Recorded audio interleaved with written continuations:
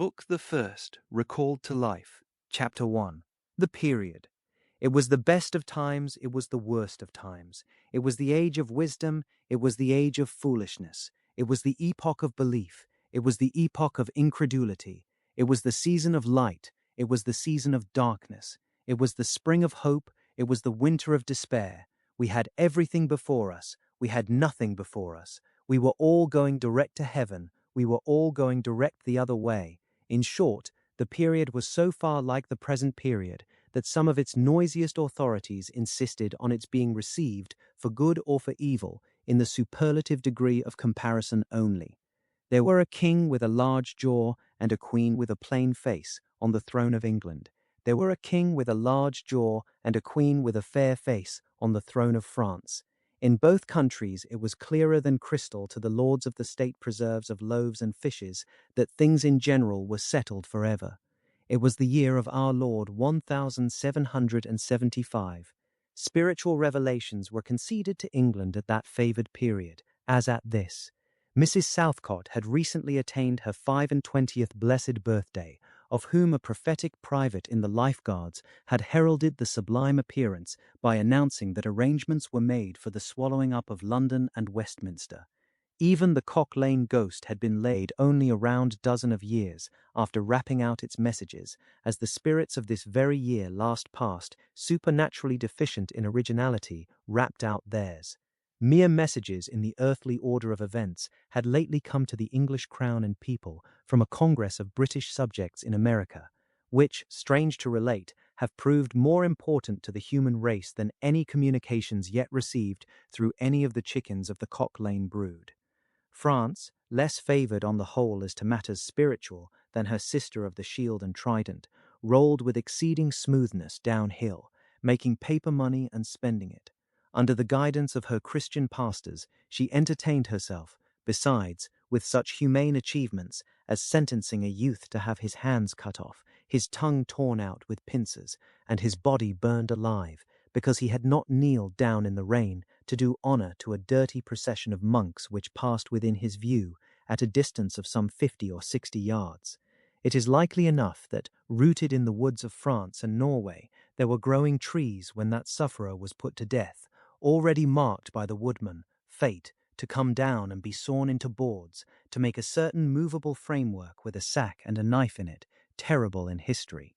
It is likely enough that in the rough outhouses of some tillers of the heavy lands adjacent to Paris, there were sheltered from the weather that very day rude carts, bespattered with rustic mire, snuffed about by pigs, and roosted in by poultry, which the farmer, Death, had already set apart to be his tumbrils of the Revolution. But that woodman and that farmer, though they work unceasingly, work silently, and no one heard them as they went about with muffled tread. The rather, for as much as to entertain any suspicion that they were awake, was to be atheistical and traitorous. In England, there was scarcely an amount of order and protection to justify much national boasting.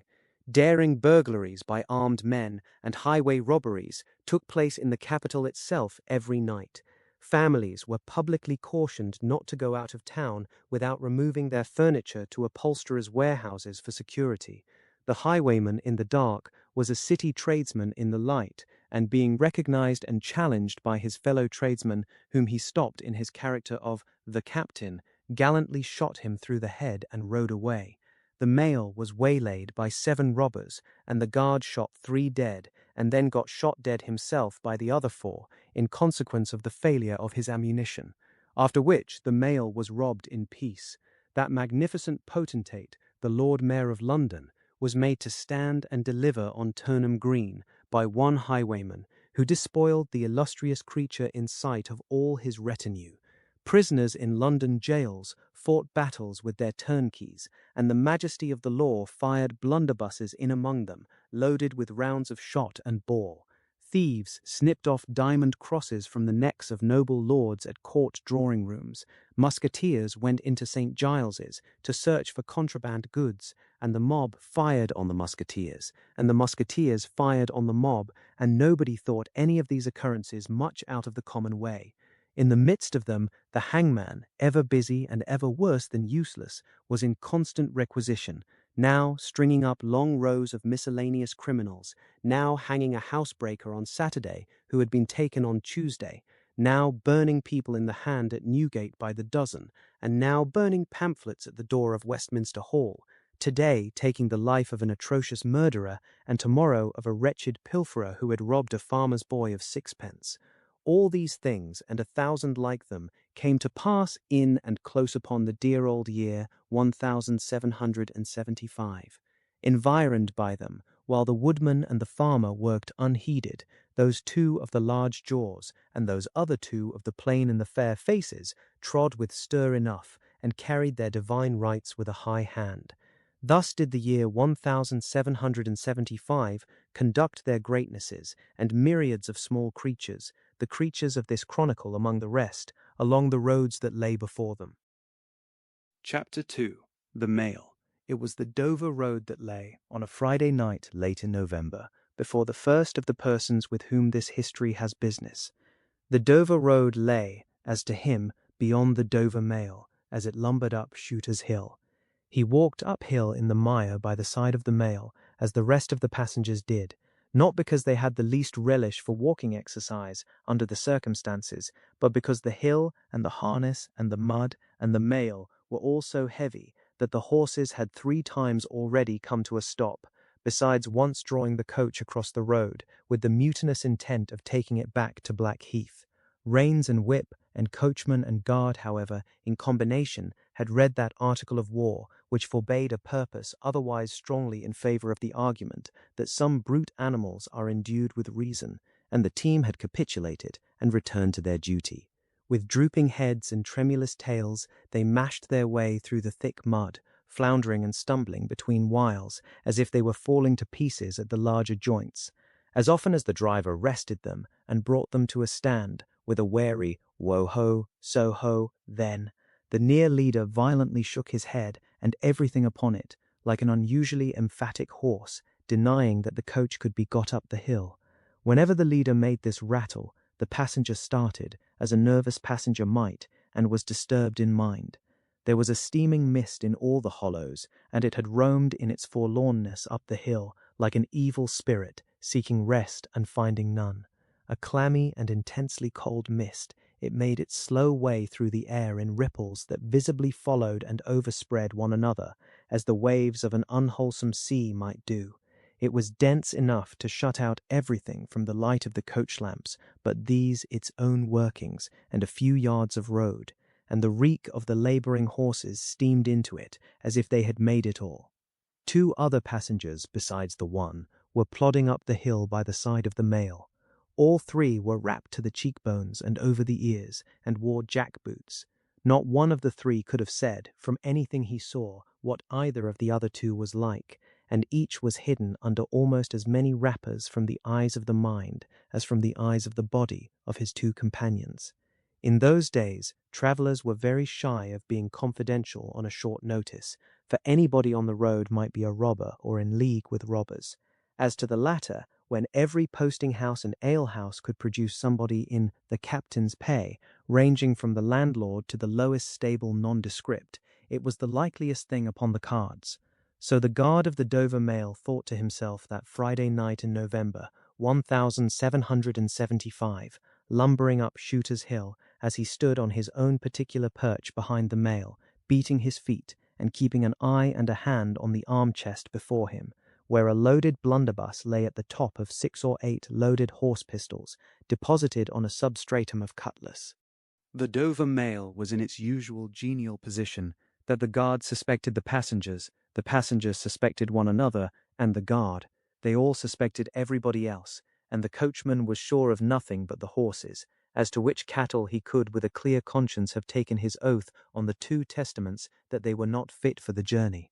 "Wo-ho," said the coachman, "so then, 1 more pull and you're at the top, and be damned to you, for I have had trouble enough to get you to it." "Joe." "Hulloa," the guard replied. "What o'clock do you make it, Joe?" 10 minutes good past 11. "My blood," ejaculated the vexed coachman, "and not atop of Shooters yet. Tist! Yah! Get on with you." The emphatic horse, cut short by the whip in a most decided negative, made a decided scramble for it, and the 3 other horses followed suit. Once more, the Dover mail struggled on, with the jack-boots of its passengers squashing along by its side. They had stopped when the coach stopped, and they kept close company with it. If any one of the three had had the hardihood to propose to another to walk on a little ahead into the mist and darkness, he would have put himself in a fair way of getting shot instantly as a highwayman. The last burst carried the mail to the summit of the hill. The horses stopped to breathe again, and the guard got down to skid the wheel for the descent and open the coach door to let the passengers in. "Tst, Joe!" cried the coachman in a warning voice, looking down from his box. "What do you say, Tom?" They both listened. "I say a horse at a canter coming up, Joe." "I say a horse at a gallop, Tom," returned the guard, leaving his hold of the door and mounting nimbly to his place. "Gentlemen, in the king's name, all of you." With this hurried adjuration, he cocked his blunderbuss and stood on the offensive. The passenger booked by this history was on the coach step, getting in. The two other passengers were close behind him and about to follow. He remained on the step, half in the coach and half out of. They remained in the road below him. They all looked from the coachman to the guard, and from the guard to the coachman, and listened. The coachman looked back, and the guard looked back, and even the emphatic leader pricked up his ears and looked back, without contradicting. The stillness consequent on the cessation of the rumbling and laboring of the coach, added to the stillness of the night, made it very quiet indeed. The panting of the horses communicated a tremulous motion to the coach, as if it were in a state of agitation. The hearts of the passengers beat loud enough perhaps to be heard, but at any rate the quiet pause was audibly expressive of people out of breath, and holding the breath, and having the pulses quickened by expectation. The sound of a horse at a gallop came fast and furiously up the hill. "So ho!" the guard sang out, as loud as he could roar. "Yo there, stand, I shall fire." The pace was suddenly checked, and with much splashing and floundering, a man's voice called from the mist. "Is that the Dover mail?" "Never you mind what it is," the guard retorted. "What are you? Is that the Dover mail?" "Why do you want to know?" "I want a passenger, if it is." "What passenger?" "Mr. Jarvis Lorry." Our booked passenger showed in a moment that it was his name. The guard, the coachman, and the two other passengers eyed him distrustfully. "Keep where you are," the guard called to the voice in the mist, "because if I should make a mistake, it could never be set right in your lifetime. Gentleman of the name of Lorry, answer straight." "What is the matter?" asked the passenger, then, with mildly quavering speech, "Who wants me? Is it Jerry?" "I don't like Jerry's voice, if it is Jerry," growled the guard to himself. "He's hoarser than suits me, is Jerry." "Yes, Mr. Lorry. What is the matter?" "A dispatch sent after you from over yonder, T and Co." "I know this messenger, guard," said Mr. Lorry, getting down into the road, assisted from behind more swiftly than politely by the other two passengers, who immediately scrambled into the coach, shut the door, and pulled up the window. "He may come close, there's nothing wrong." "I hope there ain't, but I can't make so nation sure of that," said the guard, in gruff soliloquy. "Hallo you!" "Well, and hallo you," said Jerry, more hoarsely than before. "Come on at a foot pace, d'ye mind me, and if you've got holsters to that saddle o' yourn, don't let me see your hand go nigh 'em, for I'm a devil at a quick mistake, and when I make one, it takes the form of lead. So now, let's look at you." The figures of a horse and rider came slowly through the eddying mist, and came to the side of the mail, where the passenger stood. The rider stooped, and casting up his eyes at the guard, handed the passenger a small folded paper. The rider's horse was blown, and both horse and rider were covered with mud, from the hoofs of the horse to the hat of the man. "Guard," said the passenger, in a tone of quiet business confidence. The watchful guard, with his right hand at the stock of his raised blunderbuss, his left at the barrel, and his eye on the horseman, answered curtly, "Sir, there is nothing to apprehend. I belong to Tellson's Bank. You must know Tellson's Bank in London. I am going to Paris on business. A crown to drink. I may read this? If so be as you're quick, sir." He opened it in the light of the coach lamp on that side and read, first to himself and then aloud, "Wait at Dover for Mamselle. It's not long, you see, guard.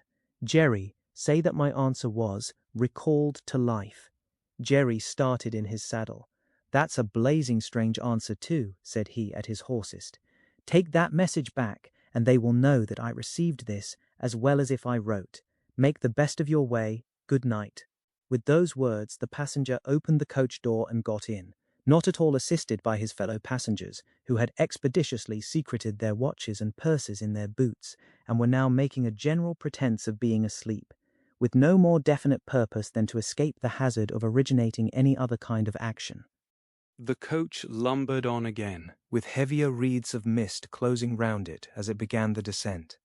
The guard soon replaced his blunderbuss in his arm-chest, and, having looked to the rest of its contents, and having looked to the supplementary pistols that he wore in his belt, looked to a smaller chest beneath his seat, in which there were a few smith's tools, a couple of torches, and a tinder-box, for he was furnished with that completeness that if the coach-lamps had been blown and stormed out, which did occasionally happen, he had only to shut himself up inside, keep the flint and steel sparks well off the straw, and get a light with tolerable safety and ease, if he were lucky, in 5 minutes. Tom, softly over the coach roof. "Hallo, Joe. Did you hear the message?" "I did, Joe." "What did you make of it, Tom?" "Nothing at all, Joe." "That's a coincidence, too," the guard mused, "for I made the same of it myself." Jerry, left alone in the mist and darkness, dismounted meanwhile, not only to ease his spent horse, but to wipe the mud from his face and shake the wet out of his hat brim, which might be capable of holding about 1/2 gallon. After standing with the bridle over his heavily splashed arm until the wheels of the mail were no longer within hearing and the night was quite still again, he turned to walk down the hill. "After that there gallop from Temple Bar, old lady, I won't trust your forelegs till I get you on the level," said this horse messenger, glancing at his mare. "Recalled to life. That's a blazing strange message. Much of that wouldn't do for you, Jerry. I say, Jerry, you'd be in a blazing bad way if recalling to life was to come into fashion, Jerry." Chapter 3. The Night Shadows. A wonderful fact to reflect upon, that every human creature is constituted to be that profound secret and mystery to every other. A solemn consideration, when I enter a great city by night, that every one of those darkly clustered houses encloses its own secret, that every room in every one of them encloses its own secret, that every beating heart in the hundreds of thousands of breasts there is in some of its imaginings a secret to the heart nearest it. Something of the awfulness, even of death itself, is referable to this. No more can I turn the leaves of this dear book that I loved, and vainly hope in time to read it all. No more can I look into the depths of this unfathomable water, wherein, as momentary lights glanced into it, I have had glimpses of buried treasure and other things submerged. It was appointed that the book should shut with a spring, forever and forever, when I had read but a page. It was appointed that the water should be locked in an eternal frost when the light was playing on its surface, and I stood in ignorance on the shore. My friend is dead, my neighbor is dead, my love, the darling of my soul, is dead. It is the inexorable consolidation and perpetuation of the secret that was always in that individuality, and which I shall carry in mind to my life's end. In any of the burial places of this city through which I pass, is there a sleeper more inscrutable than its busy inhabitants are, in their innermost personality to me, or than I am to them? As to this, his natural and not to be alienated inheritance, the messenger on horseback had exactly the same possessions as the king, the first minister of state, or the richest merchant in London. So with the 3 passengers shut up in the narrow compass of one lumbering old mail coach. They were mysteries to one another, as complete as if each had been in his own coach and 6, or his own coach and 60, with the breadth of a county between him and the next. The messenger rode back at an easy trot, stopping pretty often at alehouses by the way to drink, but evincing a tendency to keep his own counsel and to keep his hat cocked over his eyes. He had eyes that assorted very well with that decoration, being of a surface black, with no depth in the colour or form, and much too near together, as if they were afraid of being found out in something, singly, if they kept too far apart. They had a sinister expression under an old cocked hat like a 3-cornered spittoon, and over a great muffler for the chin and throat, which descended nearly to the wearer's knees. When he stopped for drink, he moved this muffler with his left hand, only while he poured his liquor in with his right. As soon as that was done, he muffled again. "No, Jerry, no," said the messenger, harping on one theme as he rode. "It wouldn't do for you, Jerry. Jerry, you honest tradesman, it wouldn't suit your line of business. Recalled. Bust me if I don't think he'd been a-drinking." His message perplexed his mind to that degree that he was fain several times to take off his hat to scratch his head. Except on the crown, which was raggedly bald, he had stiff, black hair standing jaggedly all over it, and growing downhill almost to his broad, blunt nose. It was so like Smith's work, so much more like the top of a strongly spiked wall than a head of hair, that the best of players at leapfrog might have declined him as the most dangerous man in the world to go over.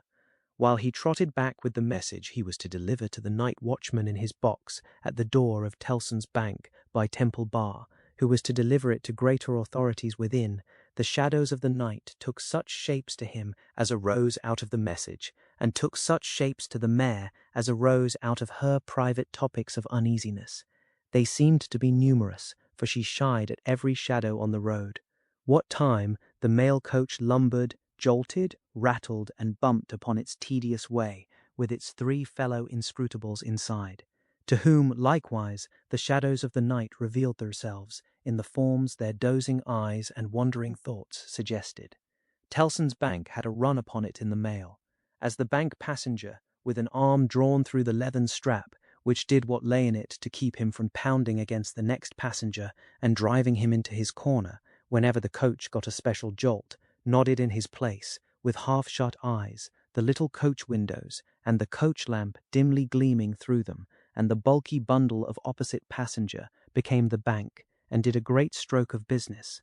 The rattle of the harness was the chink of money, and more drafts were honoured in 5 minutes than even Tellson's, with all its foreign and home connection, ever paid in thrice the time. Then the strong rooms underground at Tellson's, with such of their valuable stores and secrets as were known to the passenger, and it was not a little that he knew about them, opened before him, and he went in among them with the great keys and the feebly burning candle, and found them safe and strong and sound, and still, just as he had last seen them.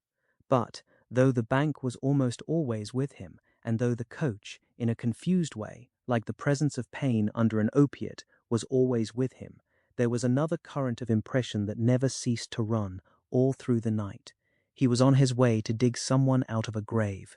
Now, which of the multitude of faces that showed themselves before him was the true face of the buried person, the shadows of the night did not indicate, but they were all the faces of a man of 45 by years, and they differed principally in the passions they expressed, and in the ghastliness of their worn and wasted state. Pride, contempt, defiance, stubbornness, submission, lamentation succeeded one another. So did varieties of sunken cheek, cadaverous colour, emaciated hands and figures. But the face was in the main one face, and every head was prematurely white. 100 times the dozing passenger inquired of this spectre, "Buried how long?" The answer was always the same. "Almost 18 years. You had abandoned all hope of being dug out long ago. You know that you are recalled to life. They tell me so. I hope you care to live. I can't say. Shall I show her to you? Will you come and see her?" The answers to this question were various and contradictory. Sometimes the broken reply was, "Wait, it would kill me if I saw her too soon." Sometimes it was given in a tender rain of tears, and then it was, "Take me to her." Sometimes it was staring and bewildered, and then it was, "I don't know her, I don't understand." After such imaginary discourse, the passenger in his fancy would dig and dig, now with a spade, now with a great key, now with his hands, to dig this wretched creature out. Got out at last, with earth hanging about his face and hair, he would suddenly fan away to dust. The passenger would then start to himself and lower the window to get the reality of mist and rain on his cheek. Yet even when his eyes were opened on the mist and rain, on the moving patch of light from the lamps, and the hedge at the roadside retreating by jerks, the night shadows outside the coach would fall into the train of the night shadows within. The real banking house by Temple Bar, the real business of the past day, the real strong rooms, the real express sent after him, and the real message returned would all be there. Out of the midst of them, the ghostly face would rise, and he would accost it again. "Buried how long?" "Almost 18 years. I hope you care to live. I can't say." Dig, until an impatient movement from one of the two passengers would admonish him to pull up the window, draw his arm securely through the leathern strap, and speculate upon the two slumbering forms until his mind lost its hold of them, and they again slid away into the bank and the grave. Buried how long? Almost 18 years. You had abandoned all hope of being dug out long ago. The words were still in his hearing as just spoken, distinctly in his hearing as ever spoken words had been in his life, when the weary passenger started to the consciousness of daylight and found that the shadows of the night were gone. He lowered the window and looked out at the rising sun. There was a ridge of ploughed land with a plough upon it where it had been left last night when the horses were unyoked. Beyond, a quiet coppice wood in which many leaves of burning red and golden yellow still remained upon the trees. Though the earth was cold and wet, the sky was clear and the sun rose bright, placid and beautiful. 18 years, said the passenger, looking at the sun. Gracious creator of day, to be buried alive for 18 years. Chapter 4. The Preparation. When the mail got successfully to Dover in the course of the forenoon, the head drawer at the Royal George Hotel opened the coach door as his custom was. He did it with some flourish of ceremony, for a mail journey from London in winter was an achievement to congratulate an adventurous traveller upon. By that time, there was only one adventurous traveller left to be congratulated, for the two others had been set down at their respective roadside destinations. The mildewy inside of the coach, with its damp and dirty straw, its disagreeable smell, and its obscurity, was rather like a larger dog kennel. Mr. Lorry, the passenger, shaking himself out of it in chains of straw, a tangle of shaggy wrapper, flapping hat, and muddy legs, was rather like a larger sort of dog. There will be a packet to Calais tomorrow, drawer. Yes, sir, if the weather holds and the wind sets tolerable fair. The tide will serve pretty nicely at about 2 in the afternoon, sir. Bed, sir. I shall not go to bed till night, but I want a bedroom and a barber. And then breakfast, sir. Yes, sir. That way, sir, if you please. Show Concord. Gentleman's valise and hot water to Concord. Pull off gentleman's boots in Concord. You will find a fine sea-coal fire, sir. Fetch barber to Concord. Stir about there now for Concord.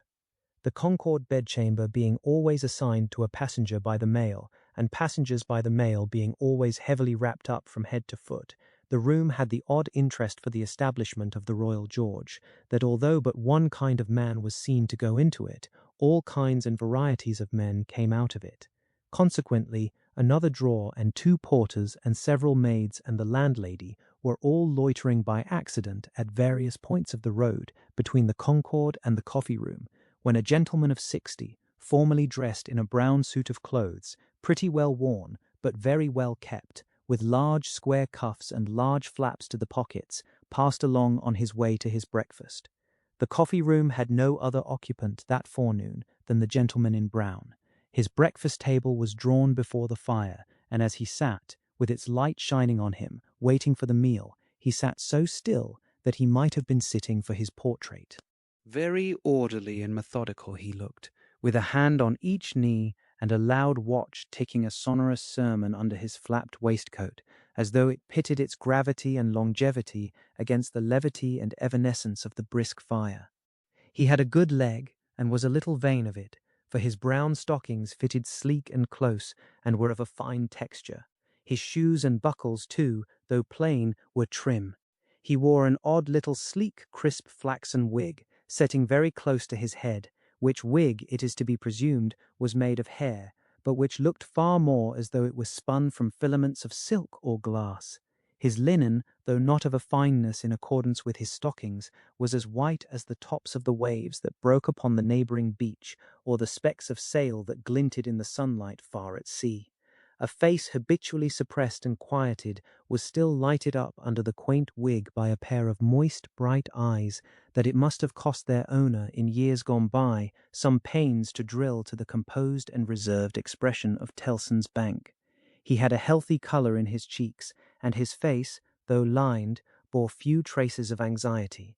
But perhaps the confidential bachelor clerks in Tellson's Bank were principally occupied with the cares of other people, and perhaps second-hand cares, like second-hand clothes, come easily off and on. Completing his resemblance to a man who was sitting for his portrait, Mr. Lorry dropped off to sleep.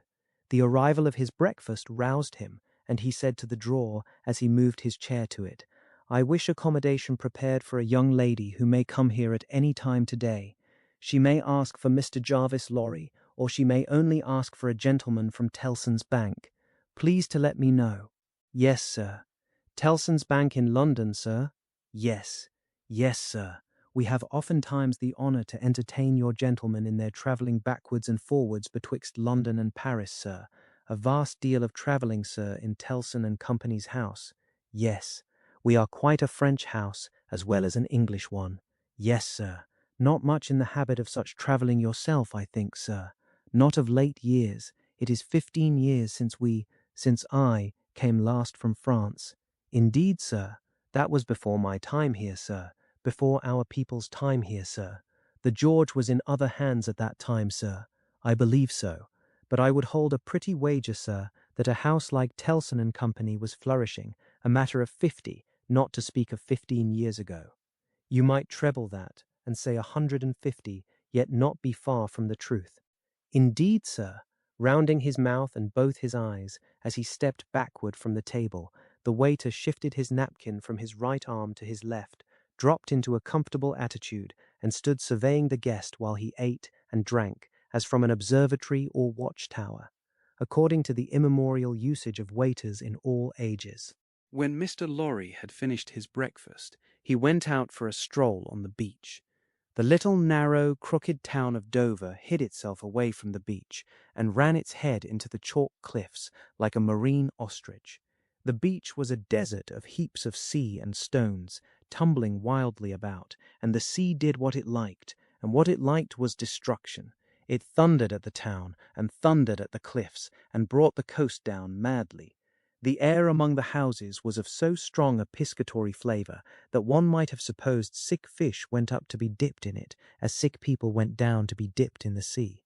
A little fishing was done in the port, and a quantity of strolling about by night and looking seaward, particularly at those times when the tide made and was near flood.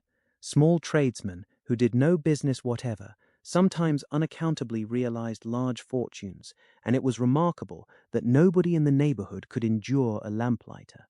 As the day declined into the afternoon, and the air, which had been at intervals clear enough to allow the French coast to be seen, became again charged with mist and vapor, Mr. Lorry's thoughts seemed to cloud too. When it was dark, and he sat before the coffee-room fire, awaiting his dinner as he had awaited his breakfast, his mind was busily digging in the live red coals. A bottle of good claret after dinner does a digger in the red coals no harm, otherwise than as it has a tendency to throw him out of work. Mr. Lorry had been idle a long time, and had just poured out his last glassful of wine with as complete an appearance of satisfaction as is ever to be found in an elderly gentleman of a fresh complexion who has got to the end of a bottle, when a rattling of wheels came up the narrow street and rumbled into the inn-yard. He set down his glass untouched. "This is Mamselle," said he. In a very few minutes the waiter came in to announce that Miss Manette had arrived from London, and would be happy to see the gentleman from Tellson's. So soon? Miss Manette had taken some refreshment on the road, and required none then, and was extremely anxious to see the gentleman from Tellson's immediately, if it suited his pleasure and convenience. The gentleman from Tellson's had nothing left for it but to empty his glass with an air of stolid desperation, settle his odd little flaxen wig at the ears, and follow the waiter to Miss Manette's apartment. It was a large, dark room, furnished in a funereal manner with black horsehair and loaded with heavy dark tables. These had been oiled and oiled until the 2 tall candles on the table in the middle of the room were gloomily reflected on every leaf, as if they were buried in deep graves of black mahogany, and no light to speak of could be expected from them until they were dug out. The obscurity was so difficult to penetrate that Mr. Lorry, picking his way over the well-worn Turkey carpet, supposed Miss Manette to be, for the moment, in some adjacent room, until, having got past the 2 tall candles, he saw standing to receive him by the table between them and the fire a young lady of not more than 17, in a riding cloak, and still holding her straw travelling hat by its ribbon in her hand. As his eyes rested on a short, slight, pretty figure, a quantity of golden hair, a pair of blue eyes that met his own with an inquiring look, and a forehead with a singular capacity, remembering how young and smooth it was, of rifting and knitting itself into an expression that was not quite one of perplexity, or wonder, or alarm, or merely of a bright fixed attention, though it included all the four expressions. As his eyes rested on these things, a sudden vivid likeness passed before him of a child whom he had held in his arms on the passage across that very channel, one cold time when the hail drifted heavily and the sea ran high. The likeness passed away like a breath along the surface of the gaunt pier-glass behind her, on the frame of which a hospital procession of Negro cupids, several headless and all cripples, were offering black baskets of Dead Sea fruit to black divinities of the feminine gender, and he made his formal bow to Miss Manette. "Pray take a seat, sir," in a very clear and pleasant young voice, a little foreign in its accent, but a very little indeed. "I kiss your hand, miss," said Mr. Lorry, with the manners of an earlier date, as he made his formal bow again and took his seat.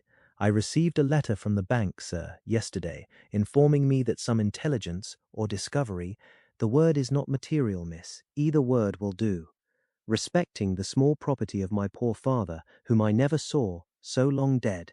Mr. Lorry moved in his chair and cast a troubled look towards the hospital procession of Negro cupids, as if they had any help for anybody in their absurd baskets. "Rendered it necessary that I should go to Paris, there to communicate with a gentleman of the bank so good as to be dispatched to Paris for the purpose. Myself, as I was prepared to hear, sir," she curtsied to him. Young ladies made curtsies in those days, with a pretty desire to convey to him that she felt how much older and wiser he was than she. He made her another bow. "I replied to the bank, sir, that as it was considered necessary by those who know, and who are so kind as to advise me, that I should go to France, and that as I am an orphan, and have no friend who could go with me, I should esteem it highly if I might be permitted to place myself, during the journey, under that worthy gentleman's protection. The gentleman had left London, but I think a messenger was sent after him to beg the favour of his waiting for me here. I was happy," said Mr. Lorry, "to be entrusted with the charge. I shall be more happy to execute it." Sir, I thank you indeed. I thank you very gratefully. It was told me by the bank that the gentleman would explain to me the details of the business, and that I must prepare myself to find them of a surprising nature. I have done my best to prepare myself, and I naturally have a strong and eager interest to know what they are. "Naturally," said Mr. Lorry. "Yes, After a pause, he added, again settling the crisp flaxen wig at the ears, "It is very difficult to begin." He did not begin, but in his indecision met her glance. The young forehead lifted itself into that singular expression, but it was pretty and characteristic, besides being singular, and she raised her hand as if with an involuntary action she caught at or stayed some passing shadow. "Are you quite a stranger to me, sir? Am I not?" Mr. Lorry opened his hands and extended them outwards with an argumentative smile.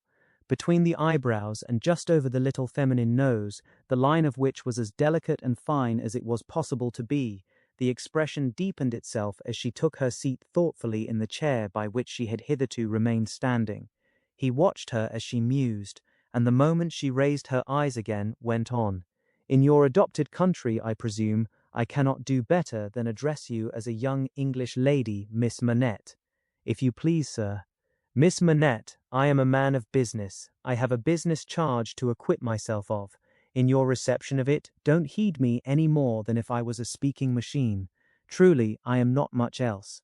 I will, with your leave, relate to you, miss, the story of one of our customers." "Story?" He seemed wilfully to mistake the word she had repeated when he added, in a hurry, "Yes, customers. In the banking business we usually call our connection our customers. He was a French gentleman, a scientific gentleman, a man of great acquirements, a doctor." "Not of Beauvais?" "Why, yes, of Beauvais. Like Monsieur Manette, your father, the gentleman was of Beauvais. Like Monsieur Manette, your father, the gentleman was of repute in Paris. I had the honor of knowing him there. Our relations were business relations, but confidential. I was at that time in our French house, and had been, 20 years. At that time, I may ask, at what time, sir? I speak, miss, of 20 years ago. He married an English lady, and I was one of the trustees. His affairs, like the affairs of many other French gentlemen and French families, were entirely in Tellson's hands. In a similar way, I am, or I have been, trustee of one kind or other for scores of our customers.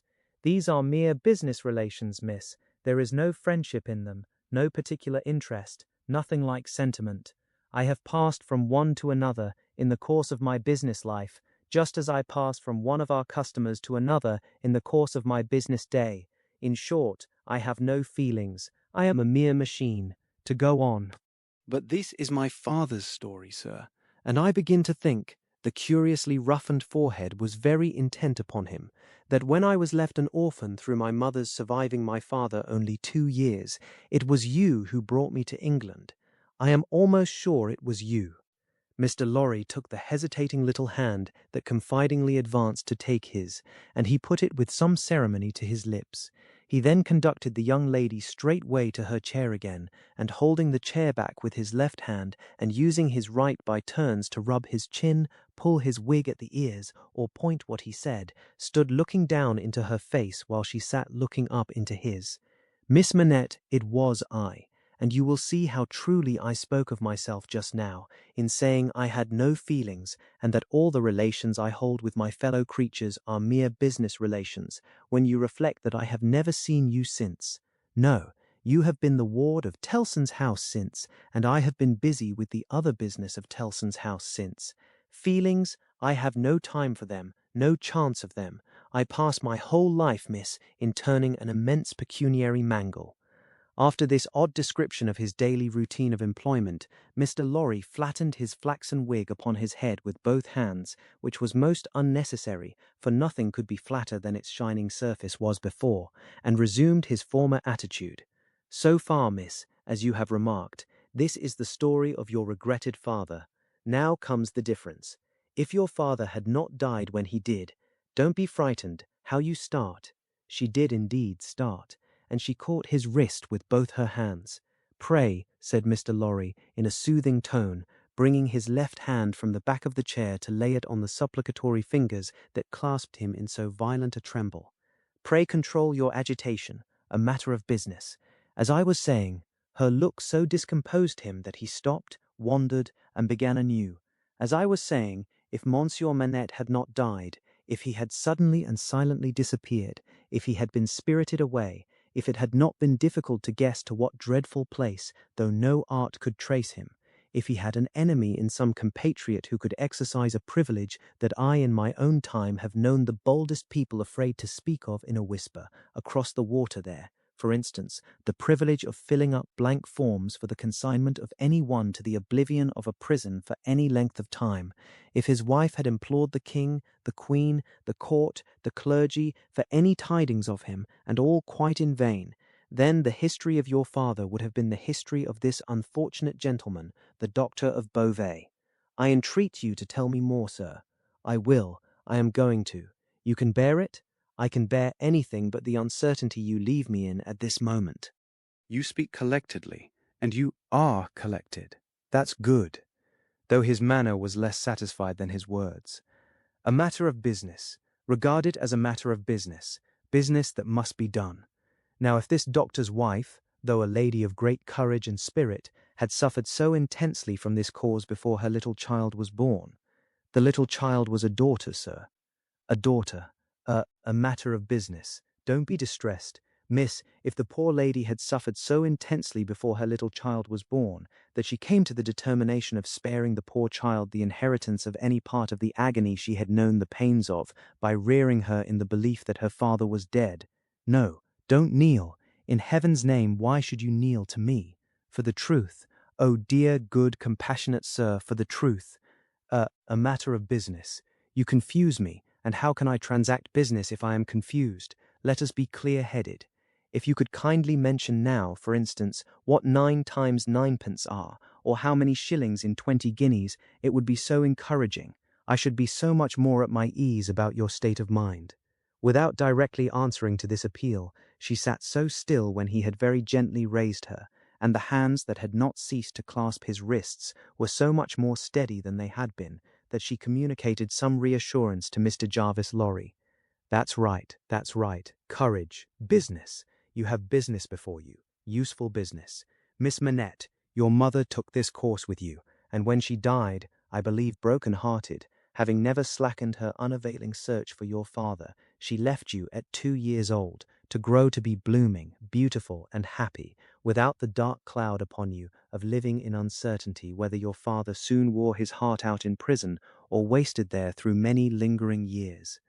As he said the words, he looked down with an admiring pity on the flowing golden hair, as if he pictured to himself that it might have been already tinged with grey. You know that your parents had no great possession, and that what they had was secured to your mother and to you. There has been no new discovery of money or of any other property, but— He felt his wrist held closer, and he stopped. The expression in the forehead, which had so particularly attracted his notice, and which was now immovable, had deepened into one of pain and horror. But he has been found. He is alive. Greatly changed, it is too probable. Almost a wreck, it is possible, though we will hope the best. Still alive. Your father has been taken to the house of an old servant in Paris, and we are going there. I to identify him if I can, you to restore him to life, love, duty, rest, comfort. A shiver ran through her frame, and from it through his. She said in a low, distinct, awe-stricken voice, as if she were saying it in a dream, I am going to see his ghost. It will be his ghost, not him. Mr. Lorry quietly chafed the hands that held his arm. There, there, there. See now. The best and the worst are known to you now. You are well on your way to the poor wronged gentleman, and with a fair sea voyage and a fair land journey, you will be soon at his dear side. She repeated in the same tone, sunk to a whisper, I have been free, I have been happy, yet his ghost has never haunted me. Only one thing more, said Mr. Lorry, laying stress upon it as a wholesome means of enforcing her attention. He has been found under another name, his own, long forgotten or long concealed. It would be worse than useless now to inquire which, worse than useless to seek to know whether he has been for years overlooked or always designedly held prisoner. It would be worse than useless now to make any inquiries, because it would be dangerous. Better not to mention the subject, anywhere or in any way, and to remove him, for a while at all events, out of France. Even I, safe as an Englishman, and even Tellson's, important as they are to French credit, avoid all naming of the matter. I carry about me not a scrap of writing openly referring to it. This is a secret service altogether. My credentials, entries, and memoranda are all comprehended in the one line, recalled to life, which may mean anything. But what is the matter? She doesn't notice a word. Miss Manette. Perfectly still and silent, and not even fallen back in her chair, she sat under his hand, utterly insensible, with her eyes open and fixed upon him, and with that last expression looking as if it were carved or branded into her forehead. So close was her hold upon his arm that he feared to detach himself lest he should hurt her. Therefore he called out loudly for assistance without moving. A wild-looking woman, whom even in his agitation Mr. Lorry observed to be all of a red colour, and to have red hair, and to be dressed in some extraordinary tight-fitting fashion, and to have on her head a most wonderful bonnet like a grenadier wooden measure, and good measure too, or a great Stilton cheese, came running into the room in advance of the inn servants, and soon settled the question of his detachment from the poor young lady by laying a brawny hand upon his chest and sending him flying back against the nearest wall. I really think this must be a man, was Mr. Lorry's breathless reflection, simultaneously with his coming against the wall. Why, look at you all, bawled this figure, addressing the inn servants. Why don't you go and fetch things instead of standing there staring at me? I am not so much to look at, am I? Why don't you go and fetch things? I'll let you know if you don't bring smelling salts, cold water, and vinegar quick, I will. There was an immediate dispersal for these restoratives, and she softly laid the patient on a sofa and tended her with great skill and gentleness, calling her my precious and my bird, and spreading her golden hair aside over her shoulders with great pride and care. And you in brown, she said, Indignantly turning to Mr. Lorry. Couldn't you tell her what you had to tell her without frightening her to death? Look at her with her pretty pale face and her cold hands. Do you call that being a banker? Mr. Lorry was so exceedingly disconcerted by a question so hard to answer that he could only look on, at a distance, with much feebler sympathy and humility, while the strong woman, having banished the inn servants under the mysterious penalty of letting them know something not mentioned if they stayed there, staring, recovered her charge by a regular series of gradations, and coaxed her to lay her drooping head upon her shoulder. "I hope she will do well now," said Mr. Lorry. "No thanks to you in brown if she does. My darling pretty."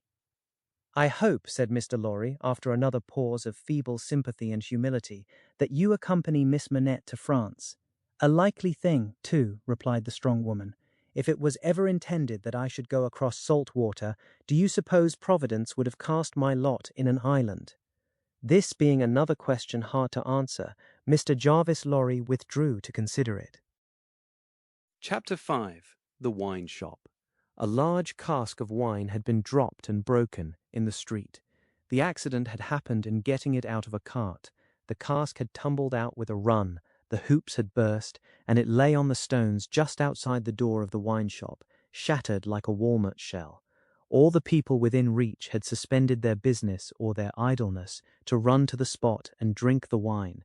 The rough, irregular stones of the street, pointing every way, and designed, one might have thought, expressly to lame all living creatures that approached them, had dammed it into little pools. These were surrounded, each by its own jostling group or crowd, according to its size. Some men kneeled down, made scoops of their 2 hands joined, and sipped, or tried to help women, who bent over their shoulders to sip, before the wine had all run out between their fingers. Others, men and women, dipped in the puddles with little mugs of mutilated earthenware, or even with handkerchiefs from women's heads, which were squeezed dry into infants' mouths. Others made small mud embankments to stem the wine as it ran. Others, directed by lookers-on up at high windows, darted here and there to cut off little streams of wine that started away in new directions. Others devoted themselves to the sodden and lee-dyed pieces of the cask, licking and even champing the moister wine-rotted fragments with eager relish. There was no drainage to carry off the wine, and not only did it all get taken up, but so much mud got taken up along with it that there might have been a scavenger in the street if anybody acquainted with it could have believed in such a miraculous presence. A shrill sound of laughter and of amused voices, voices of men, women, and children, resounded in the street while this wine game lasted. There was little roughness in the sport, and much playfulness. There was a special companionship in it, an observable inclination on the part of every one to join some other one, which led, especially among the luckier or lighter-hearted, to frolicsome embraces, drinking of healths, shaking of hands, and even joining of hands and dancing, a dozen together. When the wine was gone, and the places where it had been most abundant were raked into a gridiron pattern by fingers, these demonstrations ceased as suddenly as they had broken out. The man who had left his saw sticking in the firewood he was cutting set it in motion again. The women who had left on a doorstep the little pot of hot ashes at which she had been trying to soften the pain in her own starved fingers and toes, or in those of her child, returned to it. Men with bare arms, matted locks, and cadaverous faces, who had emerged into the winter light from cellars, moved away, to descend again, and a gloom gathered on the scene that appeared more natural to it than sunshine. The wine was red wine, and had stained the ground of the narrow street in the suburb of Saint Antoine, in Paris, where it was spilled. It had stained many hands, too, and many faces, and many naked feet, and many wooden shoes. The hands of the man who sawed the wood left red marks on the billets, and the forehead of the woman who nursed her baby was stained with the stain of the old rag she wound about her head again.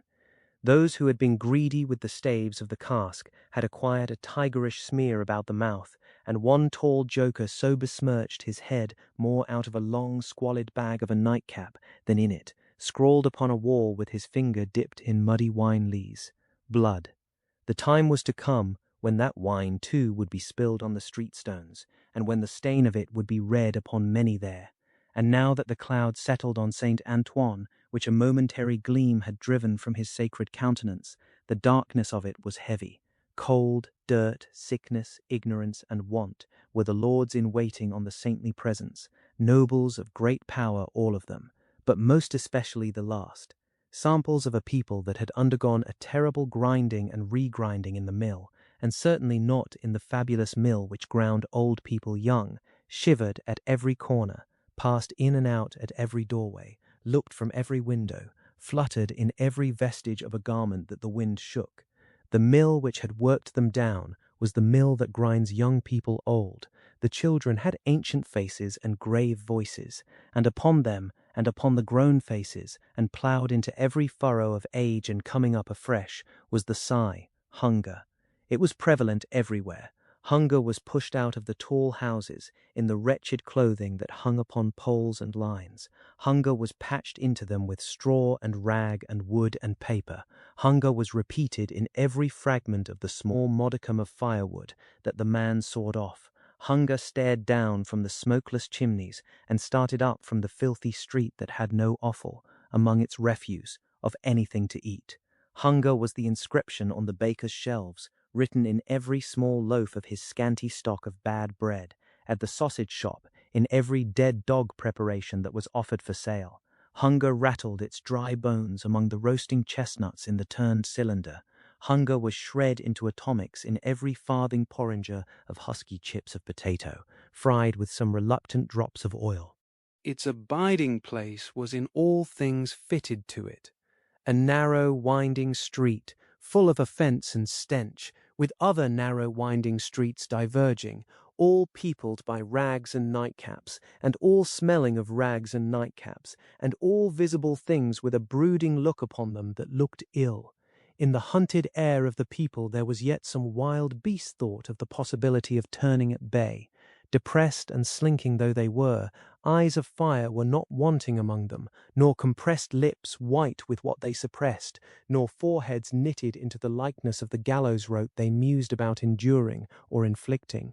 The trade signs, and they were almost as many as the shops, were all grim illustrations of want.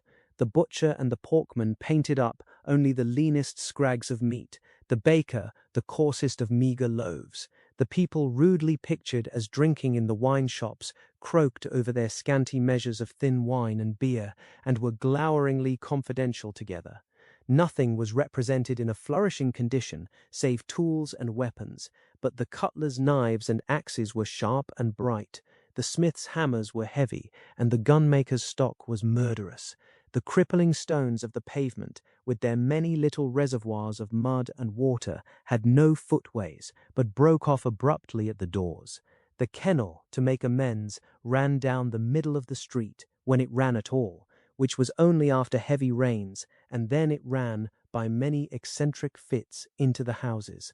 Across the streets, at wide intervals, one clumsy lamp was slung by a rope and pulley. At night, when the lamplighter had let these down, and lighted, and hoisted them again, a feeble grove of dim wicks swung in a sickly manner overhead, as if they were at sea. Indeed, they were at sea, and the ship and crew were in peril of tempest.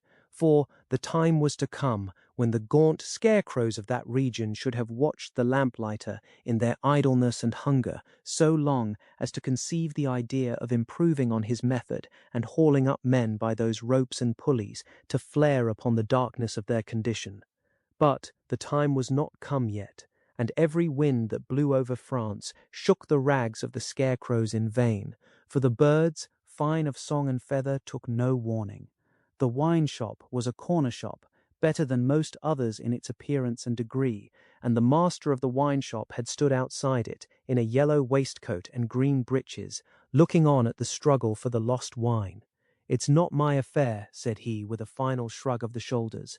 "The people from the market did it. Let them bring another." There, his eyes happening to catch the tall joker writing up his joke, he called to him across the way, "Say then, my Gaspard, what do you do there?" The fellow pointed to his joke with immense significance, as is often the way with his tribe. It missed its mark and completely failed, as is often the way with his tribe too. "What now? Are you a subject for the mad hospital?" said the wine-shop keeper, crossing the road, and obliterating the jest with a handful of mud, picked up for the purpose and smeared over it. "Why do you write in the public streets? Tell me thou, is there no other place to write such words in?" In his expostulation he dropped his cleaner hand, perhaps accidentally, perhaps not, upon the joker's heart. The joker rapped it with his own, took a nimble spring upward, and came down in a fantastic dancing attitude, with one of his stained shoes jerked off his foot into his hand and held out. A joker of an extremely, not to say wolfishly practical character, he looked under those circumstances. Put it on, said the other. Call wine, wine, and finish there. With that advice he wiped his soiled hand upon the joker's dress, such as it was, quite deliberately, as having dirtied the hand on his account, and then recrossed the road and entered the wine shop. This wine shop keeper was a bull-necked, martial-looking man of 30, and he should have been of a hot temperament, for, although it was a bitter day, he wore no coat, but carried one slung over his shoulder. His shirt sleeves were rolled up too, and his brown arms were bare to the elbows. Neither did he wear anything more on his head than his own crisply curling short, dark hair. He was a dark man altogether, with good eyes and a good, bold breadth between them, good-humoured looking on the whole, but implacable looking too, evidently a man of a strong resolution and a set purpose, a man not desirable to be met, rushing down a narrow pass with a gulf on either side, for nothing would turn the man.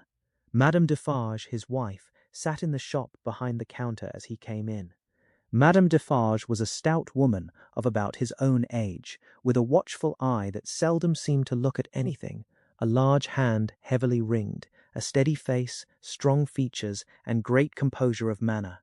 There was a character about Madame Defarge from which one might have predicated that she did not often make mistakes against herself in any of the reckonings over which she presided. Madame Defarge, being sensitive to cold, was wrapped in fur, and had a quantity of bright shawl twined about her head, though not to the concealment of her large earrings. Her knitting was before her, but she had laid it down to pick her teeth with a toothpick. Thus engaged, with her right elbow supported by her left hand, Madame Defarge said nothing when her lord came in, but coughed just one grain of cough. This, in combination with the lifting of her darkly defined eyebrows over her toothpick by the breadth of a line, suggested to her husband that he would do well to look round the shop among the customers, for any new customer who had dropped in while he stepped over the way. The wine shop keeper accordingly rolled his eyes about until they rested upon an elderly gentleman and a young lady, who were seated in a corner. Other company were there, 2 playing cards, 2 playing dominoes, 3 standing by the counter lengthening out a short supply of wine. As he passed behind the counter, he took notice that the elderly gentleman said in a look to the young lady, "This is our man." "What the devil do you do in that galley there?" said Monsieur Defarge to himself. "I don't know you." But he feigned not to notice the 2 strangers, and fell into discourse with the triumvirate of customers who were drinking at the counter. "How goes it, Jacques?" said one of these 3 to Monsieur Defarge. "Is all the spilt wine swallowed?" "Every drop, Jacques," answered Monsieur Defarge. When this interchange of Christian name was effected, Madame Defarge, picking her teeth with her toothpick, coughed another grain of cough, and raised her eyebrows by the breadth of another line. "It is not often," said the second of the 3, addressing Monsieur Defarge, "that many of these miserable beasts know the taste of wine, or of anything but black bread and death. Is it not so, Jacques?" "It is so, Jacques," Monsieur Defarge returned. At this second interchange of the Christian name, Madame Defarge, still using her toothpick with profound composure, coughed another grain of cough, and raised her eyebrows by the breadth of another line. The last of the 3 now said his say, as he put down his empty drinking vessel and smacked his lips. "Ah, so much the worse. A bitter taste it is that such poor cattle always have in their mouths, and hard lives they live, Jacques. Am I right, Jacques?" "You are right, Jacques," was the response of Monsieur Defarge. This third interchange of the Christian name was completed at the moment when Madame Defarge put her toothpick by, kept her eyebrows up, and slightly rustled in her seat. "Hold then, true," muttered her husband. "Gentlemen, my wife." The 3 customers pulled off their hats to Madame Defarge, with 3 flourishes. She acknowledged their homage by bending her head, and giving them a quick look. Then she glanced in a casual manner round the wine shop, took up her knitting with great apparent calmness and repose of spirit, and became absorbed in it. "Gentlemen," said her husband, who had kept his bright eye observantly upon her, "good day. The chamber furnished bachelor fashion that you wished to see and were inquiring for when I stepped out is on the 5th floor. The doorway of the staircase gives on the little courtyard close to the left here, pointing with his hand, near to the window of my establishment. But, now that I remember, one of you has already been there and can show the way. Gentlemen, adieu." They paid for their wine and left the place. The eyes of Monsieur Defarge were studying his wife at her knitting when the elderly gentleman advanced from his corner and begged the favour of a word.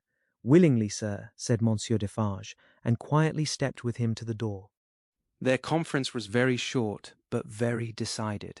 Almost at the first word, Monsieur Defarge started and became deeply attentive. It had not lasted a minute when he nodded and went out. The gentleman then beckoned to the young lady, and they too went out. Madame Defarge knitted with nimble fingers and steady eyebrows, and saw nothing. Mr. Jarvis Lorry and Miss Manette, emerging from the wine-shop thus, joined Monsieur Defarge in the doorway, to which he had directed his own company just before.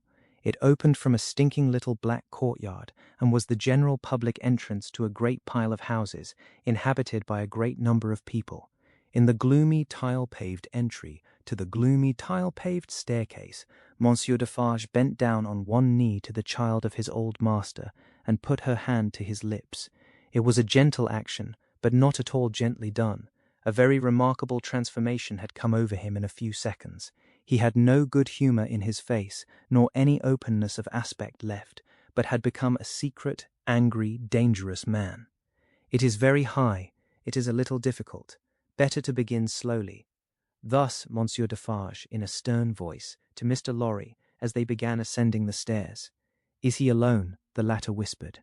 "Alone. God help him who should be with him," said the other, in the same low voice. "Is he always alone, then?" "Yes. Of his own desire, of his own necessity, as he was when I first saw him after they found me, and demanded to know if I would take him, and at my peril be discreet. As he was then, so he is now. He is greatly changed." Changed! The keeper of the wine-shop stopped to strike the wall with his hand, and mutter a tremendous curse. No direct answer could have been half so forcible. Mr. Lorry's spirits grew heavier and heavier as he and his two companions ascended higher and higher. Such a staircase, with its accessories, in the older and more crowded parts of Paris, would be bad enough now, but at that time it was vile indeed to unaccustomed and unhardened senses. Every little habitation within the great foul nest of one high building, that is to say, the room or rooms within every door that opened on the general staircase, left its own heap of refuse on its own landing, besides flinging other refuse from its own windows. The uncontrollable and hopeless mass of decomposition so engendered would have polluted the air, even if poverty and deprivation had not loaded it with their intangible impurities. The two bad sources combined made it almost insupportable. Through such an atmosphere, by a steep, dark shaft of dirt and poison, the way lay. Yielding to his own disturbance of mind, and to his young companion's agitation, which became greater every instant, Mr. Jarvis Lorry twice stopped to rest. Each of these stoppages was made at a doleful grating, by which any languishing good airs that were left uncorrupted seemed to escape, and all spoilt and sickly vapours seemed to crawl in. Through the rusted bars, tastes rather than glimpses were caught of the jumbled neighbourhood, and nothing within range, nearer or lower than the summits of the two great towers of Notre Dame, had any promise on it of healthy life or wholesome aspirations. At last the top of the staircase was gained, and they stopped for the third time. There was yet an upper staircase of a steeper inclination and of contracted dimensions to be ascended before the garret story was reached. The keeper of the wine-shop, always going a little in advance, and always going on the side which Mr. Lorry took, as though he dreaded to be asked any question by the young lady, turned himself about here, and carefully feeling in the pockets of the coat he carried over his shoulder, took out a key. "The door is locked, then, my friend," said Mr. Lorry, surprised. "Aye, yes," was the grim reply of Monsieur Defarge. "You think it necessary to keep the unfortunate gentleman so retired. I think it necessary to turn the key." Monsieur Defarge whispered it closer in his ear, and frowned heavily. "Why? Why? Because he has lived so long locked up that he would be frightened, rave, tear himself to pieces, die, come to I know not what harm, if his door was left open. Is it possible? Exclaimed Mr. Lorry. Is it possible? Repeated Defarge, bitterly. Yes, and a beautiful world we live in, when it is possible, and when many other such things are possible, and not only possible, but done. Done, see you, under that sky there, every day. Long live the devil, let us go on. This dialogue had been held in so very low a whisper that not a word of it had reached the young lady's ears, but by this time she trembled under such strong emotion, and her face expressed such deep anxiety, and above all, such dread and terror, that Mr. Lorry felt it incumbent on him to speak a word or two of reassurance. Courage, dear miss, courage, business.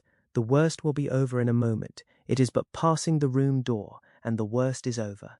Then, all the good you bring to him, all the relief, all the happiness you bring to him, begin. Let our good friend here assist you on that side. That's well, friend Defarge. Come now, business, business. They went up slowly and softly. The staircase was short, and they were soon at the top.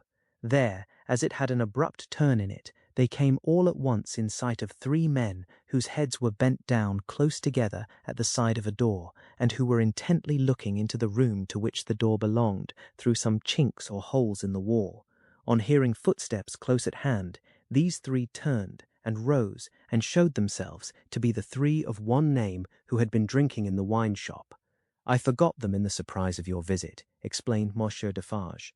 Leave us, good boys, we have business here. The three glided by and went silently down, there appearing to be no other door on that floor, and the keeper of the wine shop going straight to this one when they were left alone. Mr. Lorry asked him in a whisper, with a little anger, Do you make a show of Marche Manette? I show him, in the way you have seen, to a chosen few. Is that well? I think it is well. Who are the few? How do you choose them? I choose them as real men of my name. Jacques is my name, to whom the sight is likely to do good. Enough, you are English, that is another thing. Stay there, if you please, a little moment. With an admonitory gesture to keep them back, he stooped and looked in through the crevice in the wall. Soon raising his head again, he struck twice or thrice upon the door, evidently with no other object than to make a noise there. With the same intention, he drew the key across it 3 or 4 times before he put it clumsily into the lock and turned it as heavily as he could.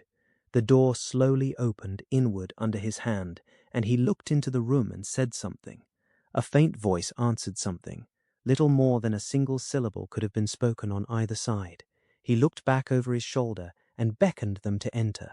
Mr. Lorry got his arm securely round the daughter's waist and held her, for he felt that she was sinking. Business, business, he urged, with a moisture that was not of business shining on his cheek. Come in, come in. I am afraid of it, she answered, shuddering. Of it? What? I mean of him, of my father. Rendered in a manner desperate by her state and by the beckoning of their conductor, he drew over his neck the arm that shook upon his shoulder, lifted her a little, and hurried her into the room. He sat her down just within the door, and held her, clinging to him. Defarge drew out the key, closed the door, locked it on the inside, took out the key again, and held it in his hand. All this he did methodically, and with as loud and harsh an accompaniment of noise as he could make. Finally, he walked across the room with a measured tread to where the window was. He stopped there and faced round. The garret, built to be a depository for firewood and the like, was dim and dark, for the window of dormer shape was in truth a door in the roof, with a little crane over it for the hoisting up of stores from the street, unglazed and closing up the middle in 2 pieces like any other door of French construction. To exclude the cold, one half of this door was fast closed, and the other was opened but a very little way. Such a scanty portion of light was admitted through these means that it was difficult on first coming in to see anything, and long habit alone could have slowly formed in anyone the ability to do any work requiring nicety in such obscurity. Yet work of that kind was being done in the garret, for, with his back towards the door and his face towards the window where the keeper of the wine shop stood looking at him, a white-haired man sat on a low bench, stooping forward and very busy making shoes. Chapter 6. The Shoemaker. "Good day," said Monsieur Defarge, looking down at the white head that bent low over the shoemaking. It was raised for a moment, and a very faint voice responded to the salutation, as if it were at a distance. "Good day. You are still hard at work, I see." After a long silence, the head was lifted for another moment, and the voice replied, "Yes, I am working." This time a pair of haggard eyes had looked at the questioner before the face had dropped again. The faintness of the voice was pitiable and dreadful. It was not the faintness of physical weakness, though confinement and hard fare no doubt had their part in it. Its deplorable peculiarity was that it was the faintness of solitude and disuse. It was like the last feeble echo of a sound made long and long ago. So entirely had it lost the life and resonance of the human voice that it affected the senses like a once beautiful colour faded away into a poor weak stain.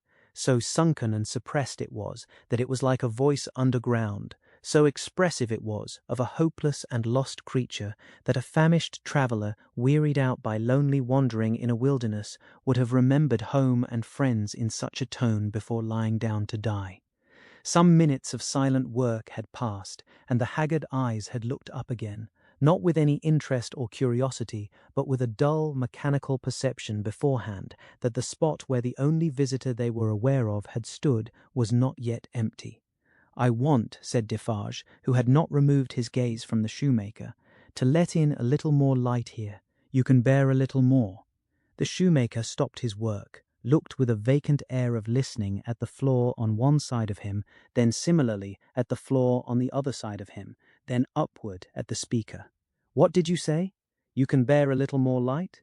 "I must bear it, if you let it in," laying the palest shadow of a stress upon the second word. The opened half-door was opened a little further and secured at that angle for the time.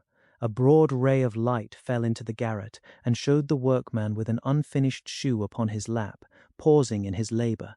His few common tools and various scraps of leather were at his feet and on his bench. He had a white beard, raggedly cut but not very long, a hollow face and exceedingly bright eyes. The hollowness and thinness of his face would have caused them to look large under his yet dark eyebrows and his confused white hair, though they had been really otherwise, but they were naturally large, and looked unnaturally so. His yellow rags of shirt lay open at the throat and showed his body to be withered and worn.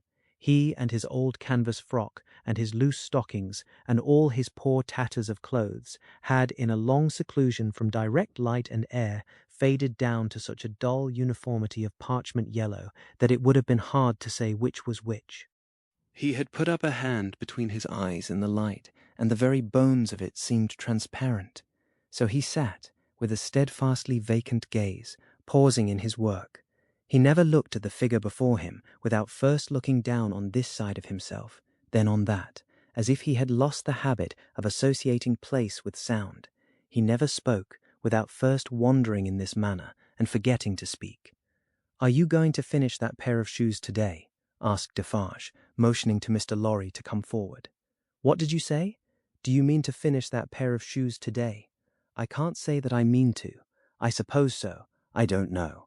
But the question reminded him of his work, and he bent over it again. Mr. Lorry came silently forward, leaving the daughter by the door. When he had stood for a minute or two by the side of Defarge, the shoemaker looked up. He showed no surprise at seeing another figure, but the unsteady fingers of one of his hands strayed to his lips as he looked at it. His lips and his nails were of the same pale lead colour, and then the hand dropped to his work, and he once more bent over the shoe. The look and the action had occupied but an instant. "You have a visitor, you see," said Monsieur Defarge. "What did you say?" "Here is a visitor." The shoemaker looked up as before, but without removing a hand from his work. "Come," said Defarge, "here is Monsieur, who knows a well-made shoe when he sees one. Show him that shoe you are working at. Take it, Monsieur." Mr. Lorry took it in his hand. "Tell Monsieur what kind of shoe it is, and the maker's name." There was a longer pause than usual before the shoemaker replied. "I forget what it was you asked me. What did you say?" "I said, couldn't you describe the kind of shoe, for Monsieur's information?" "It is a lady's shoe. It is a young lady's walking shoe. It is in the present mode. I never saw the mode. I have had a pattern in my hand." He glanced at the shoe with some little passing touch of pride. And the maker's name? Said Defarge. Now that he had no work to hold, he laid the knuckles of the right hand in the hollow of the left, and then the knuckles of the left hand in the hollow of the right, and then passed a hand across his bearded chin, and so on in regular changes, without a moment's intermission. The task of recalling him from the vagrancy into which he always sank when he had spoken was like recalling some very weak person from a swoon, or endeavouring, in the hope of some disclosure, to stay the spirit of a fast-dying man. "Did you ask me for my name?" "Assuredly I did. 105, North Tower. Is that all?" 105, North Tower. With a weary sound that was not a sigh, nor a groan, he bent to work again, until the silence was again broken. "You are not a shoemaker by trade," said Mr. Lorry, looking steadfastly at him. His haggard eyes turned to Defarge, as if he would have transferred the question to him, but as no help came from that quarter, they turned back on the questioner when they had sought the ground. "I am not a shoemaker by trade. No, I was not a shoemaker by trade. I learnt it here. I taught myself. I asked leave to—" He lapsed away, even for minutes, ringing those measured changes on his hands the whole time. His eyes came slowly back, at last, to the face from which they had wandered. When they rested on it, he started and resumed in the manner of a sleeper that moment awake, reverting to a subject of last night. "I asked leave to teach myself, and I got it with much difficulty after a long while, and I have made shoes ever since." As he held out his hand for the shoe that had been taken from him, Mr. Lorry said, still looking steadfastly in his face, "Monsieur Manette, do you remember nothing of me?" The shoe dropped to the ground, and he sat looking fixedly at the questioner. "Monsieur Manette," Mr. Lorry laid his hand upon Defarge's arm, "do you remember nothing of this man? Look at him. Look at me. Is there no old banker, no old business, no old servant, no old time rising in your mind, Monsieur Manette?" As the captive of many years sat looking fixedly by turns at Mr. Lorry and at Defarge, some long obliterated marks of an actively intent intelligence in the middle of the forehead gradually forced themselves through the black mist that had fallen on him. They were overclouded again, they were fainter, they were gone, but they had been there. And so exactly was the expression repeated on the fair young face of her who had crept along the wall to a point where she could see him, and where she now stood looking at him, with hands which at first had been only raised in frightened compassion, if not even to keep him off and shut out the sight of him, but which were now extending towards him, trembling with eagerness to lay the spectral face upon her warm young breast, and love it back to life and hope. So exactly was the expression repeated, though in stronger characters, on her fair young face, that it looked as though it had passed like a moving light from him to her. Darkness had fallen on him in its place. He looked at the two less and less attentively, and his eyes, in gloomy abstraction, sought the ground and looked about him in the old way. Finally, with a deep, long sigh, he took the shoe up and resumed his work. "Have you recognized him, monsieur?" asked Defarge in a whisper. "Yes, for a moment. At first I thought it quite hopeless, but I have unquestionably seen, for a single moment, the face that I once knew so well. Hush, let us draw further back. Hush." She had moved from the wall of the garret very near to the bench on which he sat. There was something awful in his unconsciousness of the figure that could have put out its hand and touched him as he stooped over his labour. Not a word was spoken, not a sound was made. She stood like a spirit beside him, and he bent over his work. It happened, at length, that he had occasion to change the instrument in his hand for his shoemaker's knife. It lay on that side of him which was not the side on which she stood. He had taken it up, and was stooping to work again, when his eyes caught the skirt of her dress. He raised them, and saw her face. The two spectators started forward, but she stayed them with a motion of her hand. She had no fear of his striking at her with the knife, though they had. He stared at her with a fearful look, and after a while his lips began to form some words, though no sound proceeded from them. By degrees, in the pauses of his quick and laboured breathing, he was heard to say, "What is this?" With the tears streaming down her face, she put her two hands to her lips and kissed them to him, then clasped them on her breast, as if she laid his ruined head there. You are not the jailer's daughter." She sighed, "No. Who are you?" Not yet trusting the tones of her voice, she sat down on the bench beside him. He recoiled, but she laid her hand upon his arm. A strange thrill struck him when she did so, and visibly passed over his frame. He laid the knife down softly as he sat staring at her. Her golden hair, which she wore in long curls, had been hurriedly pushed aside, and fell down over her neck. Advancing his hand by little and little, he took it up and looked at it. In the midst of the action he went astray, and with another deep sigh fell to work at his shoemaking. But not for long. Releasing his arm, she laid her hand upon his shoulder. After looking doubtfully at it 2 or 3 times, as if to be sure that it was really there, he laid down his work, put his hand to his neck, and took off a blackened string with a scrap of folded rag attached to it. He opened this carefully on his knee, and it contained a very little quantity of hair, not more than 1 or 2 long golden hairs, which he had in some old day wound off upon his finger. He took her hair into his hand again, and looked closely at it. "It is the same. How can it be? When was it? How was it?" As the concentrated expression returned to his forehead, he seemed to become conscious that it was in hers too. He turned her full to the light, and looked at her. "She had laid her head upon my shoulder that night when I was summoned out. She had a fear of my going, though I had none, and when I was brought to the North Tower, they found these upon my sleeve. 'You will leave me them. They can never help me to escape in the body, though they may in the spirit.' Those were the words I said. I remember them very well." He formed this speech with his lips many times before he could utter it, but when he did find spoken words for it, they came to him coherently, though slowly. "How was this? Was it you?" Once more the 2 spectators started, as he turned upon her with a frightful suddenness, but she sat perfectly still in his grasp, and only said in a low voice, "I entreat you, good gentleman, do not come near us, do not speak, do not move." "Hark!" he exclaimed. Whose voice was that? His hands released her as he uttered this cry, and went up to his white hair, which they tore in a frenzy. It died out, as everything but his shoemaking did die out of him, and he refolded his little packet and tried to secure it in his breast, but he still looked at her and gloomily shook his head. "No, no, no. You are too young, too blooming. It can't be. See what the prisoner is.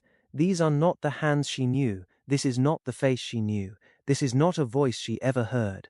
No, no. She was, and he was, before the slow years of the North Tower, ages ago. What is your name, my gentle angel?" Hailing his softened tone and manner, his daughter fell upon her knees before him, with her appealing hands upon his breast.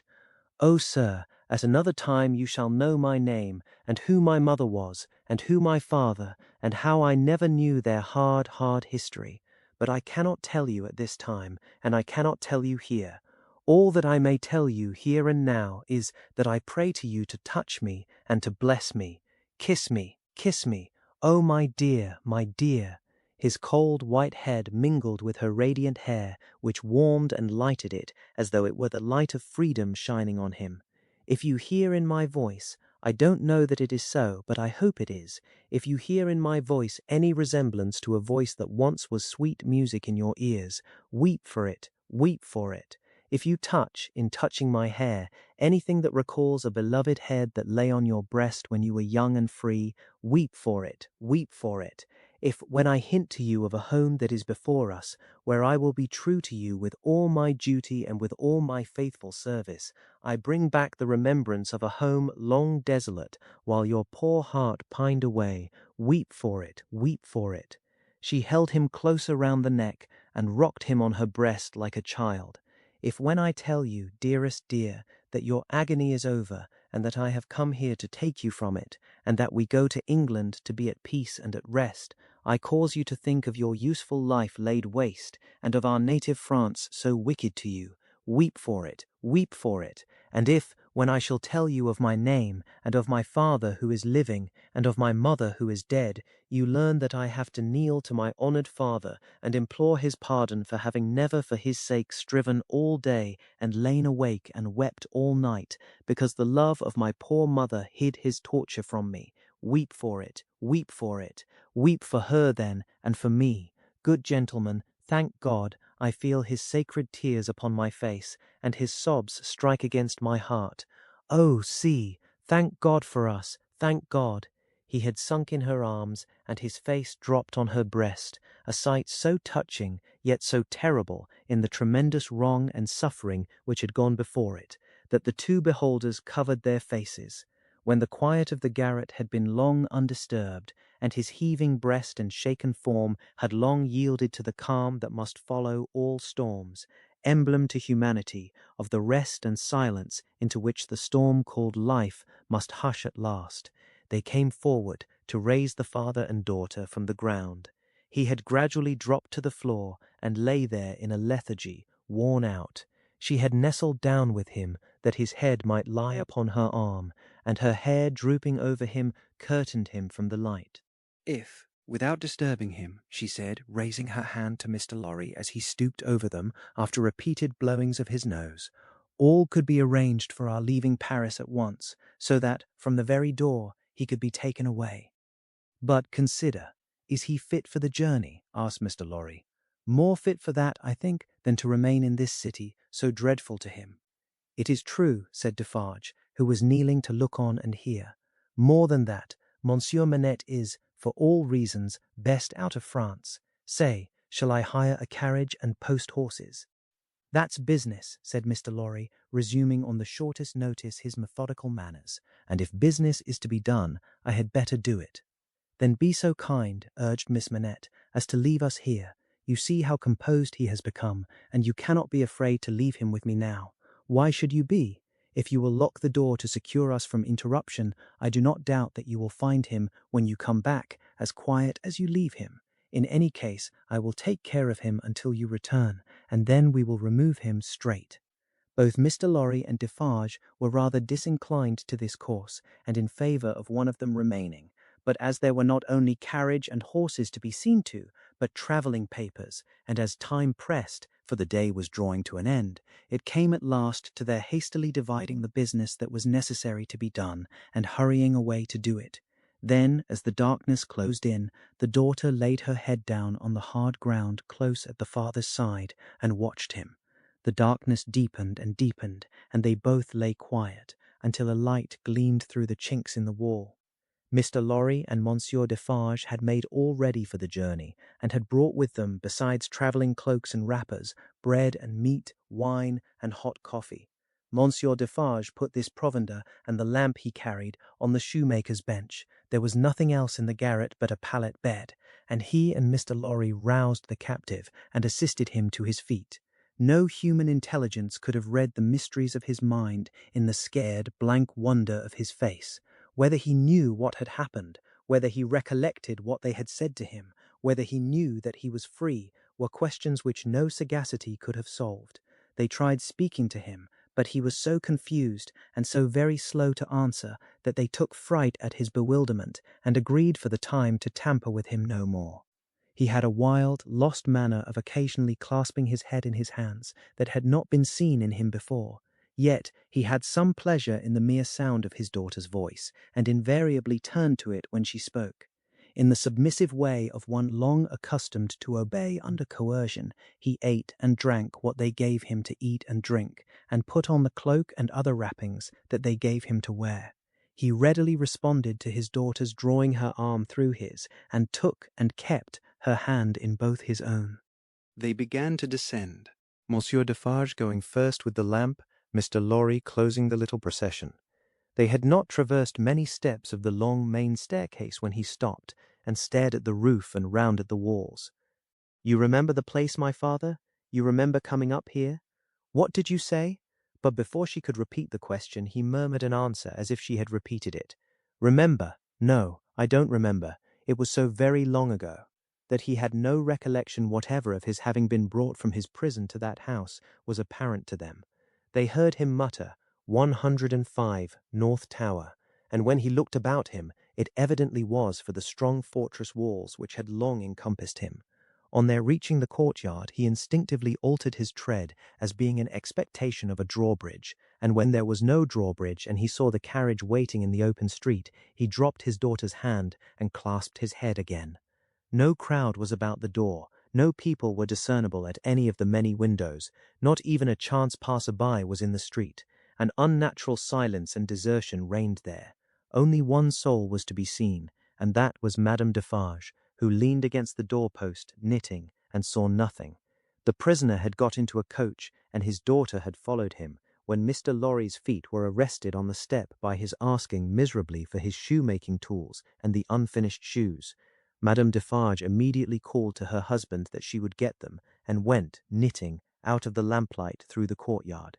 She quickly brought them down and handed them in, and immediately afterwards leaned against the doorpost, knitting, and saw nothing. Defarge got upon the box, and gave the word, "To the barrier." The postilion cracked his whip, and they clattered away under the feeble, over-swinging lamps. Under the over-swinging lamps, swinging ever brighter in the better streets, and ever dimmer in the worse, and by lighted shops, gay crowds, illuminated coffee-houses, and theatre doors, to one of the city gates. Soldiers with lanterns at the guard-house there. "Your papers, travellers." "See here, then, Monsieur the officer," said Defarge, getting down, and taking him gravely apart. "These are the papers of Monsieur inside, with the white head. They were consigned to me, with him, at the—" He dropped his voice. There was a flutter among the military lanterns, and one of them being handed into the coach by an arm in uniform, the eyes connected with the arm looked, not an every-day or an every-night look, at Monsieur with the white head. "It is well." Forward, from the uniform. "Adieu," from Defarge. And so, under a short grove of feebler and feebler over-swinging lamps, out under the great grove of stars. Beneath that arch of unmoved and eternal lights, Some so remote from this little earth that the learned tell us it is doubtful whether their rays have even yet discovered it, as a point in space where anything is suffered or done. The shadows of the night were broad and black. All through the cold and restless interval until dawn, they once more whispered in the ears of Mr. Jarvis Lorry, sitting opposite the buried man who had been dug out, and wondering what subtle powers were forever lost to him, and what were capable of restoration. The old inquiry, "I hope you care to be recalled to life," and the old answer, "I can't say." The end of the first book.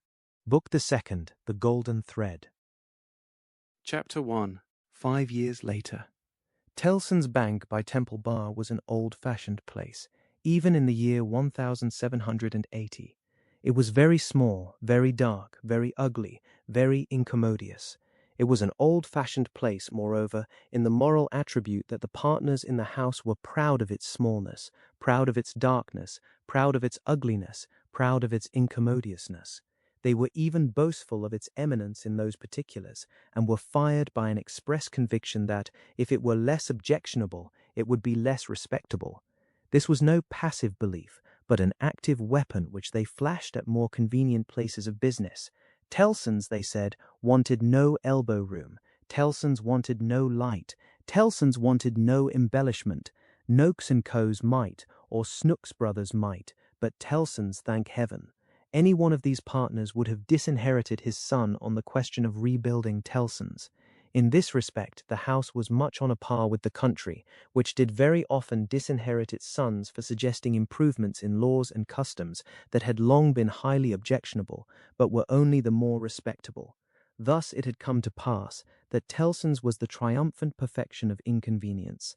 After bursting open a door of idiotic obstinacy with a weak rattle in its throat, you fell into Tellson's down 2 steps, and came to your senses in a miserable little shop, with 2 little counters, where the oldest of men made your cheque shake as if the wind rustled it, while they examined the signature by the dingiest of windows, which were always under a shower-bath of mud from Fleet Street, and which were made the dingier by their own iron bars proper, and the heavy shadow of Temple Bar. If your business necessitated your seeing the house, you were put into a species of condemned hold at the back, where you meditated on a misspent life until the house came with its hands in its pockets, and you could hardly blink at it in the dismal twilight. Your money came out of, or went into, wormy old wooden drawers, particles of which flew up your nose and down your throat when they were opened and shut. Your banknotes had a musty odour, as if they were fast decomposing into rags again. Your plate was stowed away among the neighbouring cesspools, and evil communications corrupted its good polish in a day or two. Your deeds got into extemporized strong rooms made of kitchens and sculleries, and fretted all the fat out of their parchments into the banking house air. Your lighter boxes of family papers went upstairs into a Barmecide room that always had a great dining table in it and never had a dinner, and where, even in the year 1780, the first letters written to you by your old love or by your little children were but newly released from the horror of being ogled through the windows by the heads exposed on Temple Bar with an insensate brutality and ferocity worthy of Abyssinia or Ashanti. But indeed, at that time, putting to death was a recipe much in vogue with all trades and professions, and not least of all with Tellson's. Death is nature's remedy for all things, and why not legislation's? Accordingly, the forger was put to death, the utterer of a bad note was put to death, the unlawful opener of a letter was put to death, the purloiner of 40 shillings and sixpence was put to death, the holder of a horse at Tellson's door, who made off with it, was put to death, the coiner of a bad shilling was put to death, the sounders of 3/4 of the notes in the whole gamut of crime were put to death. Not that it did the least good in the way of prevention, it might almost have been worth remarking that the fact was exactly the reverse, but it cleared off, as to this world, the trouble of each particular case, and left nothing else connected with it to be looked after. Thus Tellson's, in its day, like greater places of business, its contemporaries, had taken so many lives, that if the heads laid low before it had been ranged on Temple Bar instead of being privately disposed of, they would probably have excluded what little light the ground floor had, in a rather significant manner. Cramped in all kinds of dim cupboards and hutches at Tellson's, the oldest of men carried on the business gravely. When they took a young man into Tellson's London house, they hid him somewhere till he was old. They kept him in a dark place like a cheese until he had the full Tellson flavour and blue mould upon him. Then only was he permitted to be seen, spectacularly poring over large books and casting his breeches and gaiters into the general weight of the establishment. Outside Tellson's, never by any means in it unless called in, was an odd job man, an occasional porter and messenger, who served as the live sign of the house. He was never absent during business hours, unless upon an errand, and then he was represented by his son, a grisly urchin of 12, who was his express image. People understood that Tellson's, in a stately way, tolerated the odd job man. The house had always tolerated some person in that capacity, and time and tide had drifted this person to the post. His surname was Cruncher, and on the youthful occasion of his renouncing by proxy the works of darkness in the easterly parish church of Houndsditch, he had received the added appellation of Jerry. The scene was Mr. Cruncher's private lodging in Hanging Sword Alley, Whitefriars, the time 7:30 of the clock on a windy March morning, Anno Domini 1780. Mr. Cruncher himself always spoke of the year of our Lord as Anna Dominos, apparently under the impression that the Christian era dated from the invention of a popular game by a lady who had bestowed her name upon it. Mr. Cruncher's apartments were not in a savoury neighbourhood, and were but 2 in number, even if a closet with a single pane of glass in it might be counted as 1. But they were very decently kept. Early as it was on the windy March morning, the room in which he lay abed was already scrubbed throughout, and between the cups and saucers arranged for breakfast and the lumbering deal table, a very clean white cloth was spread. Mr. Cruncher reposed under a patchwork counterpane, like a harlequin at home. At first he slept heavily, but, by degrees, began to roll and surge in bed, until he rose above the surface with his spiky hair looking as if it must tear the sheets to ribbons. At which juncture he exclaimed in a voice of dire exasperation, "Bust me, if she ain't at it again." A woman of orderly and industrious appearance rose from her knees in a corner, with sufficient haste and trepidation to show that she was the person referred to. "What?" said Mr. Cruncher, looking out of bed for a boot. "You're at it again, are you?" After hailing the morn with this second salutation, he threw a boot at the woman as a third. It was a very muddy boot, and may introduce the odd circumstance connected with Mr. Cruncher's domestic economy, that, whereas he often came home after banking hours with clean boots, he often got up next morning to find the same boots covered with clay. "What?" said Mr. Cruncher, varying his apostrophe after missing his mark. What are you up to, Agarawaiter? I was only saying my prayers. Saying your prayers? You're a nice woman. What do you mean by flopping yourself down and praying agin me? I was not praying against you. I was praying for you. You weren't. And if you were, I won't be took the liberty with. Here, your mother's a nice woman, young Jerry, going a-praying agin your father's prosperity. You've got a dutiful mother, you have, my son. You've got a religious mother, you have, my boy, going and flopping herself down and praying that the bread and butter may be snatched out of the mouth of her only child. Master Cruncher, who was in his shirt, took this very ill, and turning to his mother, strongly deprecated any praying away of his personal board. And what do you suppose, you conceited female, said Mr. Cruncher, with unconscious inconsistency, that the worth of your prayers may be? Name the price that you put your prayers at. They only come from the heart, Jerry. They are worth no more than that. Worth no more than that, repeated Mr. Cruncher. They ain't worth much then. Whether or no, I won't be prayed agin, I tell you. I can't afford it. I'm not a-going to be made unlucky by your sneaking. If you must go flopping yourself down, flop in favour of your husband and child, and not in opposition to 'em. If I had had any but a unnatural wife, and this poor boy had had any but a unnatural mother, I might have made some money last week instead of being counter-prayed and counter-mined and religiously circumvented into the worst of luck. Be you just me, said Mr. Cruncher, who all this time had been putting on his clothes. If I ain't, what with piety and one blowed thing and another, been choused this last week into as bad luck as ever a poor devil of a honest tradesman met with. Young Jerry, dress yourself, my boy, and while I clean my boots, keep an eye upon your mother now and then, and if you see any signs of more flopping, give me a call, for I tell you, here he addressed his wife once more, I won't be gone agin in this manner. I am as rickety as a hackney coach, I'm as sleepy as laudanum, my lines is strained to that degree that I shouldn't know if it wasn't for the pain in 'em, which was me and which somebody else, yet I'm none the better for it in pocket, and it's my suspicion that you've been at it from morning to night to prevent me from being the better for it in pocket, and I won't put up with it, Agarator. And what do you say now? Growling, in addition, such phrases as, ah, yes, you're religious too. You wouldn't put yourself in opposition to the interests of your husband and child, would you? Not you. And throwing off other sarcastic sparks from the whirling grindstone of his indignation, Mr. Cruncher betook himself to his boot cleaning and his general preparation for business. In the meantime, his son, whose head was garnished with tenderer spikes, and whose young eyes stood close by one another, as his father's did, kept the required watch upon his mother.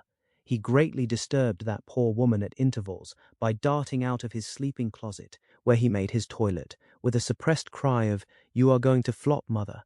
Halloa, father," and after raising this fictitious alarm, darting in again with an undutiful grin.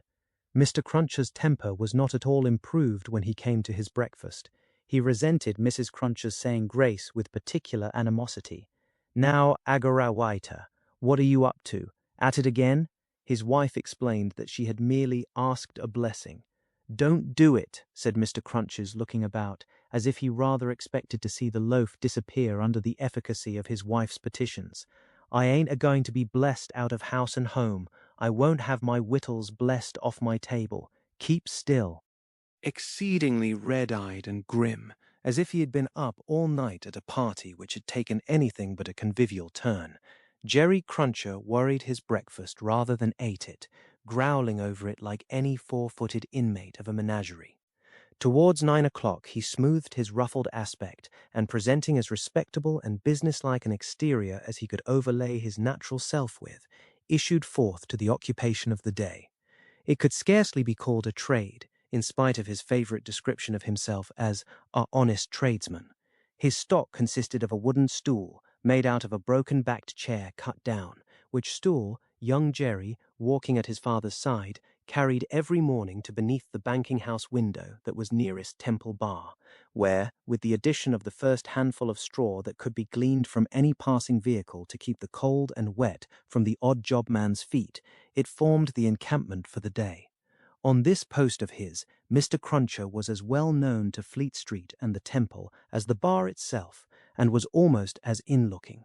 encamped at 9:15, in good time to touch his three-cornered hat to the oldest of men as they passed in to Tellson's. Jerry took up his station on this windy March morning, with young Jerry standing by him, when not engaged in making forays through the bar to inflict bodily and mental injuries of an acute description on passing boys who were small enough for his amiable purpose. Father and son, extremely like each other, looking silently on at the morning traffic in Fleet Street, with their two heads as near to one another as the two eyes of each were, bore a considerable resemblance to a pair of monkeys. The resemblance was not lessened by the accidental circumstance that the mature Jerry bit and spat out straw, while the twinkling eyes of the youthful Jerry were as restlessly watchful of him as of everything else in Fleet Street. The head of one of the regular indoor messengers attached to Tellson's establishment was put through the door, and the word was given, "Porter wanted." "Hooray, father! Here's an early job to begin with." Having thus given his parent Godspeed, young Jerry seated himself on the stool, entered on his reversionary interest in the straw his father had been chewing, and cogitated. "Always rusty. His fingers is always rusty," muttered young Jerry. "Where does my father get all that iron rust from? He don't get no iron rust here." Chapter 2. A Sight. "You know the Old Bailey well, no doubt," said one of the oldest of clerks to Jerry the messenger. "Yes, sir," returned Jerry, in something of a dogged manner. "I do know the Bailey." "Just so. And you know Mr. Lorry." "I know Mr. Lorry, sir, much better than I know the Bailey." "Much better," said Jerry, not unlike a reluctant witness at the establishment in question, "than I, as a honest tradesman, wish to know the Bailey." "Very well. Find the door where the witnesses go in, and show the doorkeeper this note for Mr. Lorry. He will then let you in." "Into the court, sir?" "Into the court."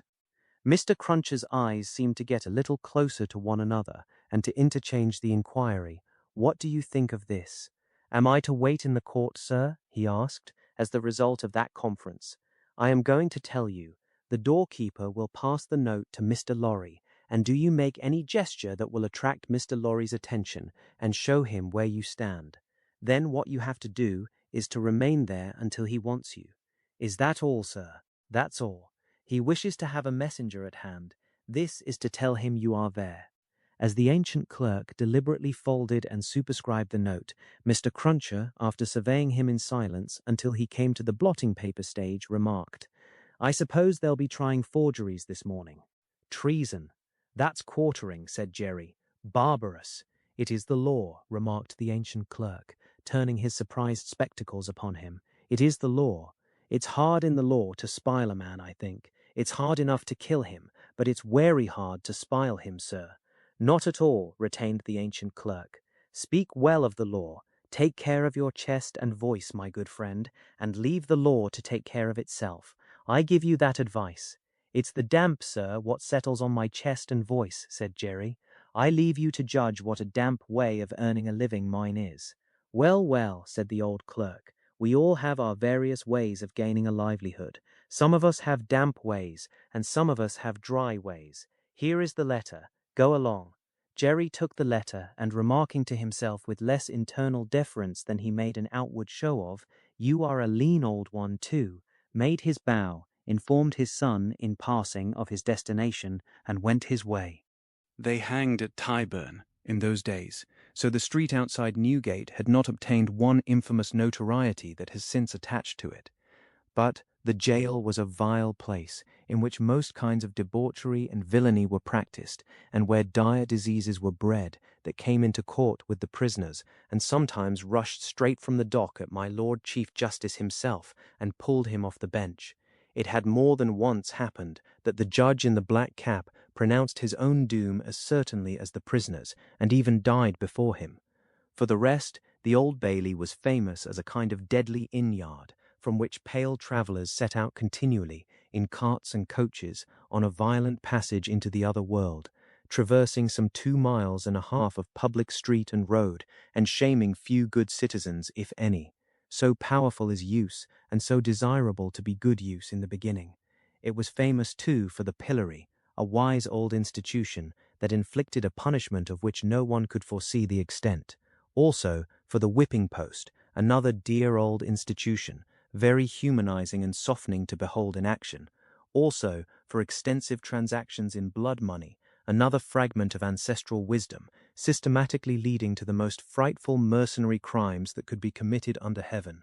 Altogether, the Old Bailey, at that date, was a choice illustration of the precept that whatever is right, an aphorism that would be as final as it is lazy, did it not include the troublesome consequence that nothing that ever was wrong. Making his way through the tainted crowd, dispersed up and down this hideous scene of action, with the skill of a man accustomed to make his way quietly, the messenger found out the door he sought, and handed in his letter through a trap in it. For people then paid to see the play at the Old Bailey, just as they paid to see the play in Bedlam, only the former entertainment was much the dearer. Therefore all the Old Bailey doors were well guarded, except indeed the social doors by which the criminals got there, and those were always left wide open. After some delay and demur, the door grudgingly turned on its hinges a very little way, and allowed Mr. Jerry Cruncher to squeeze himself into court. "What's on?" he asked, in a whisper, of the man he found himself next to. "Nothing yet. What's coming on? The treason case. The quartering one, eh?"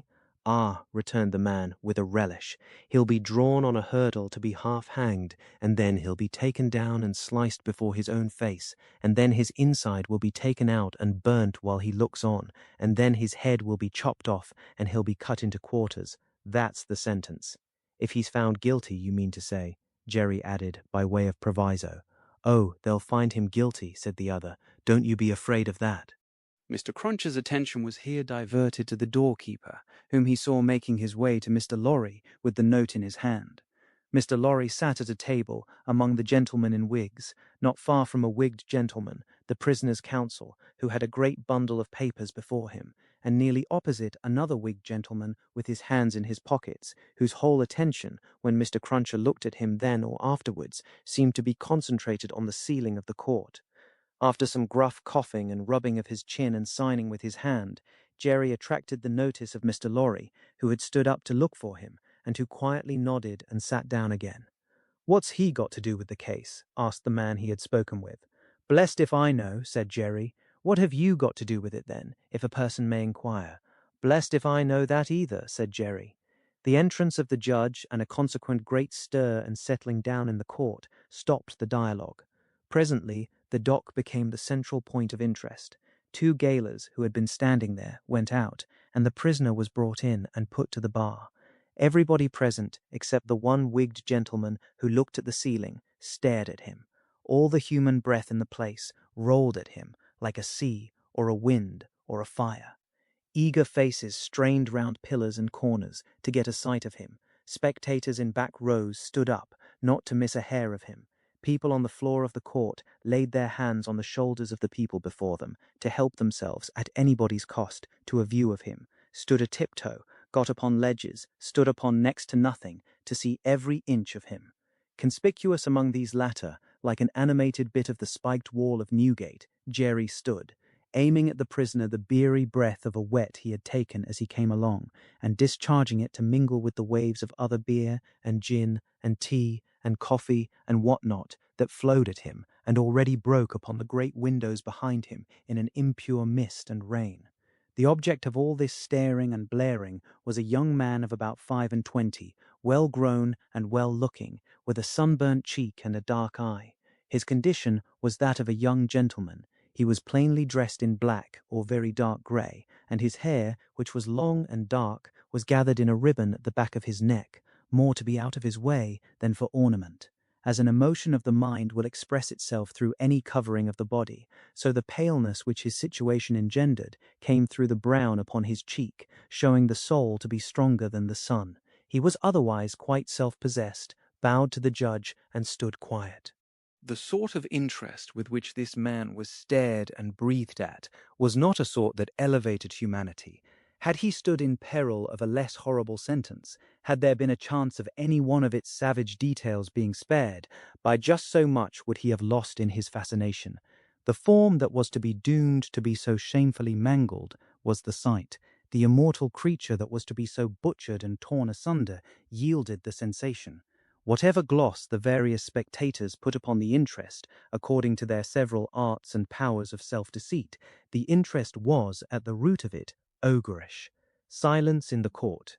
Charles Darnay had yesterday pleaded not guilty to an indictment denouncing him, with infinite jingle and jangle, for that he was a false traitor to our serene, illustrious, excellent, and so forth Prince, our Lord the King, by reason of his having, on divers occasions and by divers means and ways, assisted Louis, the French king, in his wars against our said serene, illustrious, excellent, and so forth. That was to say, by coming and going between the dominions of our said serene, illustrious, excellent, and so forth, and those of the said French Louis, and wickedly, falsely, traitorously, and otherwise evil adverbiously, revealing to the said French Louis what forces our said serene, illustrious, excellent, and so forth had in preparation to send to Canada and North America. This much Jerry, with his head becoming more and more spiky as the law terms bristled it, made out with huge satisfaction, and so arrived circuitously at the understanding that the aforesaid and over again aforesaid Charles Darnay stood there before him upon his trial, that the jury was swearing in, and that Mr. Attorney General was making ready to speak. The accused, who was, and who knew he was, being mentally hanged, beheaded, and quartered by everybody there, neither flinched from the situation nor assumed any theatrical air in it. He was quiet and attentive, watched the opening proceedings with a grave interest, and stood with his hands resting on the slab of wood before him, so composedly that they had not displaced a leaf of the herbs with which it was strewn. The court was all bestrewn with herbs and sprinkled with vinegar, as a precaution against gale air and gale fever. Over the prisoner's head there was a mirror to throw the light down upon him. Crowds of the wicked and the wretched had been reflected in it, and had passed from its surface and this earth's together, haunted in a most ghastly manner that abominable place would have been, if the glass could ever have rendered back its reflections, as the ocean is one day to give up its dead. Some passing thought of the infamy and disgrace for which it had been reserved may have struck the prisoner's mind. Be that as it may, a change in his position making him conscious of a bar of light across his face, he looked up, and when he saw the glass his face flushed, and his right hand pushed the herbs away. It happened that the action turned his face to that side of the court which was on his left. About on a level with his eyes there sat, in that corner of the judge's bench, two persons upon whom his look immediately rested, so immediately, and so much to the changing of his aspect, that all the eyes that were turned upon him turned to them. The spectators saw in the two figures a young lady of little more than 20, and a gentleman who was evidently her father, a man of a very remarkable appearance in respect of the absolute whiteness of his hair, and a certain indescribable intensity of face, not of an active kind, but pondering and self-communing. When this expression was upon him, he looked as if he were old, but when it was stirred and broken up, as it was now, in a moment, on his speaking to his daughter, he became a handsome man, not past the prime of life. His daughter had one of her hands drawn through his arm, as she sat by him, and the other pressed upon it. She had drawn close to him, in her dread of the scene, and in her pity for the prisoner. Her forehead had been strikingly expressive of an engrossing terror and compassion that saw nothing but the peril of the accused. This had been so very noticeable, so very powerfully and naturally shown, that starers who had had no pity for him were touched by her, and the whisper went about, "Who are they?"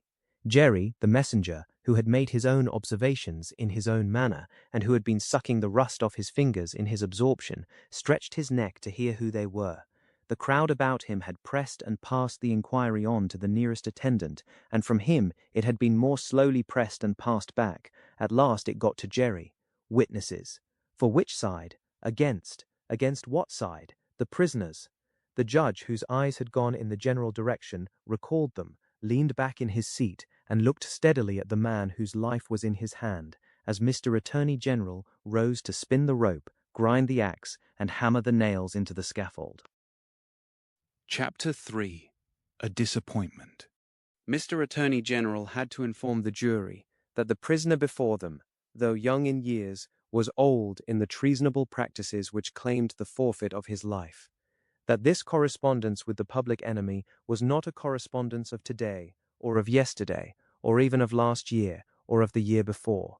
That it was certain the prisoner had, for longer than that, been in the habit of passing and repassing between France and England on secret business of which he could give no honest account, that, if it were in the nature of traitorous ways to thrive, which happily it never was, the real wickedness and guilt of his business might have remained undiscovered, that Providence, however, had put it into the heart of a person who was beyond fear and beyond reproach to ferret out the nature of the prisoner's schemes, and, struck with horror, to disclose them to His Majesty's Chief Secretary of State and most honourable Privy Council, that this patriot would be produced before them, that his position and attitude were, on the whole, sublime, that he had been the prisoner's friend, but, at once in an auspicious and an evil hour, detecting his infamy, had resolved to immolate the traitor he could no longer cherish in his bosom, on the sacred altar of his country, that, if statues were decreed in Britain, as in ancient Greece and Rome,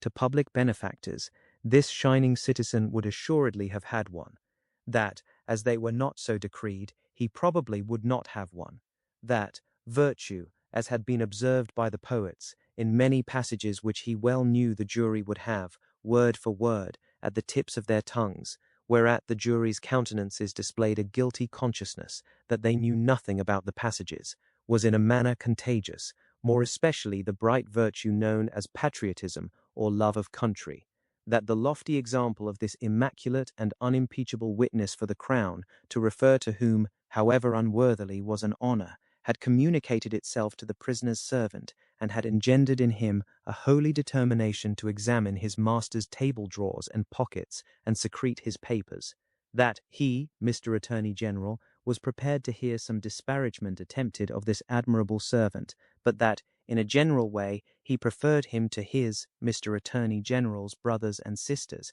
and honoured him more than his, Mr. Attorney General's father and mother, that he called with confidence on the jury to come and do likewise, that the evidence of these two witnesses, coupled with the documents of their discovering that would be produced, would show the prisoner to have been furnished with lists of His Majesty's forces and of their disposition and preparation, both by sea and land, and would leave no doubt that he had habitually conveyed such information to a hostile power, that these lists could not be proved to be in the prisoner's handwriting, but that it was all the same, that indeed it was rather the better for the prosecution, as showing the prisoner to be artful in his precautions.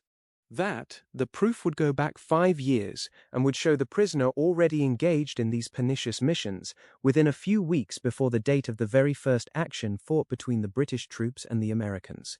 That, for these reasons, the jury, being a loyal jury, as he knew they were, and being a responsible jury, as they knew they were, must positively find the prisoner guilty and make an end of him, whether they liked it or not.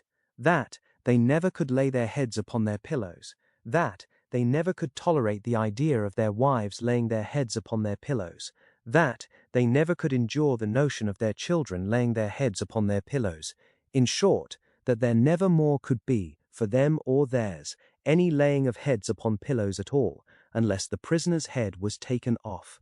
That head Mr. Attorney General concluded by demanding of them, in the name of everything he could think of with a round turn in it, and on the faith of his solemn asseveration that he already considered the prisoner as good as dead and gone.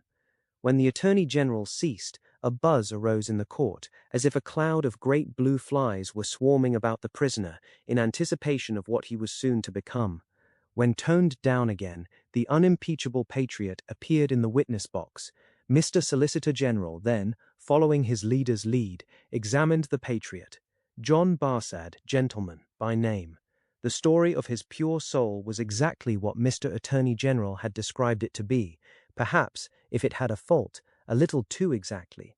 Having released his noble bosom of its burden, he would have modestly withdrawn himself, but that the wigged gentleman with the papers before him, sitting not far from Mr. Lorry, begged to ask him a few questions. The wigged gentleman sitting opposite, still looking at the ceiling of the court. Had he ever been a spy himself? No, he scorned the base insinuation. What did he live upon? His property. Where was his property? He didn't precisely remember where it was. What was it? No business of anybody's. Had he inherited it? Yes, he had. From whom? Distant relation. Very distant? Rather. Ever been in prison? Certainly not. Never in a debtor's prison. Didn't see what that had to do with it. Never in a debtor's prison. Come, once again. Never? Yes. How many times? 2 or 3 times. Not 5 or 6? Perhaps. Of what profession? Gentleman. Ever been kicked? Might have been. Frequently? No. Ever kicked downstairs? Decidedly not. Once received a kick on the top of a staircase and fell downstairs of his own accord. Kicked on that occasion for cheating at dice? Something to that effect was said by the intoxicated liar who committed the assault, but it was not true. Swear it was not true? Positively. Ever live by cheating at play? Never. Ever live by play? Not more than other gentlemen do. Ever borrow money of the prisoner? Yes. Ever pay him? No. Was not this intimacy with the prisoner, in reality a very slight one, forced upon the prisoner in coaches, inns, and packets? No. Sure he saw the prisoner with these lists? Certain. Knew no more about the lists? No. Had not procured them himself, for instance? No. Expect to get anything by this evidence? No. Not in regular government pay and employment to lay traps? Oh dear no. Or to do anything? Oh dear no. Swear that over and over again. No motives but motives of sheer patriotism, none whatever. The virtuous servant, Roger Cly, swore his way through the case at a great rate. He had taken service with the prisoner, in good faith and simplicity, 4 years ago. He had asked the prisoner, aboard the Calais packet, if he wanted a handy fellow, and the prisoner had engaged him. He had not asked the prisoner to take the handy fellow as an act of charity, never thought of such a thing. He began to have suspicions of the prisoner, and to keep an eye upon him, soon afterwards. In arranging his clothes while travelling, he had seen similar lists to these in the prisoner's pockets, over and over again. He had taken these lists from the drawer of the prisoner's desk. He had not put them there first. He had seen the prisoner show these identical lists to French gentlemen at Calais, and similar lists to French gentlemen both at Calais and Boulogne. He loved his country, and couldn't bear it, and had given information. He had never been suspected of stealing a silver teapot. He had been maligned respecting a mustard pot, but it turned out to be only a plated one. He had known the last witness 7 or 8 years. That was merely a coincidence. He didn't call it a particularly curious coincidence. Most coincidences were curious. Neither did he call it a curious coincidence that true patriotism was his only motive too. He was a true Briton, and hoped there were many like him. The blue flies buzzed again, and Mr. Attorney General called Mr. Jarvis Lorry. Mr. Jarvis Lorry, are you a clerk in Tellson's Bank? I am. On a certain Friday night in November 1775, did business occasion you to travel between London and Dover by the mail? It did. Were there any other passengers in the mail? 2. Did they alight on the road in the course of the night? They did. Mr. Lorry, look upon the prisoner. Was he one of those 2 passengers? I cannot undertake to say that he was. Does he resemble either of these 2 passengers? Both were so wrapped up, and the night was so dark, and we were all so reserved, that I cannot undertake to say even that. Mr. Lorry, look again upon the prisoner. Supposing him wrapped up as those 2 passengers were, is there anything in his bulk and stature to render it unlikely that he was one of them? No. You will not swear, Mr. Lorry, that he was not one of them? No. So at least you say he may have been one of them? Yes, except that I remember them both to have been, like myself, timorous of highwaymen, and the prisoner has not a timorous air. Did you ever see a counterfeit of timidity, Mr. Lorry? I certainly have seen that. Mr. Lorry, look once more upon the prisoner. Have you seen him, to your certain knowledge, before? I have. When? I was returning from France a few days afterwards, and at Calais the prisoner came on board the packet ship in which I returned, and made the voyage with me. At what hour did he come on board? At a little after midnight, in the dead of the night. Was he the only passenger who came on board at that untimely hour? He happened to be the only one. Never mind about happening, Mr. Lorry. He was the only passenger who came on board in the dead of the night? He was. Were you travelling alone, Mr. Lorry, or with any companion? With 2 companions, a gentleman and lady. They are here. They are here. Had you any conversation with the prisoner? Hardly any. The weather was stormy, and the passage long and rough, and I lay on a sofa, almost from shore to shore. Miss Manette, The young lady, to whom all eyes had been turned before, and were now turned again, stood up where she had sat. Her father rose with her, and kept her hand drawn through his arm. Miss Manette, look upon the prisoner. To be confronted with such pity and such earnest youth and beauty was far more trying to the accused than to be confronted with all the crowd. Standing, as it were, apart with her on the edge of his grave, not all the staring curiosity that looked on could, for the moment, nerve him to remain quite still. His hurried right hand parcelled out the herbs before him into imaginary beds of flowers in a garden, and his efforts to control and steady his breathing shook the lips from which the colour rushed to his heart. The buzz of the great flies was loud again. "Miss Manette, have you seen the prisoner before?" "Yes, sir." "Where?" "On board of the packet ship just now referred to, sir, and on the same occasion." "You are the young lady just now referred to." "Oh, most unhappily I am." The plaintive tone of her compassion merged into the less musical voice of the judge as he said something fiercely. "Answer the questions put to you, and make no remark upon them. Miss Manette, had you any conversation with the prisoner on that passage across the channel?" "Yes, sir." "Recall it." In the midst of a profound stillness, she faintly began. "When the gentleman came on board—" "Do you mean the prisoner?" inquired the judge, knitting his brows. "Yes, my lord." "Then say the prisoner." "When the prisoner came on board, he noticed that my father," turning her eyes lovingly to him as he stood beside her, "was much fatigued and in a very weak state of health. My father was so reduced that I was afraid to take him out of the air, and I had made a bed for him on the deck near the cabin steps, and I sat on the deck at his side to take care of him. There were no other passengers that night, but we four. The prisoner was so good as to beg permission to advise me how I could shelter my father from the wind and weather better than I had done. I had not known how to do it well, not understanding how the wind would set when we were out of the harbour. He did it for me. He expressed great gentleness and kindness for my father's state, and I am sure he felt it. That was the manner of our beginning to speak together. Let me interrupt you for a moment. Had he come on board alone?" "No." "How many were with him?" "2 French gentlemen." "Had they conferred together?" "They had conferred together until the last moment, when it was necessary for the French gentlemen to be landed in their boat." "Had any papers been handed about among them, similar to these lists?" "Some papers had been handed about among them, but I don't know what papers." Like these in shape and size? "Possibly, but indeed I don't know, although they stood whispering very near to me, because they stood at the top of the cabin steps to have the light of the lamp that was hanging there. It was a dull lamp, and they spoke very low, and I did not hear what they said, and saw only that they looked at papers. Now, to the prisoner's conversation, Miss Manette. The prisoner was as open in his confidence with me, which arose out of my helpless situation, as he was kind and good and useful to my father. I hope, bursting into tears, I may not repay him by doing him harm today. Buzzing from the blue flies.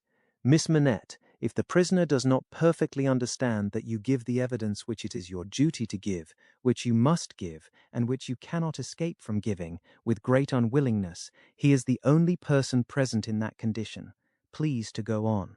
He told me that he was travelling on business of a delicate and difficult nature, which might get people into trouble, and that he was therefore travelling under an assumed name.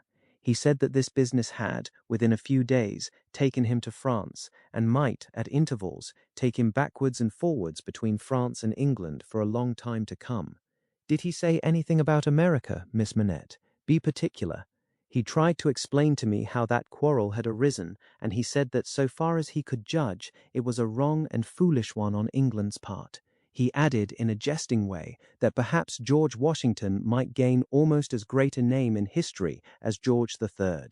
But there was no harm in his way of saying this. It was said laughingly, and to beguile the time. Any strongly marked expression of face on the part of a chief actor in a scene of great interest to whom many eyes are directed will be unconsciously imitated by the spectators. Her forehead was painfully anxious and intent as she gave this evidence, and, in the pauses when she stopped for the judge to write it down, watched its effect upon the counsel for and against.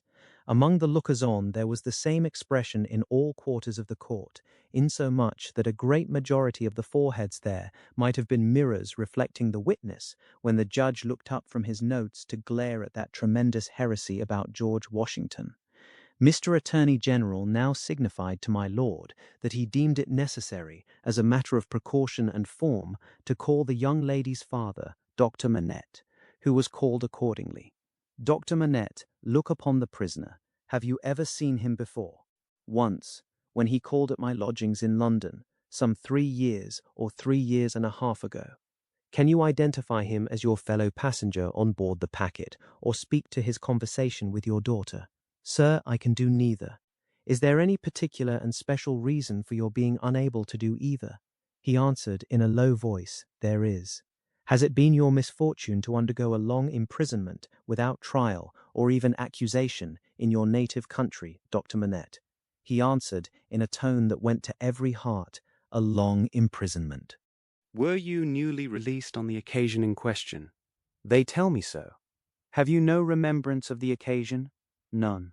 My mind is a blank from some time, I cannot even say what time, when I employed myself, in my captivity, in making shoes, to the time when I found myself living in London with my dear daughter here. She had become familiar to me when a gracious God restored my faculties, but I am quite unable even to say how she had become familiar. I have no remembrance of the process. Mr. Attorney General sat down, and the father and daughter sat down together. A singular circumstance then arose in the case, the object in hand being to show that the prisoner went down, with some fellow plotter untracked, in the Dover mail on that Friday night in November 5 years ago, and got out of the mail in the night as a blind at a place where he did not remain, but from which he travelled back some dozen miles or more to a garrison and dockyard, and there collected information. A witness was called to identify him as having been at the precise time required in the coffee room of an hotel in that garrison and dockyard town, waiting for another person. The prisoner's counsel was cross-examining this witness with no result except that he had never seen the prisoner on any other occasion, when the wigged gentleman who had all this time been looking at the ceiling of the court wrote a word or two on a little piece of paper, screwed it up, and tossed it to him. Opening this piece of paper in the next pause, the counsel looked with great attention and curiosity at the prisoner. You say again you are quite sure that it was the prisoner. The witness was quite sure. Did you ever see anybody very like the prisoner? Not so like, the witness said, as that he could be mistaken. Look well upon that gentleman, my learned friend there, pointing to him who had tossed the paper over, and then look well upon the prisoner. How say you, are they very like each other?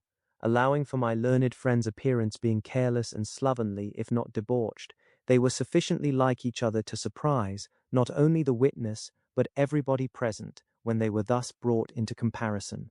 My lord being prayed to bid my learned friend lay aside his wig, and giving no very gracious consent, the likeness became much more remarkable. My lord inquired of Mr. Stryver, the prisoner's counsel, whether they were next to try Mr. Carton, name of my learned friend, for treason.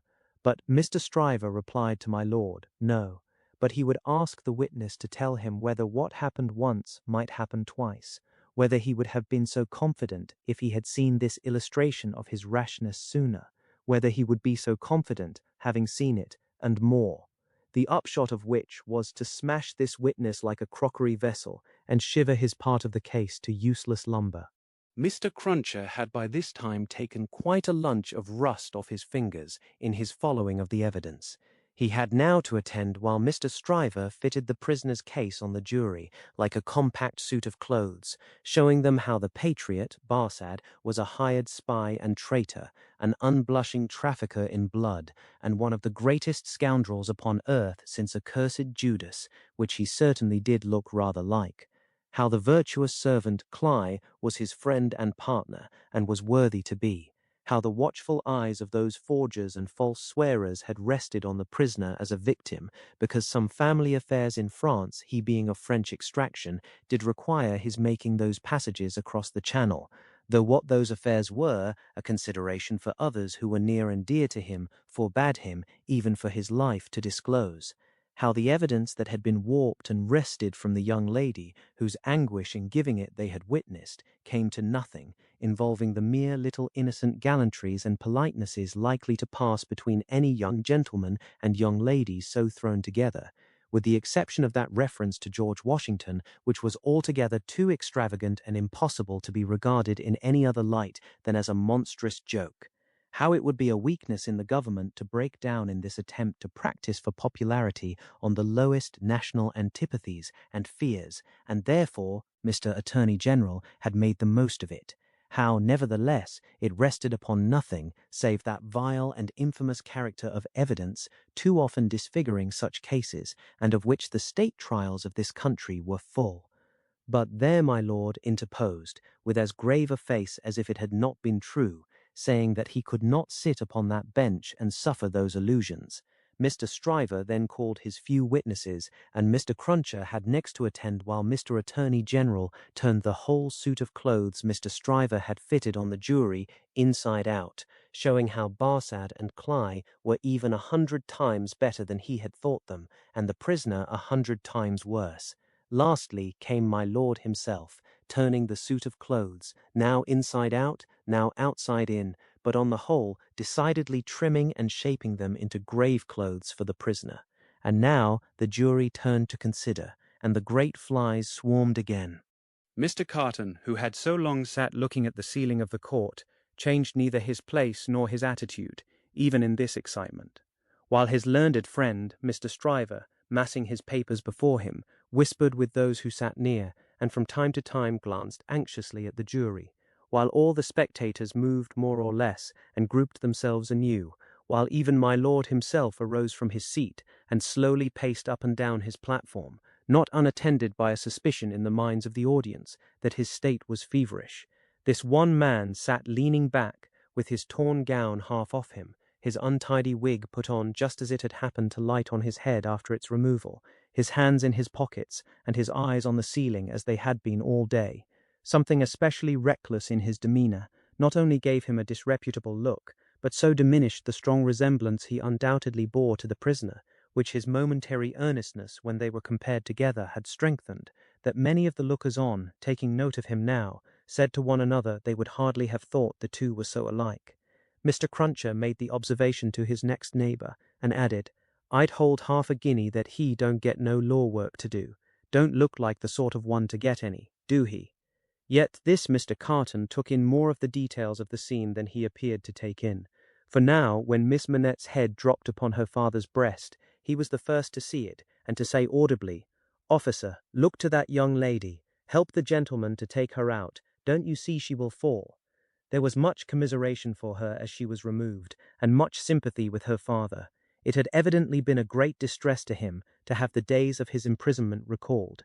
He had shown strong internal agitation when he was questioned, and that pondering or brooding look which made him old had been upon him like a heavy cloud ever since. As he passed out, the jury, who had turned back and paused a moment, spoke through their foreman. They were not agreed, and wished to retire. My lord, perhaps with George Washington on his mind, showed some surprise that they were not agreed, but signified his pleasure that they should retire under watch and ward, and retired himself. The trial had lasted all day, and the lamps in the court were now being lighted. It began to be rumoured that the jury would be out a long while. The spectators dropped off to get refreshment, and the prisoner withdrew to the back of the dock and sat down. Mr. Lorry, who had gone out when the young lady and her father went out, now reappeared and beckoned to Jerry, who, in the slackened interest, could easily get near him. "Jerry, if you wish to take something to eat, you can, but keep in the way. You will be sure to hear when the jury come in. Don't be a moment behind them, for I want you to take the verdict back to the bank. You are the quickest messenger I know, and will get to Temple Bar long before I can." Jerry had just enough forehead to knuckle, and he knuckled it in acknowledgment of this communication and a shilling. Mr. Carton came up at the moment and touched Mr. Lorry on the arm. "How is the young lady?" "She is greatly distressed, but her father is comforting her, and she feels the better for being out of court. I'll tell the prisoner so. It won't do for a respectable bank gentleman like you to be seen speaking to him publicly, you know." Mr. Lorry reddened as if he were conscious of having debated the point in his mind, and Mr. Carton made his way to the outside of the bar. The way out of court lay in that direction, and Jerry followed him, all eyes, ears, and spikes. "Mr. Darnay." The prisoner came forward directly. "You will naturally be anxious to hear of the witness, Miss Manette. She will do very well. You have seen the worst of her agitation. I am deeply sorry to have been the cause of it. Could you tell her so for me with my fervent acknowledgments?" "Yes, I could. I will, if you ask it." Mr. Carton's manner was so careless as to be almost insolent. He stood, half turned from the prisoner, lounging with his elbow against the bar. "I do ask it. Accept my cordial thanks." "What," said Carton, still only half turned towards him, "do you expect, Mr. Darnay?" "The worst. It's the wisest thing to expect, and the likeliest. But I think their withdrawing is in your favour." Loitering on the way out of court not being allowed, Jerry heard no more, but left them, so like each other in feature, so unlike each other in manner, standing side by side, both reflected in the glass above them. An hour and a half limped heavily away in the thief and rascal crowded passages below, even though assisted off with mutton pies and ale. The horse messenger, uncomfortably seated on a form after taking that refection, had dropped into a doze, when a loud murmur and a rapid tide of people setting up the stairs that led to the court carried him along with them. "Jerry! Jerry!" Mr. Lorry was already calling at the door when he got there. "Here, sir. It's a fight to get back again. Here I am, sir." Mr. Lorry handed him a paper through the throng. "Quick, have you got it?" "Yes, sir." Hastily written on the paper was the word "acquitted." "If you had sent the message, 'recalled to life again,'" muttered Jerry, as he turned, "I should have known what you meant this time." He had no opportunity of saying, or so much as thinking, anything else until he was clear of the Old Bailey, for the crowd came pouring out with a vehemence that nearly took him off his legs, and a loud buzz swept into the street as if the baffled blue flies were dispersing in search of other carrion. Chapter 4. Congratulatory. From the dimly lighted passages of the court, the last sediment of the human stew that had been boiling there all day was straining off when Dr. Manette, Lucy Manette, his daughter, Mr. Lorry, the solicitor for the defence, and its counsel, Mr. Stryver, stood gathered round Mr. Charles Darnay, just released, congratulating him on his escape from death. It would have been difficult by a far brighter light to recognize in Dr. Manette, intellectual of face and upright of bearing, the shoemaker of the garret in Paris. Yet no one could have looked at him twice without looking again, even though the opportunity of observation had not extended to the mournful cadence of his low, grave voice, and to the abstraction that overclouded him fitfully without any apparent reason. While one external cause, and that a reference to his long-lingering agony, would always, as on the trial, evoke this condition from the depths of his soul, it was also in its nature to arise of itself and to draw a gloom over him, as incomprehensible to those unacquainted with his story as if they had seen the shadow of the actual Bastille thrown upon him by a summer sun, when the substance was 300 miles away. Only his daughter had the power of charming this black brooding from his mind. She was the golden thread that united him to a past beyond his misery, and to a present beyond his misery, and the sound of her voice, the light of her face, the touch of her hand, had a strong beneficial influence with him almost always. Not absolutely always, for she could recall some occasions on which her power had failed, but they were few and slight, and she believed them over. Mr. Darnay had kissed her hand fervently and gratefully, and had turned to Mr. Stryver, whom he warmly thanked. Mr. Stryver, a man of little more than 30, but looking 20 years older than he was, stout, loud, red, bluff, and free from any drawback of delicacy, had a pushing way of shouldering himself, morally and physically, into companies and conversations that argued well for his shouldering his way up in life. He still had his wig and gown on, and he said, squaring himself at his late client to that degree that he squeezed the innocent Mr. Lorry clean out of the group, "I am glad to have brought you off with honour, Mr. Darnay. It was an infamous prosecution, grossly infamous, but not the less likely to succeed on that account. You have laid me under an obligation to you for life, in two senses," said his late client, taking his hand. "I have done my best for you, Mr. Darnay, and my best is as good as another man's, I believe. It clearly being incumbent on someone to say, much better, Mr. Lorry said it, perhaps not quite disinterestedly, but with the interested object of squeezing himself back again. You think so? Said Mr. Stryver. Well, you have been present all day, and you ought to know. You are a man of business, too. And as such, quoth Mr. Lorry, whom the counsel learned in the law had now shouldered back into the group, just as he had previously shouldered him out of it. As such, I will appeal to Dr. Manette to break up this conference and order us all to our homes. Miss Lucy looks ill. Mr. Darnay has had a terrible day. We are worn out. Speak for yourself, Mr. Lorry, said Stryver. I have a night's work to do yet. Speak for yourself. I speak for myself, answered Mr. Lorry, and for Mr. Darnay, and for Miss Lucy, and, Miss Lucy, do you not think I may speak for us all? He asked her the question pointedly, and with a glance at her father. His face had become frozen, as it were, in a very curious look at Darnay, an intent look, deepening into a frown of dislike and distrust, not even unmixed with fear. With this strange expression on him, his thoughts had wandered away. My father, said Lucy, softly laying her hand on his. He slowly shook the shadow off, and turned to her. Shall we go home, my father? With a long breath, he answered, yes. The friends of the acquitted prisoner had dispersed, under the impression, which he himself had originated, that he would not be released that night. The lights were nearly all extinguished in the passages, the iron gates were being closed with a jar and a rattle, and the dismal place was deserted until tomorrow morning's interest of gallows, pillory, whipping-post, and branding-iron should repeople it. Walking between her father and Mr. Darnay, Lucy Manette passed into the open air. A hackney coach was called, and the father and daughter departed in it. Mr. Stryver had left them in the passages to shoulder his way back to the robing-room. Another person, who had not joined the group, or interchanged a word with any one of them, but who had been leaning against the wall where its shadow was darkest, had silently strolled out after the rest, and had looked on until the coach drove away. He now stepped up to where Mr. Lorry and Mr. Darnay stood upon the pavement. So, Mr. Lorry, men of business may speak to Mr. Darnay now. Nobody had made any acknowledgment of Mr. Carton's part in the day's proceedings. Nobody had known of it. He was unrobed, and was none the better for it in appearance. If you knew what a conflict goes on in the business mind, when the business mind is divided between good-natured impulse and business appearances, you would be amused, Mr. Darnay. Mr. Lorry reddened and said warmly, You have mentioned that before, sir. We men of business who serve a house are not our own masters. We have to think of the house more than ourselves.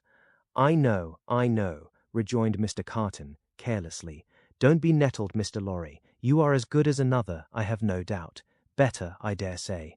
And indeed, sir, pursued Mr. Lorry, not minding him, I really don't know what you have to do with the matter. If you'll excuse me, as very much your elder, for saying so, I really don't know that it is your business. Business? Bless you, I have no business, said Mr. Carton. It is a pity you have not, sir. I think so too. If you had, pursued Mr. Lorry, perhaps you would attend to it. Lord love you, no, I shouldn't, said Mr. Carton.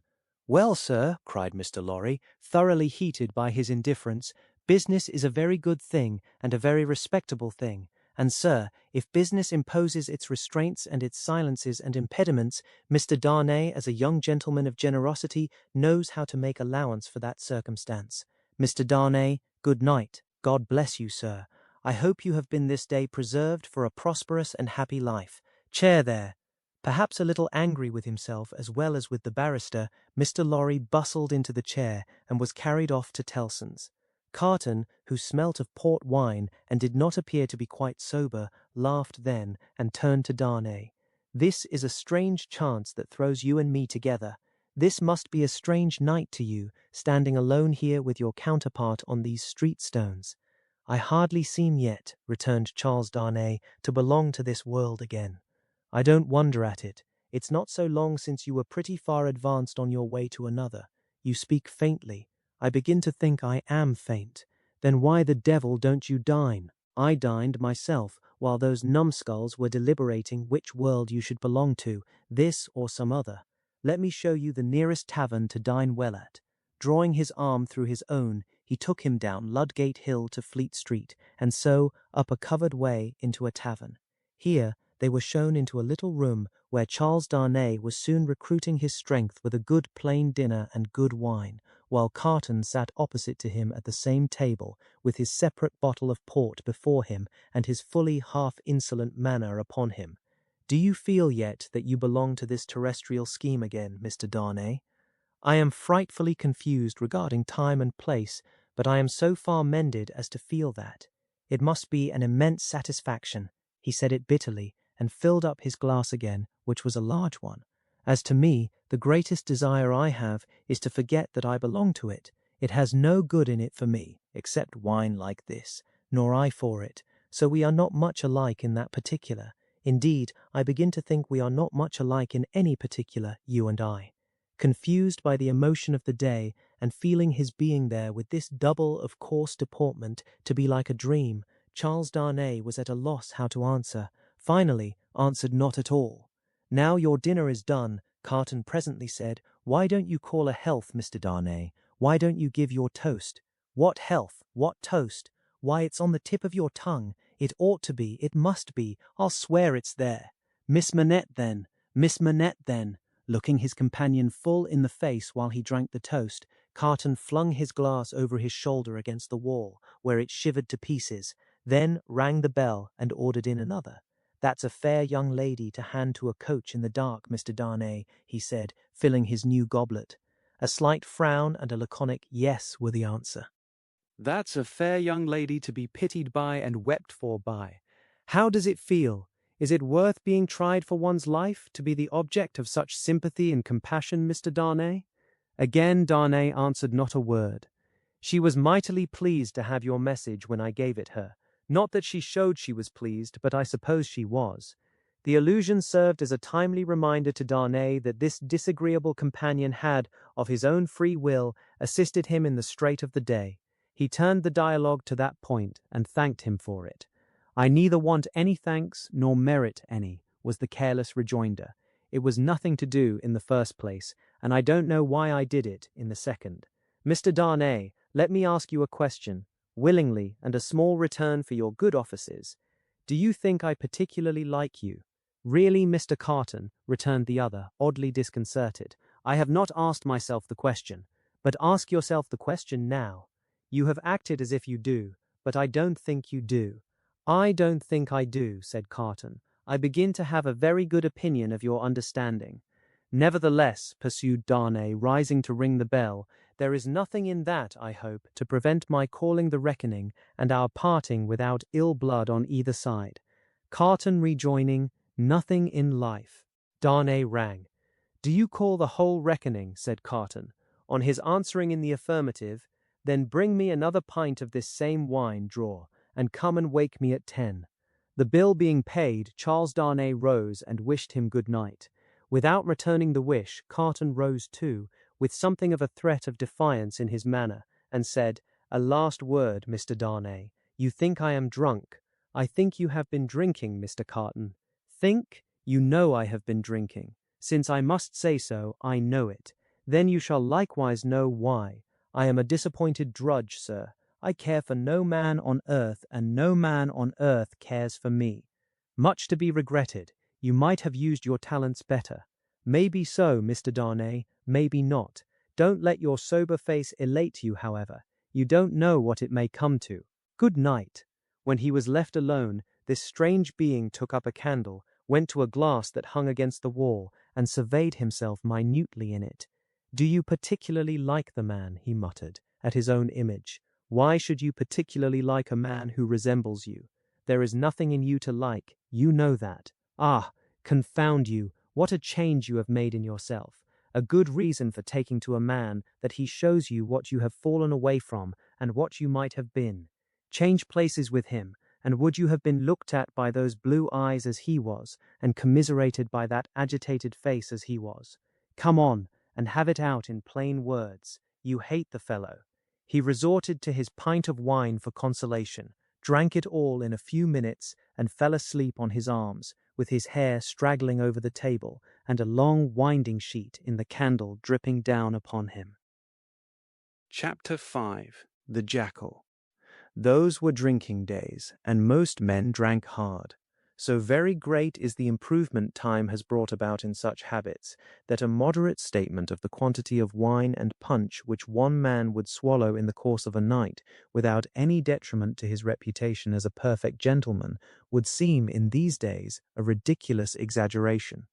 The learned profession of the law was certainly not behind any other learned profession in its bacchanalian propensities. Neither was Mr. Stryver, already fast shouldering his way to a large and lucrative practice, behind his compeers in this particular, any more than in the drier parts of the legal race. A favourite at the Old Bailey, and eke at the sessions, Mr. Stryver had begun cautiously to hew away the lower staves of the ladder on which he mounted. Sessions and Old Bailey had now to summon their favourite specially to their longing arms, and shouldering itself towards the visage of the Lord Chief Justice in the Court of King's Bench, the florid countenance of Mr. Stryver might be daily seen, bursting out of the bed of wigs, like a great sunflower pushing its way at the sun from among a rank gardenful of flaring companions. It had once been noted at the bar that while Mr. Stryver was a glib man, and an unscrupulous, and a ready, and a bold, he had not that faculty of extracting the essence from a heap of statements, which is among the most striking and necessary of the advocate's accomplishments. But a remarkable improvement came upon him as to this. The more business he got, the greater his power seemed to grow of getting at its pith and marrow, and however late at night he sat carousing with Sidney Carton, he always had his points at his fingers' ends in the morning.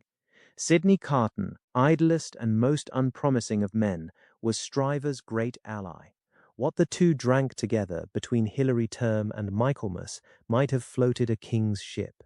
Stryver never had a case in hand, anywhere, but Carton was there, with his hands in his pockets, staring at the ceiling of the court. They went the same circuit, and even there they prolonged their usual orgies late into the night, and Carton was rumoured to be seen at broad day, going home stealthily and unsteadily to his lodgings, like a dissipated cat.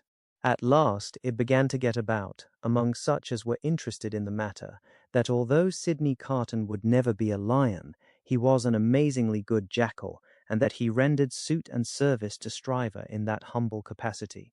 10 o'clock, sir, said the man at the tavern, whom he had charged to wake him. 10 o'clock, sir. What's the matter? 10 o'clock, sir. What do you mean? 10 o'clock at night? Yes, sir. Your honour told me to call you. Oh, I remember. Very well, very well.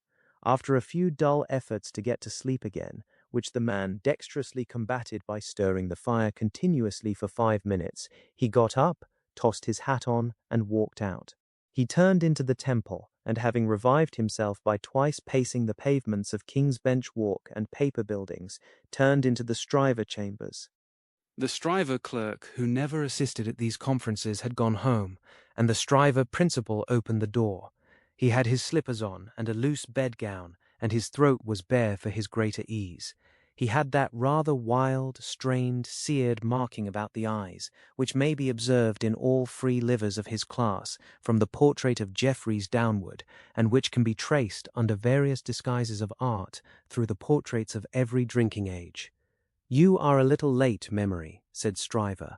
About the usual time, it may be a quarter of an hour later. They went into a dingy room lined with books and littered with papers, where there was a blazing fire.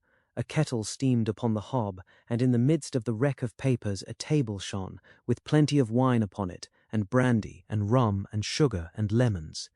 You have had your bottle, I perceive, Sidney. 2 tonight, I think. I have been dining with the day's client, or seeing him dine. It's all one. That was a rare point, Sidney, that you brought to bear upon the identification. How did you come by it? When did it strike you? I thought he was rather a handsome fellow, and I thought I should have been much the same sort of fellow if I had had any luck. Mr. Stryver laughed till he shook his precocious paunch. You and your luck, Sidney. Get to work, get to work. Sullenly enough, the Jackal loosened his dress, went into an adjoining room, and came back with a large jug of cold water, a basin, and a towel or two. Steeping the towels in the water, and partially wringing them out, he folded them on his head in a manner hideous to behold, sat down at the table, and said, Now I am ready. Not much boiling down to be done tonight, Memory, said Mr. Stryver gaily as he looked among his papers. How much? Only 2 sets of them. Give me the worst first. There they are, Sidney. Fire away. The lion then composed himself on his back on a sofa on one side of the drinking table, while the jackal sat at his own paper-bestrewn table proper on the other side of it, with the bottles and glasses ready to his hand. Both resorted to the drinking table without stint, but each in a different way. The lion, for the most part, reclining with his hands in his waistband, looking at the fire, or occasionally flirting with some lighter document. The jackal, with knitted brows and intent face, so deep in his task that his eyes did not even follow the hand he stretched out for his glass, which often groped about for a minute or more before it found the glass for his lips. 2 or 3 times the matter in hand became so knotty that the jackal found it imperative on him to get up and steep his towels anew. From these pilgrimages to the jug and basin he returned with such eccentricities of damp headgear as no words can describe, which were made the more ludicrous by his anxious gravity. At length the jackal had got together a compact repast for the lion, and proceeded to offer it to him. The lion took it with care and caution, made his selections from it, and his remarks upon it, and the jackal assisted both. When the repast was fully discussed, the lion put his hands in his waistband again, and lay down to meditate. The jackal then invigorated himself with a bumper for his throttle, and a fresh application to his head, and applied himself to the collection of a second meal. This was administered to the lion in the same manner, and was not disposed of until the clocks struck 3 in the morning. "And now we have done, Sidney, fill a bumper of punch," said Mr. Stryver.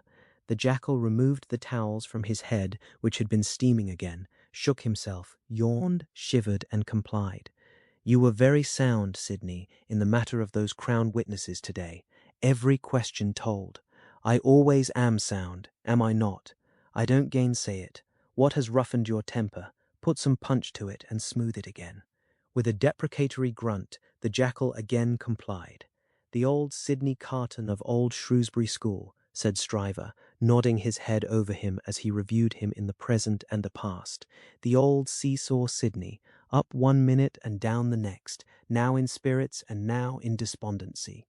"Ah," returned the other, sighing, "yes, the same Sidney with the same luck. Even then I did exercises for other boys, and seldom did my own. And why not? God knows, it was my way, I suppose." He sat, with his hands in his pockets and his legs stretched out before him, looking at the fire. "Carton," said his friend, squaring himself at him with a bullying air, as if the fire-grate had been the furnace in which sustained endeavour was forged, and the one delicate thing to be done for the old Sidney Carton of old Shrewsbury School was to shoulder him into it. "Your way is, and always was, a lame way. You summon no energy and purpose. Look at me." "Oh, botheration," returned Sidney, with a lighter and more good-humoured laugh. "Don't you be moral." "How have I done what I have done?" said Stryver. "How do I do what I do? Partly through paying me to help you, I suppose, but it's not worth your while to apostrophize me, or the air about it. What you want to do, you do. You are always in the front rank, and I was always behind. I had to get into the front rank. I was not born there, was I? I was not present at the ceremony, but my opinion is you were," said Carton. At this he laughed again, and they both laughed. "Before Shrewsbury, and at Shrewsbury, and ever since Shrewsbury," pursued Carton, "you have fallen into your rank, and I have fallen into mine. Even when we were fellow students in the student quarter of Paris, picking up French and French law and other French crumbs that we didn't get much good of, you were always somewhere, and I was always nowhere. And whose fault was that?" "Upon my soul, I am not sure that it was not yours. You were always driving and riving and shouldering and passing to that restless degree that I had no chance for my life but in rust and repose. It's a gloomy thing, however, to talk about one's own past with the day breaking. Turn me in some other direction before I go." "Well then, pledge me to the pretty witness," said Stryver, holding up his glass. "Are you turned in a pleasant direction?" Apparently not, for he became gloomy again. "Pretty witness," he muttered, looking down into his glass. I have had enough of witnesses today and tonight. Who's your pretty witness? The picturesque doctor's daughter, Miss Manette. She pretty? Is she not? No. Why, man alive, she was the admiration of the whole court. Rot the admiration of the whole court. Who made the Old Bailey a judge of beauty? She was a golden-haired doll. Do you know, Sidney, said Mr. Stryver, looking at him with sharp eyes and slowly drawing a hand across his florid face, do you know, I rather thought at the time that you sympathized with the golden-haired doll and were quick to see what happened to the golden-haired doll. Quick to see what happened. If a girl, doll or no doll, swoons within a yard or two of a man's nose, he can see it without a perspective glass. I pledge you, but I deny the beauty, and now I'll have no more drink. I'll get to bed. When his host followed him out on the staircase with a candle to light him down the stairs, the day was coldly looking in through its grimy windows. When he got out of the house, the air was cold and sad, the dull sky overcast, the river dark and dim, the whole scene like a lifeless desert, and wreaths of dust were spinning round and round before the morning blast, as if the desert sand had risen far away, and the first spray of it in its advance had begun to overwhelm the city. Waste forces within him, and a desert all around. This man stood still on his way across a silent terrace, and saw for a moment, lying in the wilderness before him, a mirage of honourable ambition, self-denial, and perseverance. In the fair city of this vision, there were airy galleries from which the loves and graces looked upon him, gardens in which the fruits of life hung ripening, waters of hope that sparkled in his sight. A moment, and it was gone. Climbing to a high chamber in a well of houses, he threw himself down in his clothes on a neglected bed, and its pillow was wet with wasted tears. Sadly, sadly, the sun rose. It rose upon no sadder sight than the man of good abilities and good emotions, incapable of their directed exercise, incapable of his own help and his own happiness, sensible of the blight on him, and resigning himself to let it eat him away. Chapter 6. Hundreds of People. The quiet lodgings of Dr. Manette were in a quiet street corner not far from Soho Square.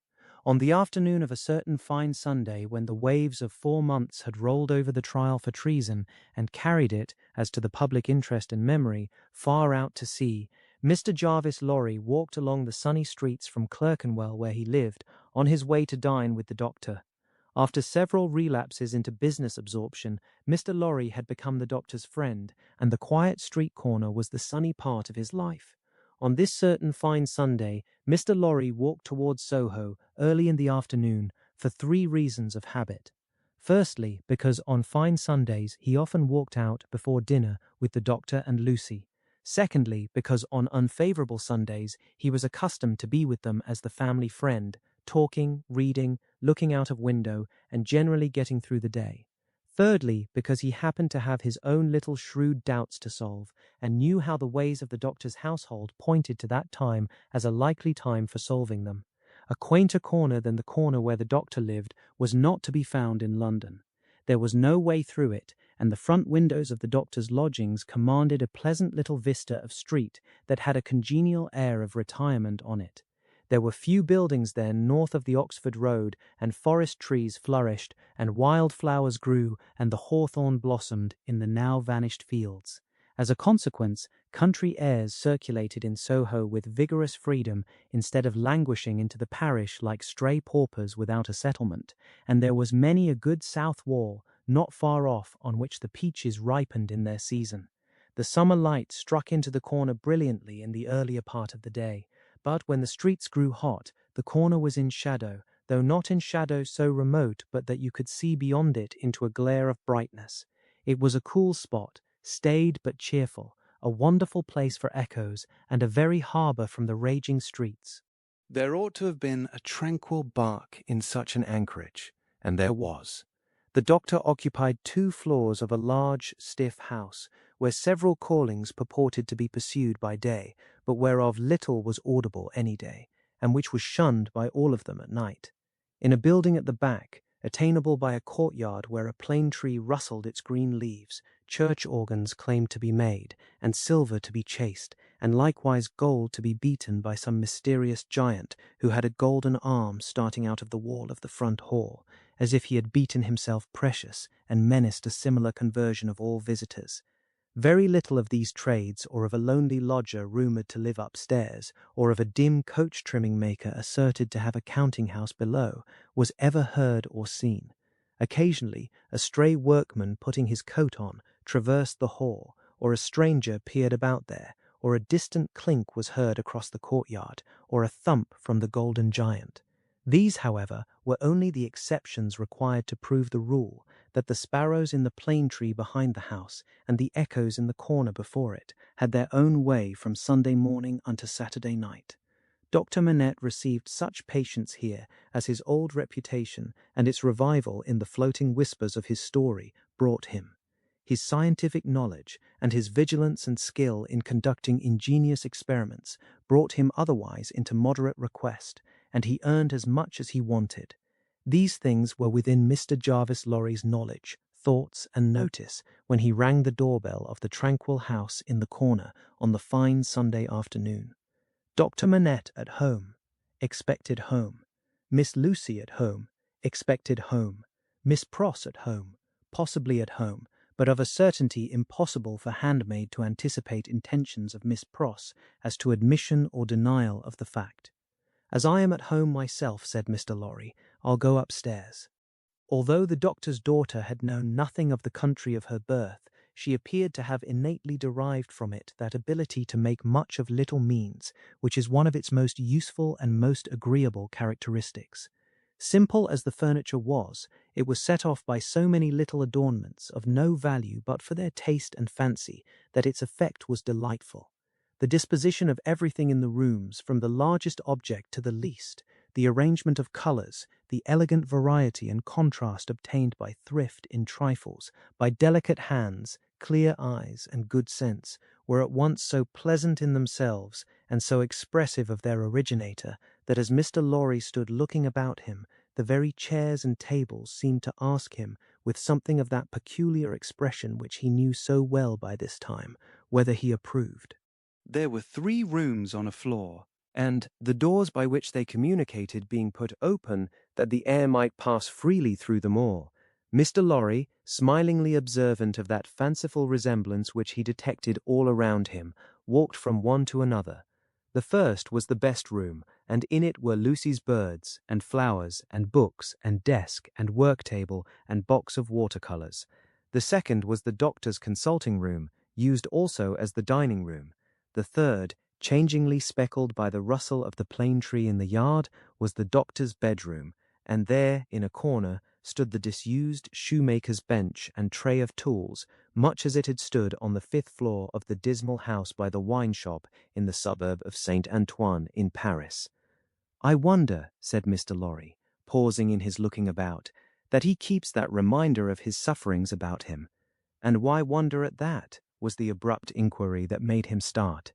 It proceeded from Miss Pross, the wild red woman, strong of hand, whose acquaintance he had first made at the Royal George Hotel at Dover, and had since improved. "I should have thought," Mr. Lorry began. "Pooh, you'd have thought," said Miss Pross, and Mr. Lorry left off. "How do you do?" inquired that lady then, sharply, and yet as if to express that she bore him no malice. "I am pretty well, I thank you," answered Mr. Lorry, with meekness. "How are you?" "Nothing to boast of," said Miss Pross. "Indeed?" "Ah, indeed," said Miss Pross.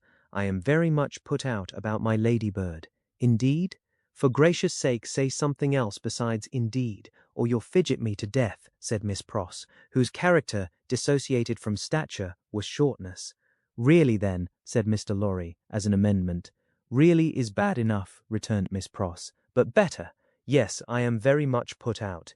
May I ask the cause? I don't want dozens of people who are not at all worthy of Ladybird to come here looking after her," said Miss Pross. "Do dozens come for that purpose?" "Hundreds," said Miss Pross.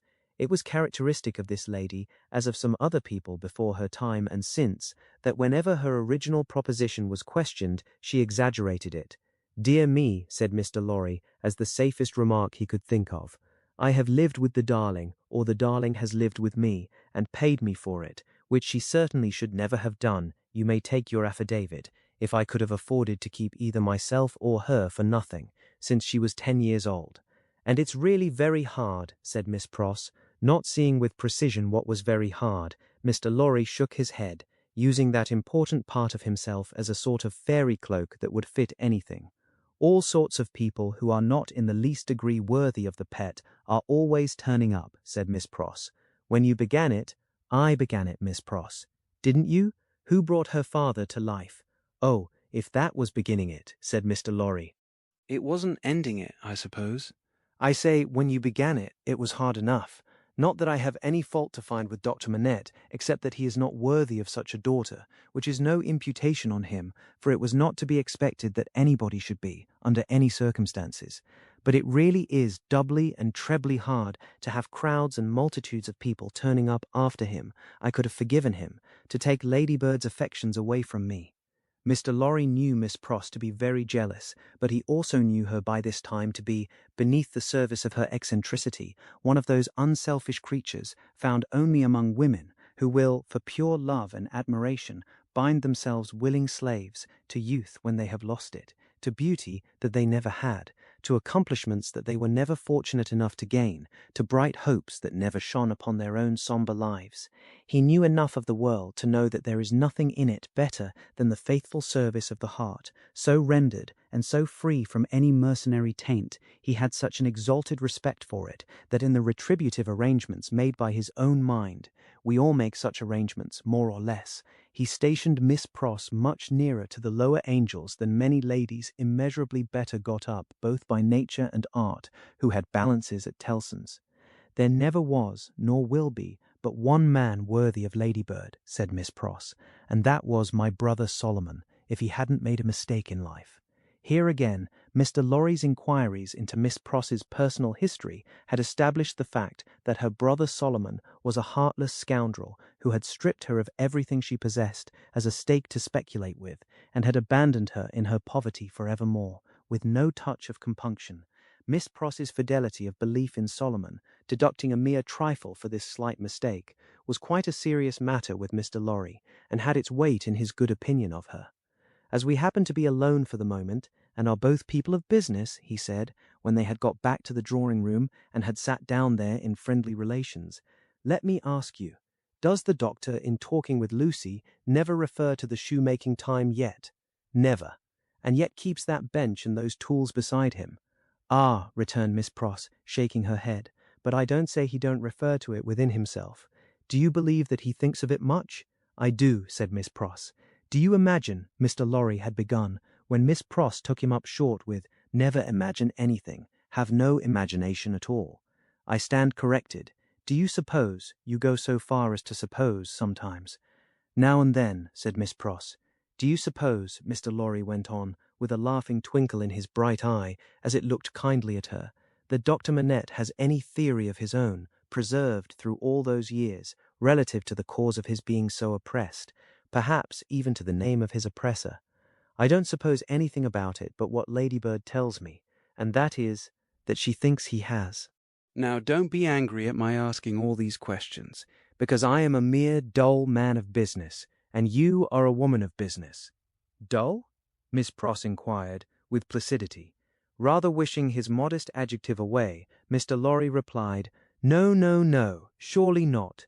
To return to business, is it not remarkable that Dr. Manette, unquestionably innocent of any crime as we are all well assured he is, should never touch upon that question? I will not say with me, though he had business relations with me many years ago, and we are now intimate. I will say with the fair daughter to whom he is so devotedly attached, and who is so devotedly attached to him. Believe me, Miss Pross, I don't approach the topic with you out of curiosity, but out of zealous interest. Well, to the best of my understanding, and bad's the best, you'll tell me, said Miss Pross, softened by the tone of the apology, he is afraid of the whole subject. Afraid? It's plain enough, I should think, why he may be. It's a dreadful remembrance. Besides that, his loss of himself grew out of it. Not knowing how he lost himself, or how he recovered himself, he may never feel certain of not losing himself again. That alone wouldn't make the subject pleasant, I should think. It was a profounder remark than Mr. Lorry had looked for. True, said he, and fearful to reflect upon. Yet a doubt lurks in my mind, Miss Pross, whether it is good for Dr. Manette to have that suppression always shut up within him. Indeed, it is this doubt and the uneasiness it sometimes causes me that has led me to our present confidence. Can't be helped, said Miss Pross, shaking her head. Touch that string, and he instantly changes for the worse. Better leave it alone. In short, must leave it alone, like or no like. Sometimes he gets up in the dead of the night, and will be heard by us overhead there, walking up and down in his room. Ladybird has learnt to know then that his mind is walking up and down in his old prison. She hurries to him, and they go on together, walking up and down, until he is composed. But he never says a word of the true reason of his restlessness to her, and she finds it best not to hint at it to him. In silence they go walking up and down together, till her love and company have brought him to himself. Notwithstanding Miss Pross's denial of her own imagination, there was a perception of the pain of being monotonously haunted by one sad idea in her repetition of the phrase, walking up and down, which testified to her possessing such a thing. The corner has been mentioned as a wonderful corner for echoes. It had begun to echo so resoundingly to the tread of coming feet that it seemed as though the very mention of that weary pacing to and fro had set it going. Here they are, said Miss Pross, rising to break up the conference, and now we shall have hundreds of people pretty soon. It was such a curious corner in its acoustical properties, such a peculiar ear of a place, that as Mr. Lorry stood at the open window, looking for the father and daughter whose steps he heard, he fancied they would never approach. Not only would the echoes die away, as though the steps had gone, but echoes of other steps that never came would be heard in their stead, and would die away for good when they seemed close at hand. However, father and daughter did at last appear, and Miss Pross was ready at the street door to receive them. Miss Pross was a pleasant sight, albeit wild and red and grim, taking off her darling's bonnet when she came upstairs, and touching it up with the ends of her handkerchief, and blowing the dust off it, and folding her mantle ready for laying by, and smoothing her rich hair with as much pride as she could possibly have taken in her own hair if she had been the vainest and handsomest of women. Her darling was a pleasant sight too, embracing her and thanking her, and protesting against her taking so much trouble for her, which last she only dared to do playfully, or Miss Pross, sorely hurt, would have retired to her own chamber and cried.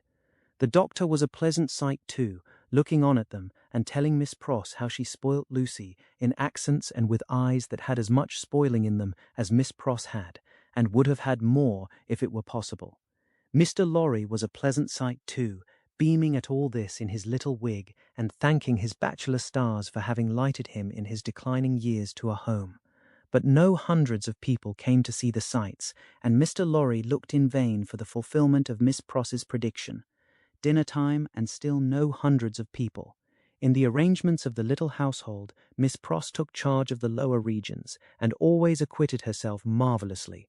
Her dinners, of a very modest quality, were so well cooked and so well served, and so neat in their contrivances, half English and half French, that nothing could be better. Miss Pross's friendship being of the thoroughly practical kind, she had ravaged Soho and the adjacent provinces in search of impoverished French, who, tempted by shillings and half-crowns, would impart culinary mysteries to her. From these decayed sons and daughters of Gaul, she had acquired such wonderful arts that the woman and girl who formed the staff of domestics regarded her as quite a sorceress, or Cinderella's godmother, who would send out for a fowl, a rabbit, a vegetable or two from the garden, and change them into anything she pleased. On Sundays, Miss Pross dined at the doctor's table, but on other days persisted in taking her meals at unknown periods, either in the lower regions or in her own room on the second floor, a blue chamber to which no one but her Ladybird ever gained admittance. On this occasion, Miss Pross, responding to Ladybird's pleasant face and pleasant efforts to please her, unbent exceedingly, so the dinner was very pleasant too. It was an oppressive day, and after dinner, Lucy proposed that the wine should be carried out under the plane tree, and they should sit there in the air. As everything turned upon her and revolved about her, they went out under the plane tree, and she carried the wine down for the special benefit of Mr. Lorry. She had installed herself, some time before, as Mr. Lorry's cup-bearer, and while they sat under the plane tree, talking, she kept his glass replenished. Mysterious backs and ends of houses peeped at them as they talked, and the plane tree whispered to them in its own way above their heads. Still, the hundreds of people did not present themselves. Mr. Darnay presented himself while they were sitting under the plane tree, but he was only one. Dr. Manette received him kindly, and so did Lucy, but Miss Pross suddenly became afflicted with a twitching in the head and body, and retired into the house. She was not unfrequently the victim of this disorder, and she called it, in familiar conversation, a fit of the jerks. The doctor was in his best condition, and looked specially young. The resemblance between him and Lucy was very strong at such times, and as they sat side by side, she leaning on his shoulder and he resting his arm on the back of her chair, it was very agreeable to trace the likeness. He had been talking all day on many subjects, and with unusual vivacity. "Pray, Dr. Manette," said Mr. Darnay, as they sat under the plane tree, and he said it in the natural pursuit of the topic in hand, which happened to be the old buildings of London, "have you seen much of the Tower?" "Lucy and I have been there, but only casually. We have seen enough of it to know that it teems with interest, little more." "I have been there, as you remember," said Darnay with a smile, though reddening a little angrily, "in another character, and not in a character that gives facilities for seeing much of it. They told me a curious thing when I was there." "What was that?" Lucy asked. "In making some alterations, the workmen came upon an old dungeon, which had been for many years built up and forgotten. Every stone of its inner wall was covered by inscriptions which had been carved by prisoners, dates, names, complaints, and prayers. Upon a cornerstone in an angle of the wall, one prisoner, who seemed to have gone to execution, had cut as his last work 3 letters. They were done with some very poor instrument, and hurriedly, with an unsteady hand. At first, they were read as D-I-C, but on being more carefully examined, the last letter was found to be G. There was no record or legend of any prisoner with those initials, and many fruitless guesses were made what the name could have been. At length, it was suggested that the letters were not initials, but the complete word, dig. The floor was examined very carefully under the inscription, and in the earth, beneath a stone or tile or some fragment of paving, were found the ashes of a paper, mingled with the ashes of a small leathern case or bag. What the unknown prisoner had written will never be read, but he had written something and hidden it away to keep it from the jailer. "My father," exclaimed Lucy, "you are ill." He had suddenly started up, with his hand to his head. His manner and his look quite terrified them all. "No, my dear, not ill. There are large drops of rain falling, and they made me start. We had better go in." He recovered himself almost instantly. Rain was really falling in large drops, and he showed the back of his hand with raindrops on it. But he said not a single word in reference to the discovery that had been told of, and as they went into the house, the business eye of Mr. Lorry either detected or fancied it detected on his face, as it turned towards Charles Darnay, the same singular look that had been upon it when it turned towards him in the passages of the courthouse. He recovered himself so quickly, however, that Mr. Lorry had doubts of his business eye. The arm of the golden giant in the hall was not more steady than he was, when he stopped under it to remark to them that he was not yet proof against slight surprises, if he ever would be, and that the rain had startled him. Tea time, and Miss Pross making tea, with another fit of the jerks upon her, and yet no hundreds of people. Mr. Carton had lounged in, but he made only 2. The night was so very sultry that although they sat with doors and windows open, they were overpowered by heat. When the tea-table was done with, they all moved to one of the windows and looked out into the heavy twilight. Lucy sat by her father. Darnay sat beside her. Carton leaned against a window. The curtains were long and white, and some of the thunder-gusts that whirled into the corner caught them up to the ceiling and waved them like spectral wings. "The raindrops are still falling, large, heavy, and few," said Dr. Manette. "It comes slowly." "It comes surely," said Carton. They spoke low, as people watching and waiting mostly do, as people in a dark room, watching and waiting for lightning, always do. There was a great hurry in the streets of people speeding away to get shelter before the storm broke. The wonderful corner for echoes resounded with the echoes of footsteps coming and going, yet not a footstep was there. A multitude of people, and yet a solitude, said Darnay, when they had listened for a while. Is it not impressive, Mr. Darnay? Asked Lucy. Sometimes I have sat here of an evening until I have fancied, but even the shade of a foolish fancy makes me shudder tonight, when all is so black and solemn. Let us shudder too. We may know what it is. It will seem nothing to you. Such whims are only impressive as we originate them, I think. They are not to be communicated. I have sometimes sat alone here of an evening, listening, until I have made the echoes out to be the echoes of all the footsteps that are coming by and by into our lives. There is a great crowd coming one day into our lives, if that be so. Sidney Carton struck in his moody way. The footsteps were incessant, and the hurry of them became more and more rapid. The corner echoed and re-echoed with the tread of feet, some, as it seemed, under the windows, some, as it seemed, in the room, some coming, some going, some breaking off, some stopping altogether, all in the distant streets and not one within sight. Are all these footsteps destined to come to all of us, Miss Manette, or are we to divide them among us?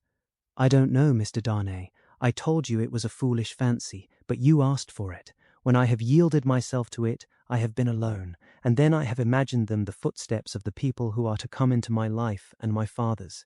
I take them into mine, said Carton. I ask no questions and make no stipulations.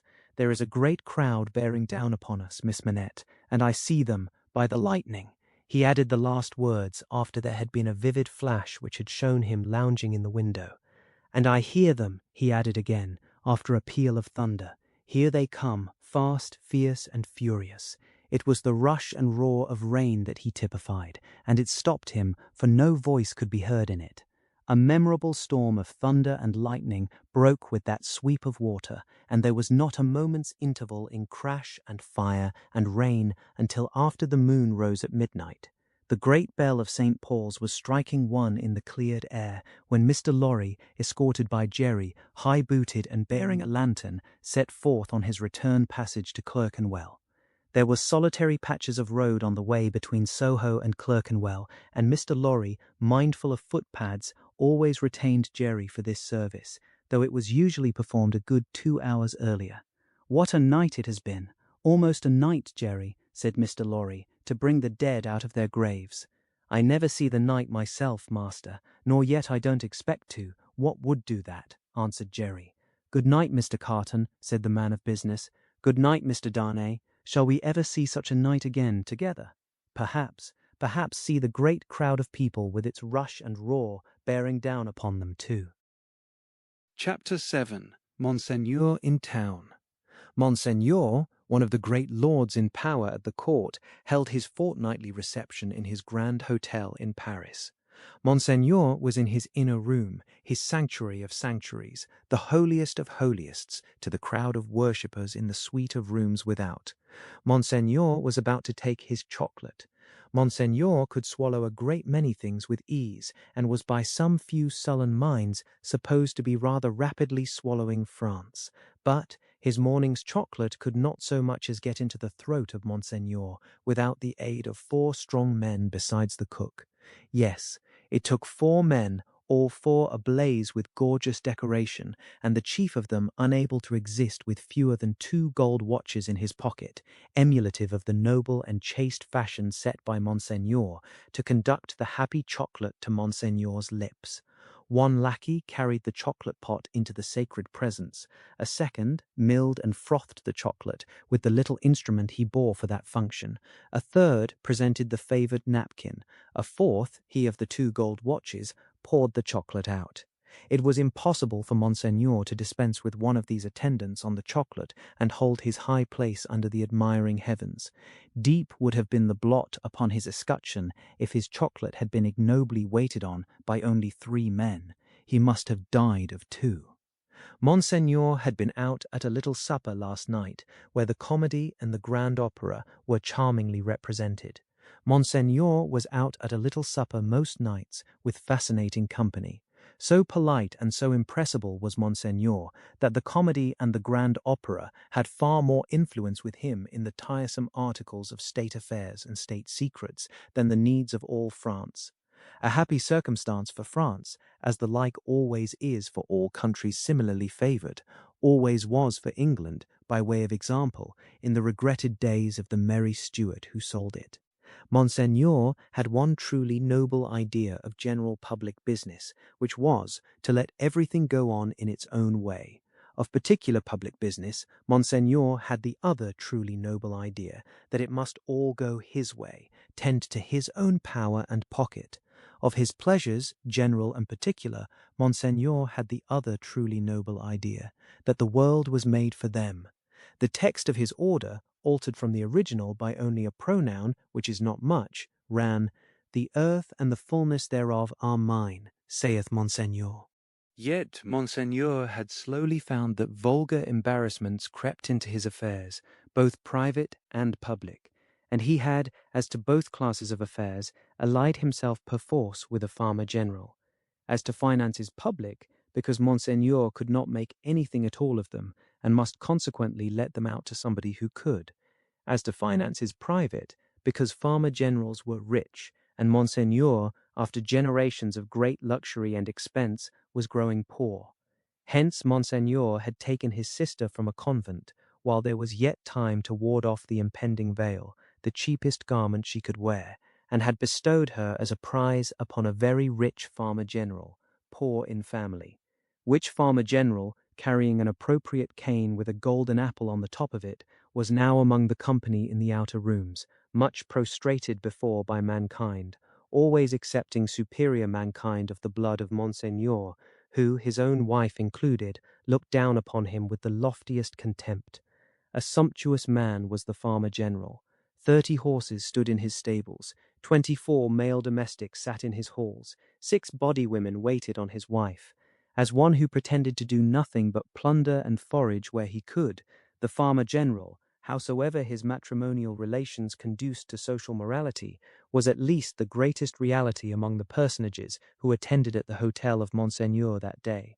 For the rooms, though a beautiful scene to look at, and adorned with every device of decoration that the taste and skill of the time could achieve, were, in truth, not a sound business, considered with any reference to the scarecrows in the rags and nightcaps elsewhere, and not so far off either, but that the watching towers of Notre Dame, almost equidistant from the two extremes, could see them both. They would have been an exceedingly uncomfortable business, if that could have been anybody's business, at the house of Monseigneur. Military officers destitute of military knowledge, naval officers with no idea of a ship, civil officers without a notion of affairs, brazen ecclesiastics of the worst worldly, with sensual eyes, loose tongues, and looser lives, all totally unfit for their several callings, all lying horribly in pretending to belong to them, but all nearly or remotely of the order of Monseigneur, and therefore foisted on all public employments from which anything was to be got. These were to be told off by the score and the score.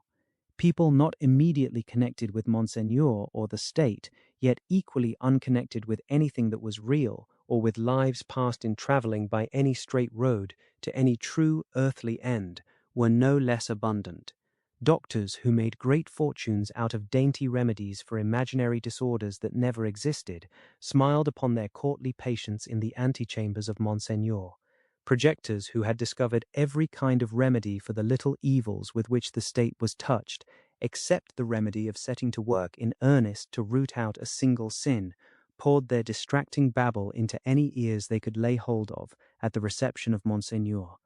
Unbelieving philosophers who were remodeling the world with words and making card towers of Babel to scale the skies with, talked with unbelieving chemists who had an eye on the transmutation of metals at this wonderful gathering accumulated by Monseigneur. Exquisite gentlemen of the finest breeding, which was at that remarkable time, and has been since, to be known by its fruits of indifference to every natural subject of human interest, were in the most exemplary state of exhaustion at the hotel of Monseigneur. Such homes had these various notabilities left behind them in the fine world of Paris, that the spies among the assembled devotees of Monseigneur, forming a goodly half of the polite company, would have found it hard to discover among the angels of that sphere one solitary wife who, in her manners and appearance, owned to being a mother. Indeed, except for the mere act of bringing a troublesome creature into this world, which does not go far towards the realization of the name of mother, there was no such thing known to the fashion. Peasant women kept the unfashionable babies close and brought them up, and charming grandmammas of 60 dressed and supped as at 20. The leprosy of unreality disfigured every human creature in attendance upon Monseigneur. In the outermost room were half a dozen exceptional people who had had, for a few years, some vague misgiving in them that things in general were going rather wrong. As a promising way of setting them right, half of the half-dozen had become members of a fantastic sect of convulsionists, and were even then considering within themselves whether they should foam, rage, roar, and turn cataleptic on the spot, thereby setting up a highly intelligible finger-post to the future for Monsigneur's guidance. Besides these dervishes were other three who had rushed into another sect, which mended matters with a jargon about the centre of truth, holding that man had got out of the centre of truth, which did not need much demonstration, but had not got out of the circumference, and that he was to be kept from flying out of the circumference, and was even to be shoved back into the centre by fasting and seeing of spirits. Among these, accordingly, much discoursing with spirits went on, and it did a world of good which never became manifest. But the comfort was that all the company at the Grand Hotel of Monseigneur were perfectly dressed. If the day of judgment had only been ascertained to be a dress day, everybody there would have been eternally correct. Such frizzling and powdering and sticking up of hair, such delicate complexions artificially preserved and mended, such gallant swords to look at, and such delicate honour to the sense of smell, would surely keep anything going, for ever and ever. The exquisite gentlemen of the finest breeding wore little pendant trinkets that chinked as they languidly moved. These golden fetters rang like precious little bells, and what with that ringing, and with the rustle of silk and brocade and fine linen, there was a flutter in the air that fanned Saint Antoine and his devouring hunger far away.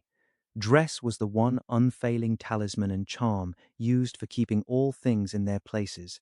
Everybody was dressed for a fancy ball that was never to leave off, from the palace of the Tuileries, through Monseigneur and the whole court, through the chambers, the tribunals of justice, and all society, except the scarecrows. The fancy ball descended to the common executioner, who, in pursuance of the charm, was required to officiate, frizzled, powdered, in a gold-laced coat, pumps, and white silk stockings. At the gallows and the wheel, the axe was a rarity. Monsieur Paris, as it was the episcopal mode among his brother professors of the provinces, Monsieur Orleans, and the rest, to call him, presided in this dainty dress.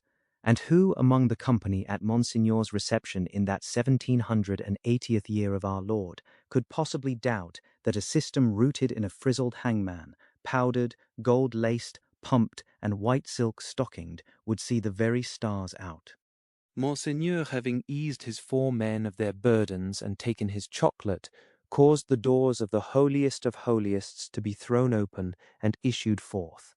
Then, what submission, what cringing and fawning, what servility, what abject humiliation!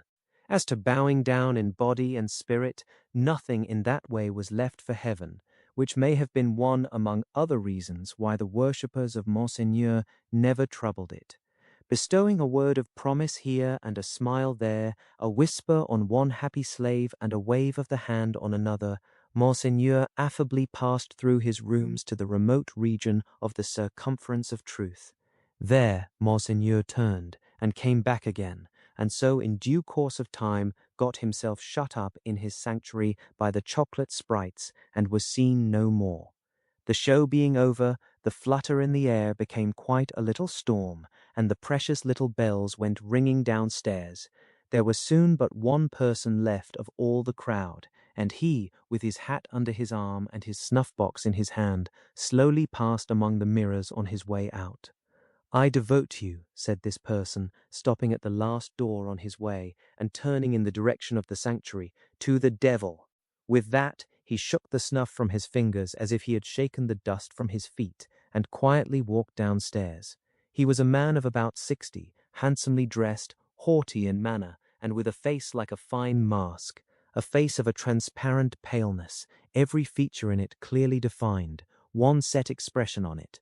The nose, beautifully formed otherwise, was very slightly pinched at the top of each nostril.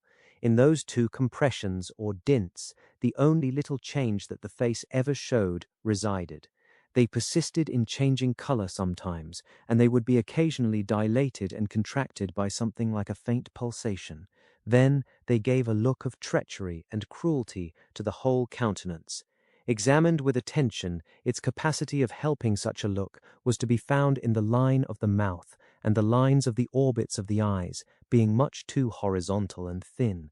Still, in the effect of the face made, it was a handsome face and a remarkable one.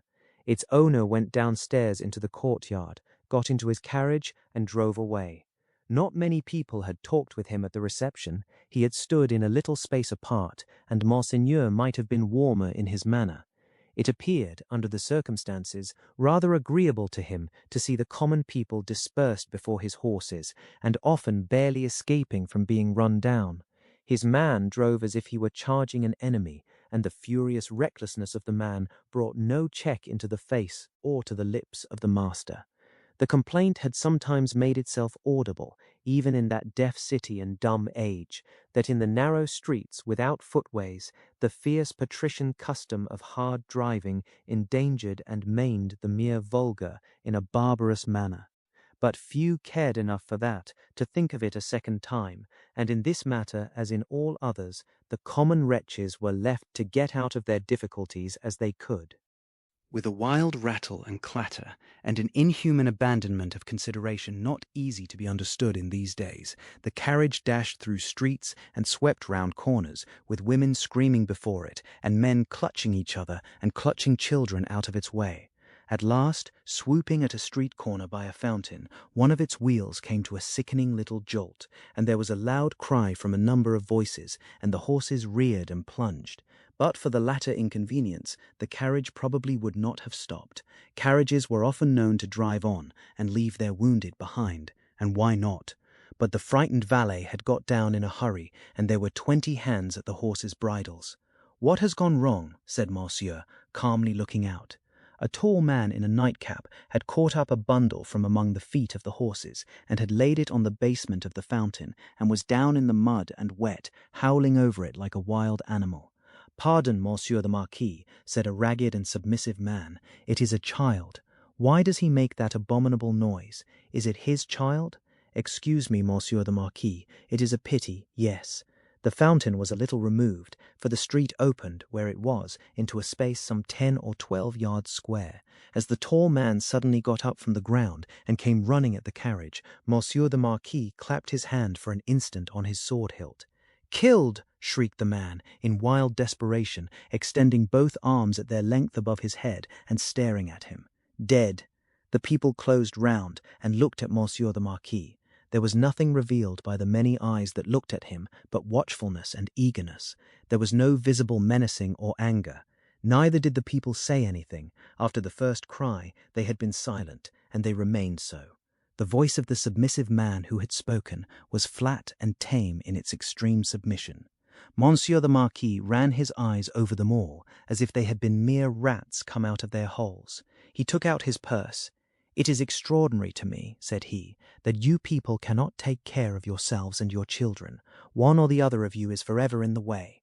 How do I know what injury you have done my horses? See, give him that." He threw out a gold coin for the valet to pick up, and all the heads craned forward, that all the eyes might look down at it as it fell.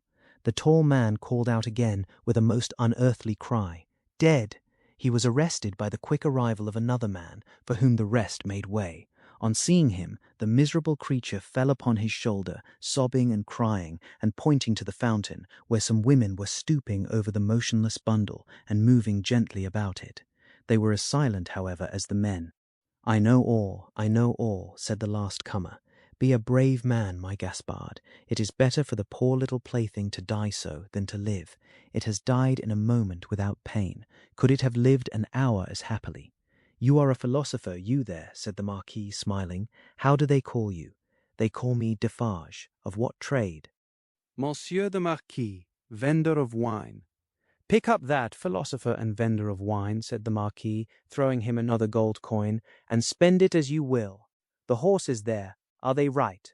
Without deigning to look at the assemblage a second time, Monsieur the Marquis leaned back in his seat, and was just being driven away with the air of a gentleman who had accidentally broke some common thing and had paid for it, and could afford to pay for it, when his ease was suddenly disturbed by a coin flying into his carriage and ringing on its floor.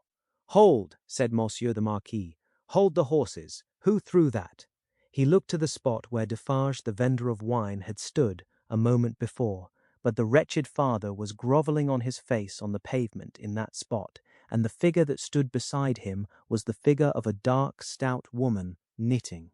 "You dogs," said the Marquis, but smoothly and with an unchanged front, except as to the spots on his nose, "I would ride over any of you very willingly, and exterminate you from the earth, if I knew which rascal threw at the carriage, and if that brigand were sufficiently near it, he should be crushed under the wheels."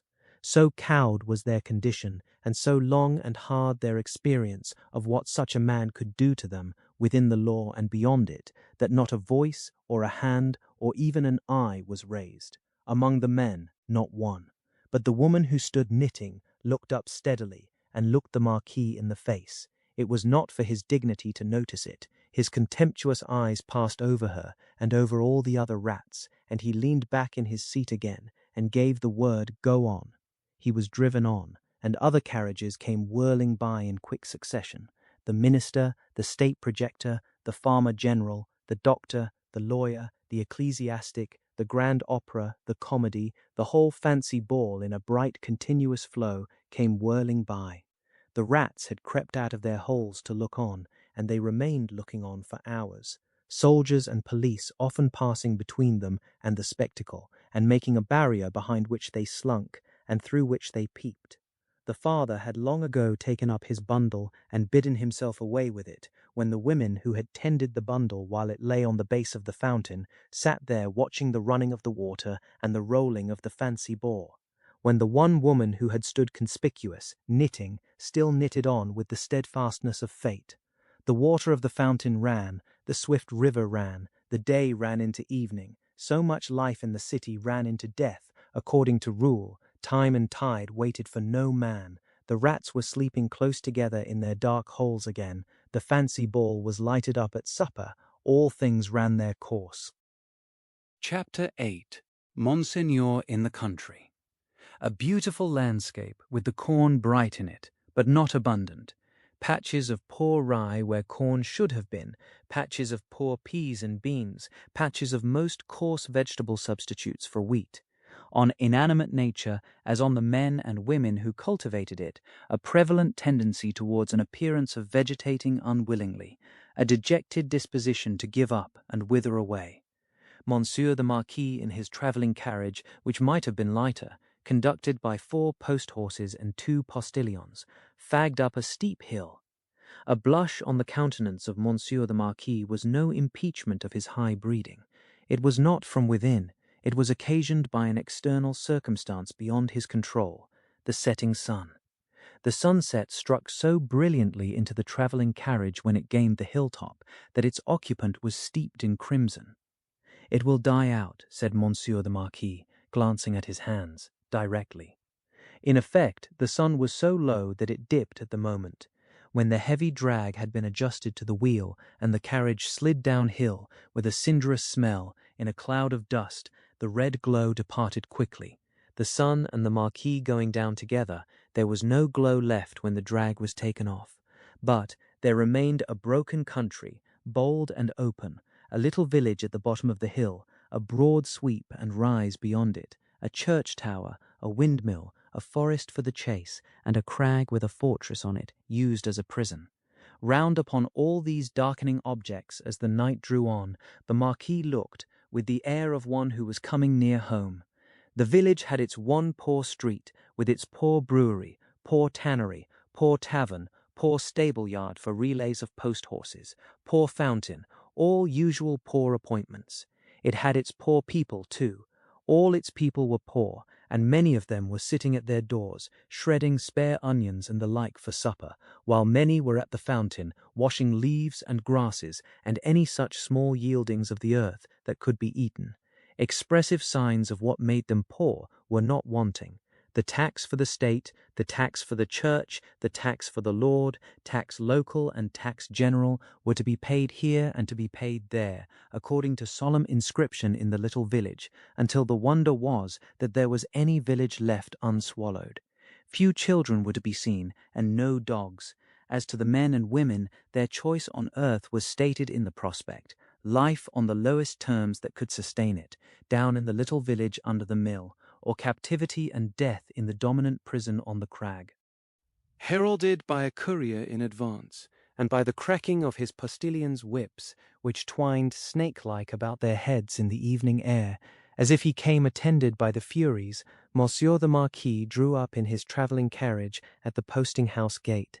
It was hard by the fountain, and the peasants suspended their operations to look at him. He looked at them, and saw in them, without knowing it, the slow, sure filing down of misery-worn face and figure that was to make the meagreness of Frenchman an English superstition which should survive the truth through the best part of 100 years. Monsieur the Marquis cast his eyes over the submissive faces that drooped before him, as the like of himself had drooped before Monseigneur of the court. Only the difference was that these faces drooped merely to suffer and not to propitiate, when a grizzled mender of the roads joined the group. "Bring me hither that fellow," said the Marquis to the courier. The fellow was brought, cap in hand, and the other fellows closed round to look and listen in the manner of the people at the Paris fountain. "I passed you on the road. Monseigneur, it is true, I had the honour of being passed on the road. Coming up the hill, and at the top of the hill, both. Monseigneur, it is true. What did you look at so fixedly? Monseigneur, I looked at the man. He stooped a little, and with his tattered blue cap pointed under the carriage. All his fellows stooped to look under the carriage. What man, pig, and why look there? Pardon, Monseigneur, he swung by the chain of the shoe, the drag." "Who?" demanded the traveller. "Monseigneur, the man. May the devil carry away these idiots. How do you call the man? You know all the men of this part of the country. Who was he? Your clemency, Monseigneur, he was not of this part of the country. Of all the days of my life I never saw him. Swinging by the chain, to be suffocated. With your gracious permission, that was the wonder of it, Monseigneur. His head hanging over, like this." He turned himself sideways to the carriage and leaned back, with his face thrown up to the sky and his head hanging down, then recovered himself, fumbled with his cap, and made a bow. What was he like? Monseigneur, he was whiter than the miller, all covered with dust, white as a spectre, tall as a spectre. The picture produced an immense sensation in the little crowd, but all eyes, without comparing notes with other eyes, looked at Monsieur the Marquis, perhaps to observe whether he had any spectre on his conscience. "Truly you did well," said the Marquis, felicitously sensible that such vermin were not to ruffle him, "to see a thief accompanying my carriage, and not open that great mouth of yours. Bah! Put him aside, Monsieur Gabelle." Monsieur Gabelle was the postmaster and some other taxing functionary united. He had come out with great obsequiousness to assist at this examination, and had held the examined by the drapery of his arm in an official manner.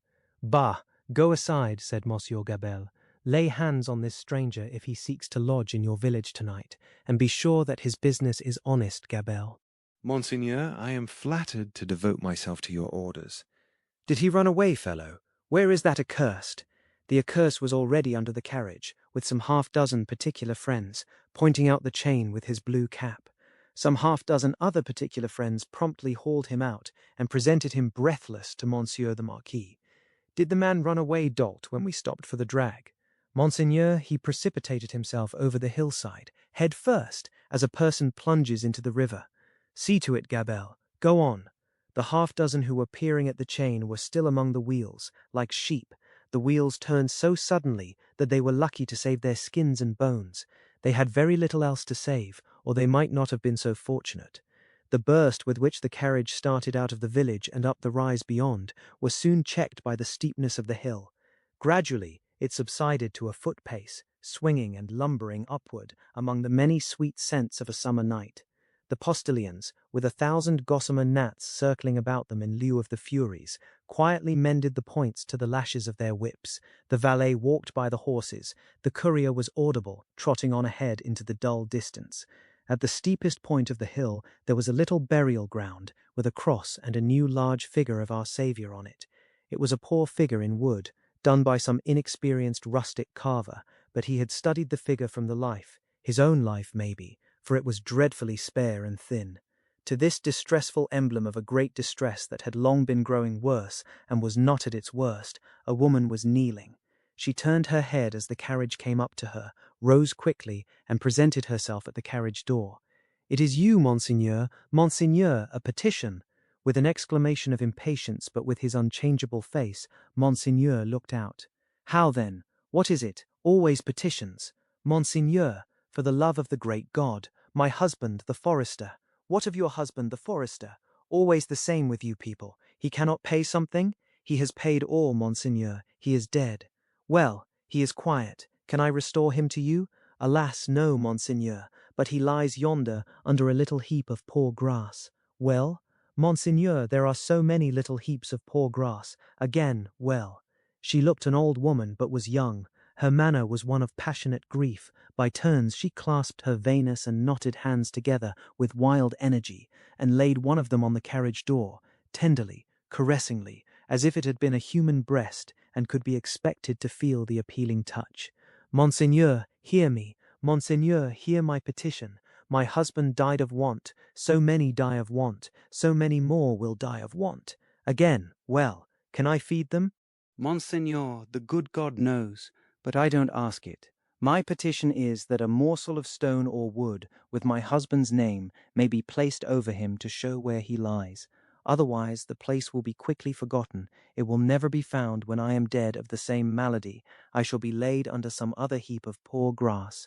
Monseigneur, they are so many, they increase so fast, there is so much want. Monseigneur, Monseigneur!" The valet had put her away from the door. The carriage had broken into a brisk trot. The postilions had quickened the pace. She was left far behind, and Monseigneur, again escorted by the Furies, was rapidly diminishing the league or two of distance that remained between him and his chateau. The sweet scents of the summer night rose all around him, and rose as the rain falls, impartially, on the dusty, ragged, and toil-worn group at the fountain not far away, to whom the mender of roads, with the aid of the blue cap without which he was nothing, still enlarged upon his man like a spectre, as long as they could bear it. By degrees, as they could bear no more, they dropped off one by one, and lights twinkled in little casements, which lights, as the casements darkened and more stars came out, seemed to have shot up into the sky instead of having been extinguished. The shadow of a large, high-roofed house and of many overhanging trees was upon Monsieur the Marquis by that time, and the shadow was exchanged for the light of a flambeau as his carriage stopped, and the great door of his chateau was opened to him. "Monsieur Charles, whom I expect, is he arrived from England?" "Monseigneur, not yet." Chapter I9. The Gorgon's Head. It was a heavy mass of building, that chateau of Monsieur the Marquis, with a large stone courtyard before it, and 2 stone sweeps of staircase, meeting in a stone terrace before the principal door. A stony business altogether, with heavy stone balustrades, and stone urns, and stone flowers, and stone faces of men, and stone heads of lions, in all directions, as if the Gorgon's head had surveyed it when it was finished 2 centuries ago. Up the broad flight of shallow steps, Monsieur the Marquis, flambeau preceded, went from his carriage, sufficiently disturbing the darkness to elicit loud remonstrance from an owl in the roof of the great pile of stable building away among the trees. All else was so quiet that the flambeau carried up the steps, and the other flambeau held at the great door, burnt as if they were in a close room of state, instead of being in the open night air. Other sound than the owl's voice there was none, save the falling of a fountain into its stone basin, for it was one of those dark nights that hold their breath by the hour together, and then heave a long, low sigh, and hold their breath again. The great door clanged behind him, and Monsieur the Marquis crossed a hall grim with certain old boar spears, swords, and knives of the chase, grimmer with certain heavy riding rods and riding whips, of which many a peasant, gone to his benefactor death, had felt the weight when his lord was angry. Avoiding the larger rooms, which were dark and made fast for the night, Monsieur the Marquis, with his flambeau-bearer going on before, went up the staircase to a door in a corridor. This thrown open admitted him to his own private apartment of 3 rooms, his bedchamber and 2 others, high vaulted rooms with cool, uncarpeted floors, great dogs upon the hearths for the burning of wood in winter time, and all luxuries befitting the state of a marquis in a luxurious age and country. The fashion of the last Louis but one, of the line that was never to break, the 14th Louis, was conspicuous in their rich furniture, but it was diversified by many objects that were illustrations of old pages in the history of France. A supper table was laid for 2 in the 3rd of the rooms, a round room in one of the chateau's 4 extinguisher-topped towers, a small lofty room with its window wide open and the wooden jalousie blinds closed, so that the dark night only showed in slight horizontal lines of black, alternating with their broad lines of stone colour. "My nephew," said the Marquis, glancing at the supper preparation. "They said he was not arrived. Nor was he, but he had been expected with Monseigneur. Ah, it is not probable he will arrive tonight. Nevertheless, leave the table as it is. I shall be ready in a quarter of an hour." In a quarter of an hour, Monseigneur was ready, and sat down alone to his sumptuous and choice supper. His chair was opposite to the window, and he had taken his soup, and was raising his glass of Bordeaux to his lips, when he put it down. "What is that?" he calmly asked, looking with attention at the horizontal lines of black and stone colour. "Monseigneur, that?" Outside the blinds. "Open the blinds." It was done. "Well, Monseigneur, it is nothing. The trees and the night are all that are here." The servant who spoke had thrown the blinds wide, had looked out into the vacant darkness, and stood with that blank behind him, looking round for instructions. "Good," said the imperturbable master. "Close them again." That was done too, and the Marquis went on with his supper. He was halfway through it when he again stopped with his glass in his hand, hearing the sound of wheels. It came on briskly and came up to the front of the chateau. "Ask who is arrived." It was the nephew of Monseigneur. He had been some few leagues behind Monseigneur early in the afternoon. He had diminished the distance rapidly, but not so rapidly as to come up with Monseigneur on the road. He had heard of Monseigneur at the posting-houses as being before him. He was to be told, said Monseigneur, that supper awaited him then and there, and that he was prayed to come to it. In a little while he came. He had been known in England as Charles Darnay. Monseigneur received him in a courtly manner, but they did not shake hands. "You left Paris yesterday, sir," he said to Monseigneur, as he took his seat at table. "Yesterday. And you?" "I come direct. From London?" "Yes. You have been a long time coming," said the Marquis with a smile. "On the contrary, I come direct. Pardon me, I mean not a long time on the journey, a long time intending the journey. I have been detained by," the nephew stopped a moment in his answer, "various business." "Without doubt," said the polished uncle. So long as a servant was present, no other words passed between them. When coffee had been served, and they were alone together, the nephew, looking at the uncle and meeting the eyes of the face that was like a fine mask, opened a conversation. "I have come back, sir, as you anticipate, pursuing the object that took me away. It carried me into great and unexpected peril, but it is a sacred object, and if it had carried me to death, I hope it would have sustained me." "Not to death," said the uncle. "It is not necessary to say, to death." "I doubt, sir," returned the nephew, "whether, if it had carried me to the utmost brink of death, you would have cared to stop me there." The deepened marks in the nose and the lengthening of the fine straight lines in the cruel face looked ominous as to that.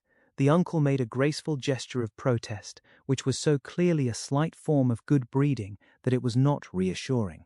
"Indeed, sir," pursued the nephew, "for anything I know, you may have expressly worked to give a more suspicious appearance to the suspicious circumstances that surrounded me." "No, no, no," said the uncle, pleasantly. "But however that may be," resumed the nephew, glancing at him with deep distrust, "I know that your diplomacy would stop me by any means, and would know no scruple as to means." "My friend, I told you so," said the uncle, with a fine pulsation in the 2 marks. "Do me the favour to recall that I told you so. long ago. I recall it. Thank you, said the Marquis, very sweetly indeed. His tone lingered in the air, almost like the tone of a musical instrument. In effect, sir, pursued the nephew, I believe it to be at once your bad fortune and my good fortune that has kept me out of a prison in France here.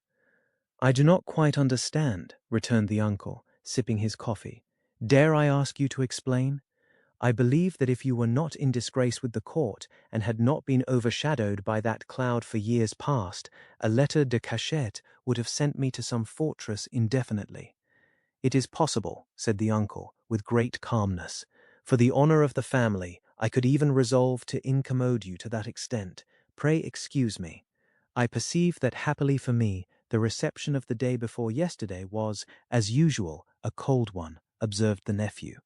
I would not say happily, my friend, returned the uncle, with refined politeness. I would not be sure of that. A good opportunity for consideration, surrounded by the advantages of solitude, might influence your destiny to far greater advantage than you influence it for yourself. But it is useless to discuss the question. I am, as you say, at a disadvantage. These little instruments of correction, these gentle aids to the power and honour of families, these slight favours that might so incommode you, are only to be obtained now by interest and importunity. They are sought by so many, and they are granted, comparatively, to so few. It used not to be so, but France in all such things is changed for the worse. Our not remote ancestors held the right of life and death over the surrounding vulgar. From this room, many such dogs have been taken out to be hanged. In the next room, my bedroom, one fellow, to our knowledge, was poniarded on the spot for professing some insolent delicacy respecting his daughter. His daughter? We have lost many privileges. A new philosophy has become the mode, and the assertion of our station, in these days, might, I do not go so far as to say would, but might, cause us real inconvenience. All very bad, very bad. The Marquis took a gentle little pinch of snuff, and shook his head, as elegantly despondent as he could becomingly be of a country still containing himself, that great means of regeneration. We have so asserted our station, both in the old time and in the modern time also, said the nephew gloomily, that I believe our name to be more detested than any name in France. Let us hope so, said the uncle. Detestation of the high is the involuntary homage of the low. There is not, pursued the nephew, in his former tone, a face I can look at, in all this country round about us, which looks at me with any deference on it, but the dark deference of fear and slavery. A compliment, said the Marquis, to the grandeur of the family, merited by the manner in which the family has sustained its grandeur. Ha! And he took another gentle little pinch of snuff, and lightly crossed his legs. But when his nephew, leaning an elbow on the table, covered his eyes thoughtfully and dejectedly with his hand, the fine mask looked at him sideways with a stronger concentration of keenness, closeness, and dislike than was comportable with its wearer's assumption of indifference. Repression is the only lasting philosophy. The dark deference of fear and slavery, my friend, observed the Marquis, will keep the dogs obedient to the whip, as long as this roof, looking up to it, shuts out the sky. That might not be so long as the Marquis supposed. If a picture of the chateau as it was to be a very few years hence, and of 50 like it as they too were to be a very few years hence, could have been shown to him that night, he might have been at a loss to claim his own from the ghastly, fire-charred, plunder-wrecked rains. As for the roof he vaunted, he might have found that shutting out the sky in a new way, to wit, forever, from the eyes of the bodies into which its lead was fired, out of the barrels of 100,000 muskets. Meanwhile, said the Marquis, I will preserve the honour and repose of the family, if you will not. But you must be fatigued. Shall we terminate our conference for the night? A moment more. An hour, if you please. Sir, said the nephew, we have done wrong, and are reaping the fruits of wrong. We have done wrong, repeated the Marquis, with an inquiring smile, and delicately pointing, first to his nephew, then to himself. Our family, our honourable family, whose honour is of so much account to both of us, in such different ways. Even in my father's time, we did a world of wrong, injuring every human creature who came between us and our pleasure, whatever it was. Why need I speak of my father's time, when it is equally yours? Can I separate my father's twin brother, joint inheritor, and next successor, from himself?" "Death has done that," said the Marquis, "and has left me," answered the nephew, "bound to a system that is frightful to me, responsible for it, but powerless in it, seeking to execute the last request of my dear mother's lips and obey the last look of my dear mother's eyes, which implored me to have mercy and to redress, and tortured by seeking assistance and power in vain."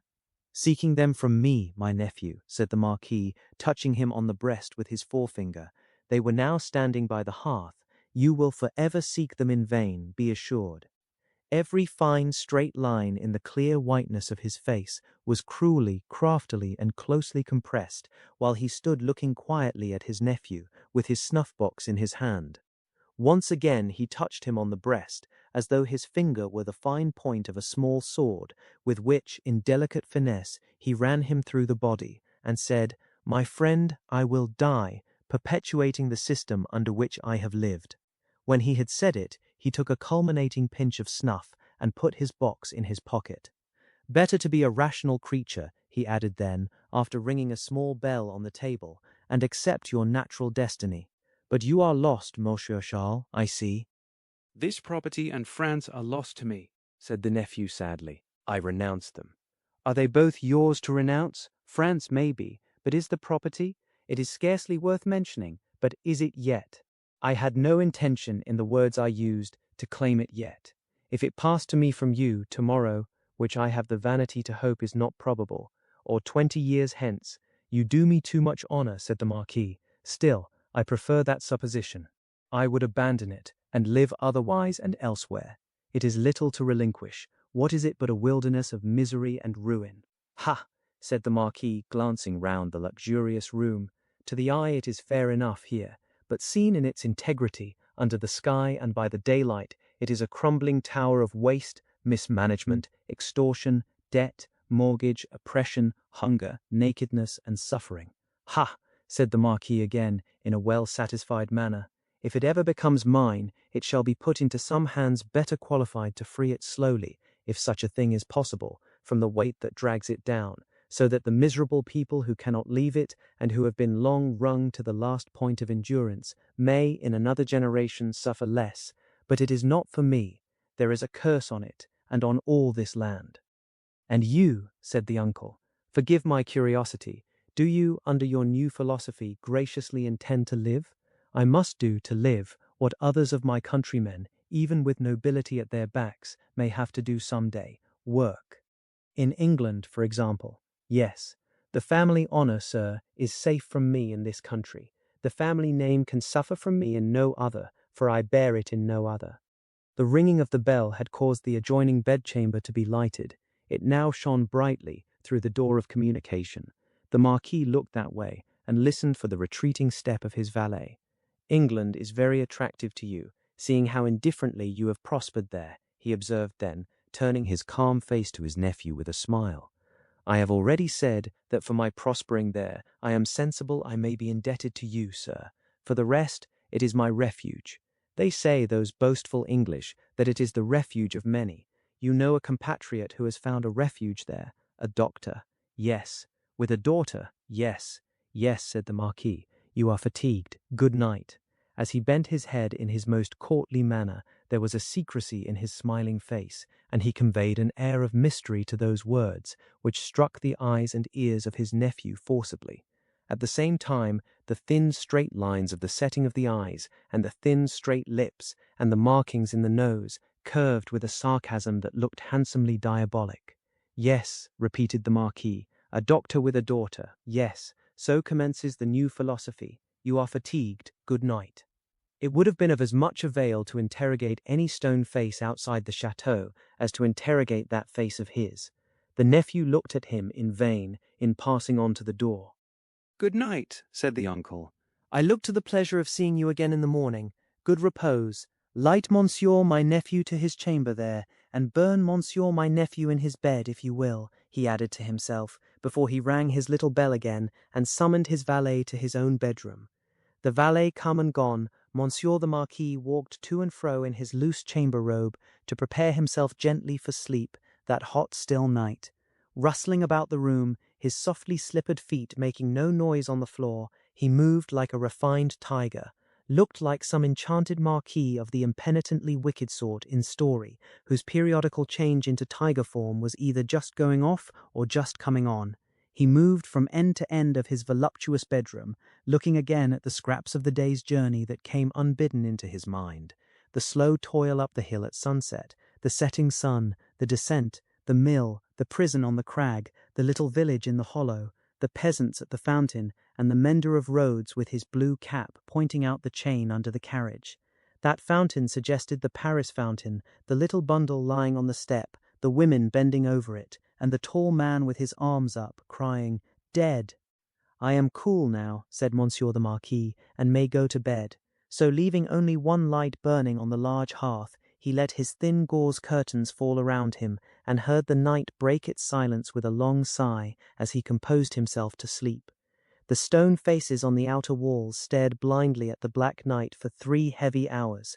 For 3 heavy hours, the horses in the stables rattled at their racks, the dogs barked, and the owl made a noise with very little resemblance in it to the noise conventionally assigned to the owl by men poets. But it is the obstinate custom of such creatures hardly ever to say what is set down for them. For 3 heavy hours, the stone faces of the chateau, lion and human, stared blindly at the night. Dead darkness lay on all the landscape. Dead darkness added its own hush to the hushing dust on all the roads. The burial place had got to the pass that its little heaps of poor grass were undistinguishable from one another.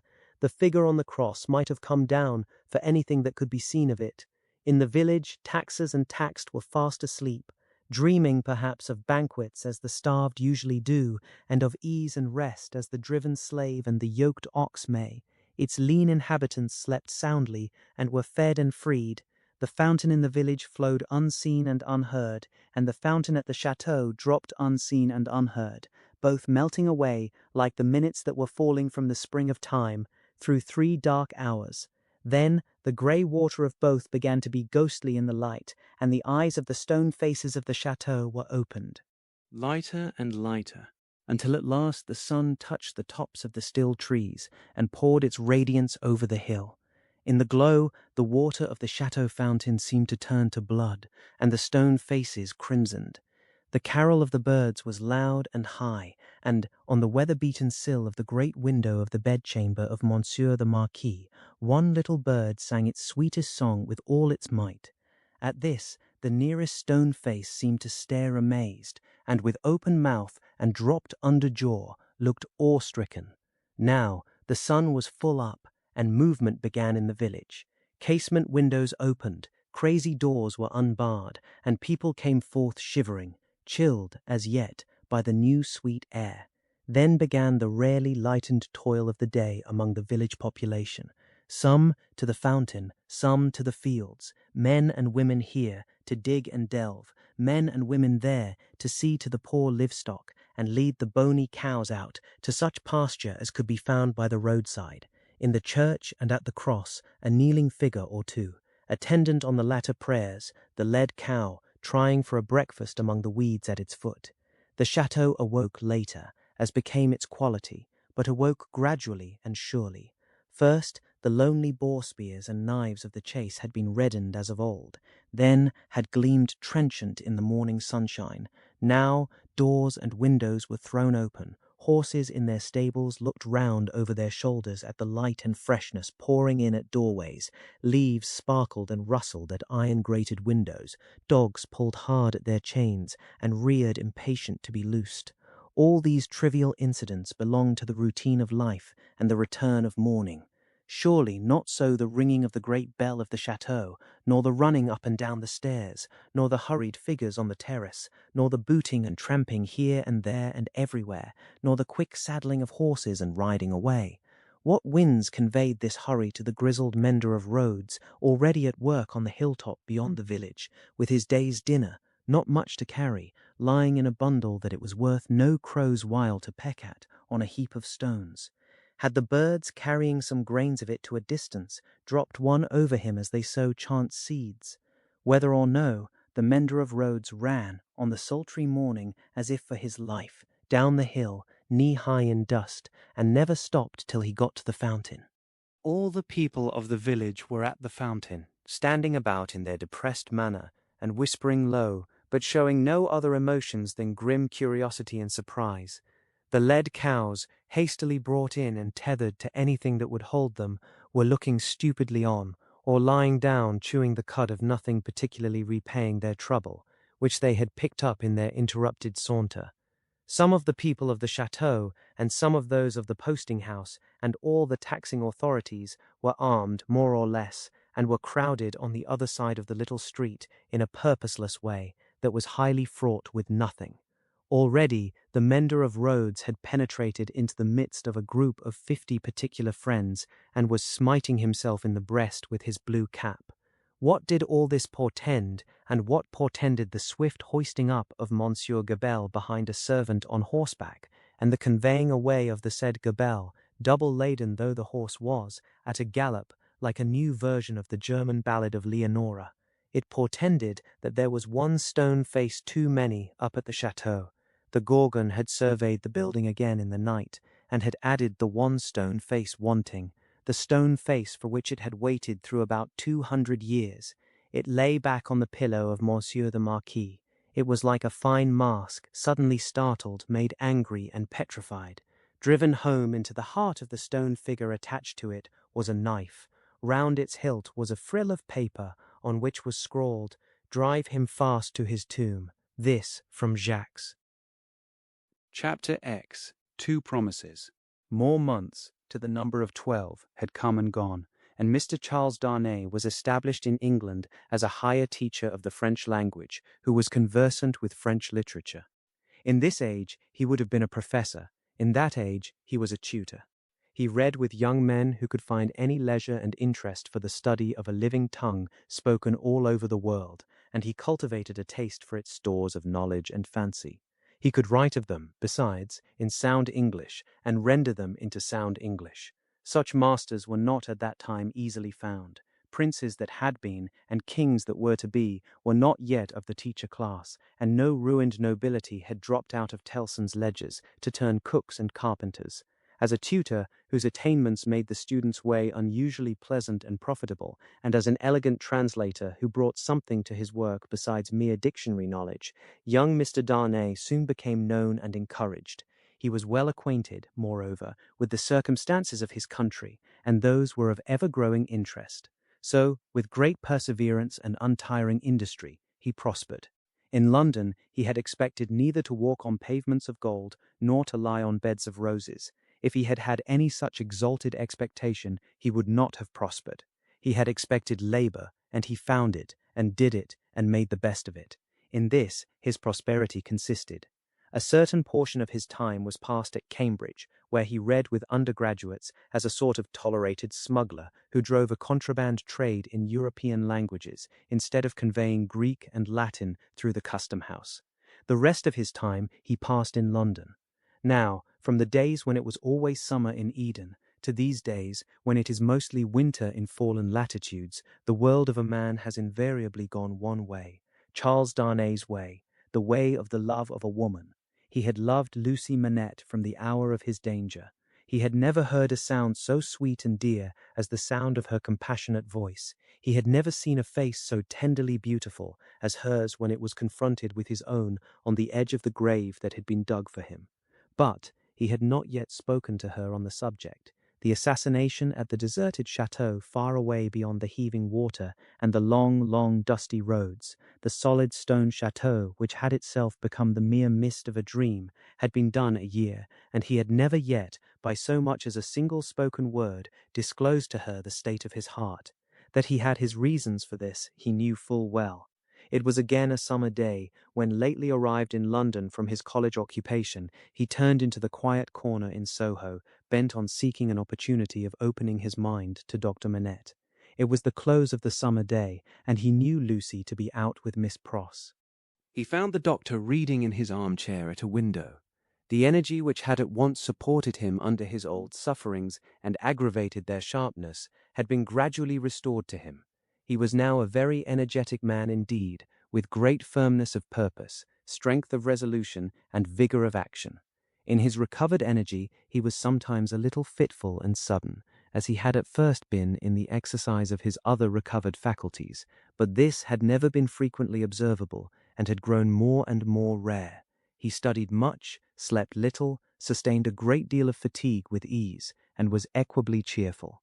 To him now entered Charles Darnay, at sight of whom he laid aside his book and held out his hand. "Charles Darnay, I rejoice to see you. We have been counting on your return these 3 or 4 days past. Mr. Stryver and Sidney Carton were both here yesterday, and both made you out to be more than due. I am obliged to them for their interest in the matter," he answered, a little coldly as to them, though very warmly as to the doctor.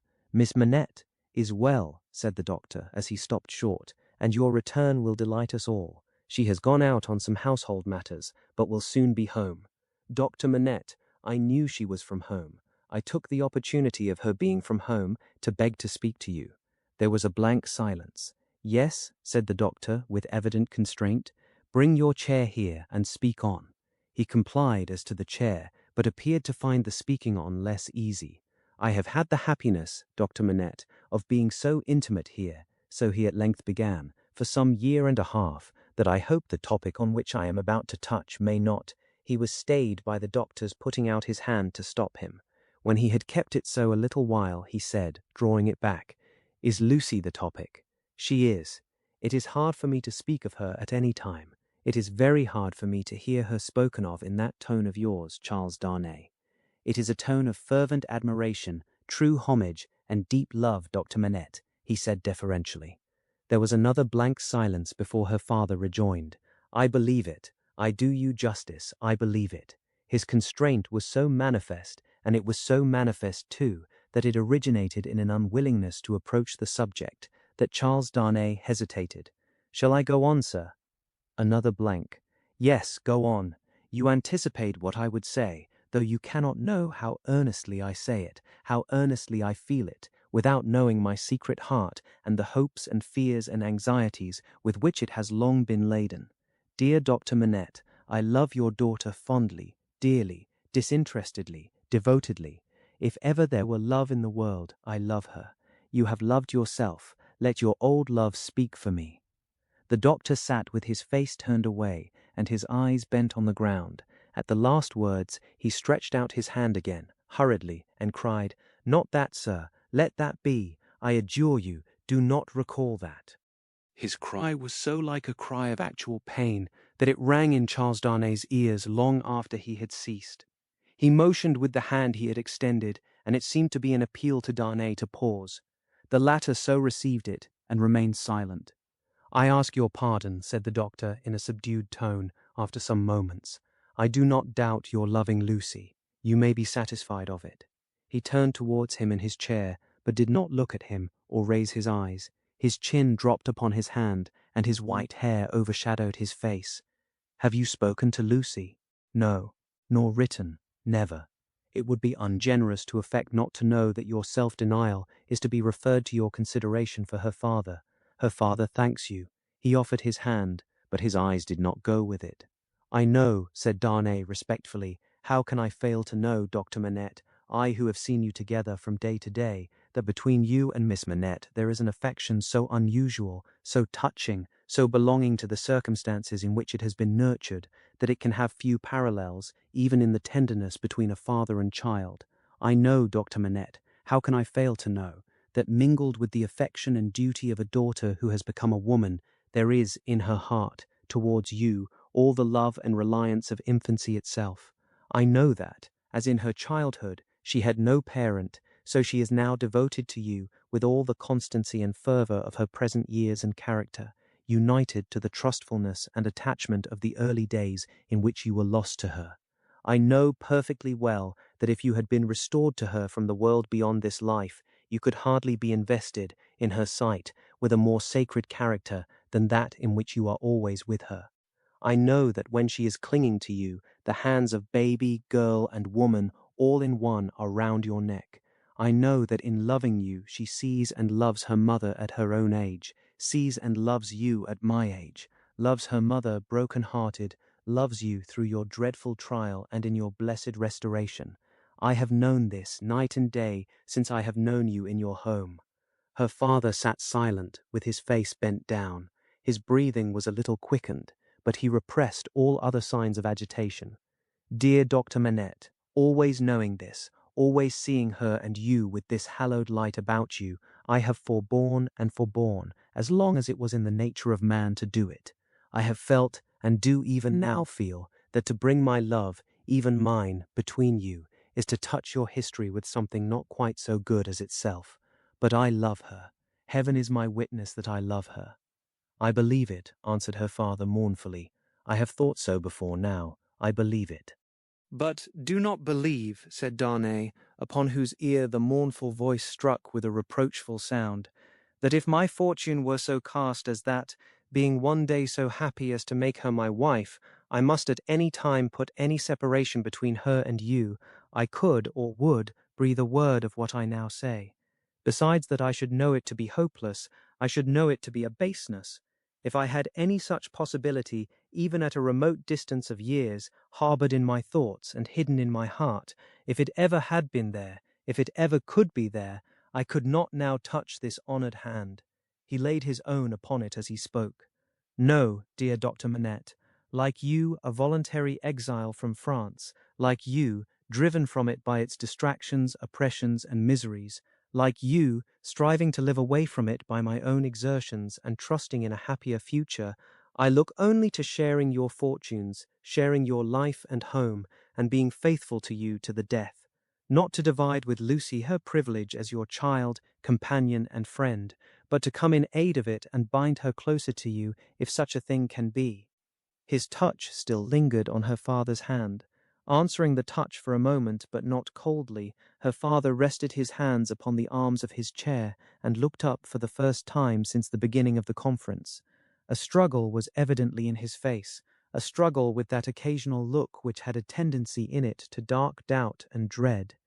"You speak so feelingly and so manfully, Charles Darnay, that I thank you with all my heart, and will open all my heart, or nearly so.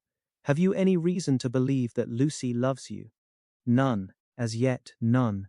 Is it the immediate object of this confidence that you may at once ascertain that with my knowledge?" "Not even so. I might not have the hopefulness to do it for weeks. I might, mistaken or not mistaken, have that hopefulness tomorrow. Do you seek any guidance from me? I ask none, sir, but I have thought it possible that you might have it in your power, if you should deem it right, to give me some. Do you seek any promise from me? I do seek that. What is it? I well understand that without you I could have no hope. I well understand that even if Miss Manette held me at this moment in her innocent heart, do not think I have the presumption to assume so much, I could retain no place in it against her love for her father. If that be so, do you see what, on the other hand, is involved in it? I understand equally well that a word from her father in any suitor's favour would outweigh herself and all the world. For which reason, Dr. Manette, said Darnay, modestly but firmly, I would not ask that word to save my life. I am sure of it. Charles Darnay, mysteries arise out of close love as well as out of wide division. In the former case they are subtle and delicate and difficult to penetrate. My daughter Lucy is, in this one respect, such a mystery to me. I can make no guess at the state of her heart. May I ask, sir, if you think she is—" As he hesitated, her father supplied the rest, "is sought by any other suitor. It is what I meant to say." Her father considered a little before he answered. "You have seen Mr. Carton here yourself. Mr. Stryver is here too, occasionally. If it be at all, it can only be by one of these." "Or both," said Darnay. "I had not thought of both. I should not think either likely. You want a promise from me. Tell me what it is." "It is that if Miss Manette should bring to you at any time, on her own part, such a confidence as I have ventured to lay before you, you will bear testimony to what I have said, and to your belief in it. I hope you may be able to think so well of me as to urge no influence against me. I say nothing more of my stake in this. This is what I ask. The condition on which I ask it, and which you have an undoubted right to require, I will observe immediately." "I give the promise," said the doctor, "without any condition. I believe your object to be purely and truthfully as you have stated it. I believe your intention is to perpetuate and not to weaken the ties between me and my other and far dearer self. If she should ever tell me that you are essential to her perfect happiness, I will give her to you.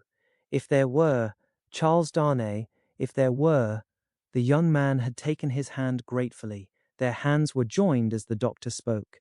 Any fancies, any reasons, any apprehensions, anything whatsoever, new or old, against the man she really loved, the direct responsibility thereof not lying on his head, they should all be obliterated for her sake.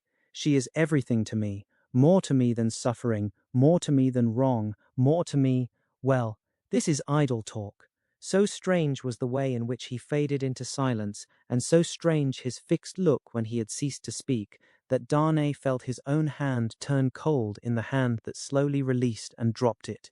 "You said something to me," said Dr. Manette, breaking into a smile. "What was it you said to me?" He was at a loss how to answer, until he remembered having spoken of a condition. Relieved as his mind reverted to that, he answered, "Your confidence in me ought to be returned with full confidence on my part. My present name, though but slightly changed from my mother's, is not, as you will remember, my own. I wish to tell you what that is, and why I am in England." "Stop," said the doctor of Beauvais. "I wish it, that I may the better deserve your confidence and have no secret from you." "Stop." For an instant, the doctor even had his two hands at his ears. For another instant, even had his two hands laid on Darnay's lips. "Tell me when I ask you, not now. If your suit should prosper, if Lucy should love you, you shall tell me on your marriage morning. Do you promise?" "Willingly. Give me your hand. She will be home directly, and it is better she should not see us together tonight. Go. God bless you." It was dark when Charles Darnay left him, and it was an hour later and darker when Lucy came home. She hurried into the room alone, for Miss Pross had gone straight upstairs, and was surprised to find his reading chair empty. "My father," she called to him, "father dear." Nothing was said in answer, but she heard a low hammering sound in his bedroom.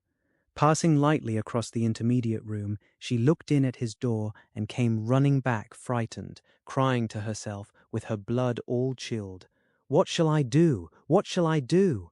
Her uncertainty lasted but a moment. She hurried back and tapped at his door and softly called to him. The noise ceased at the sound of her voice, and he presently came out to her, and they walked up and down together for a long time.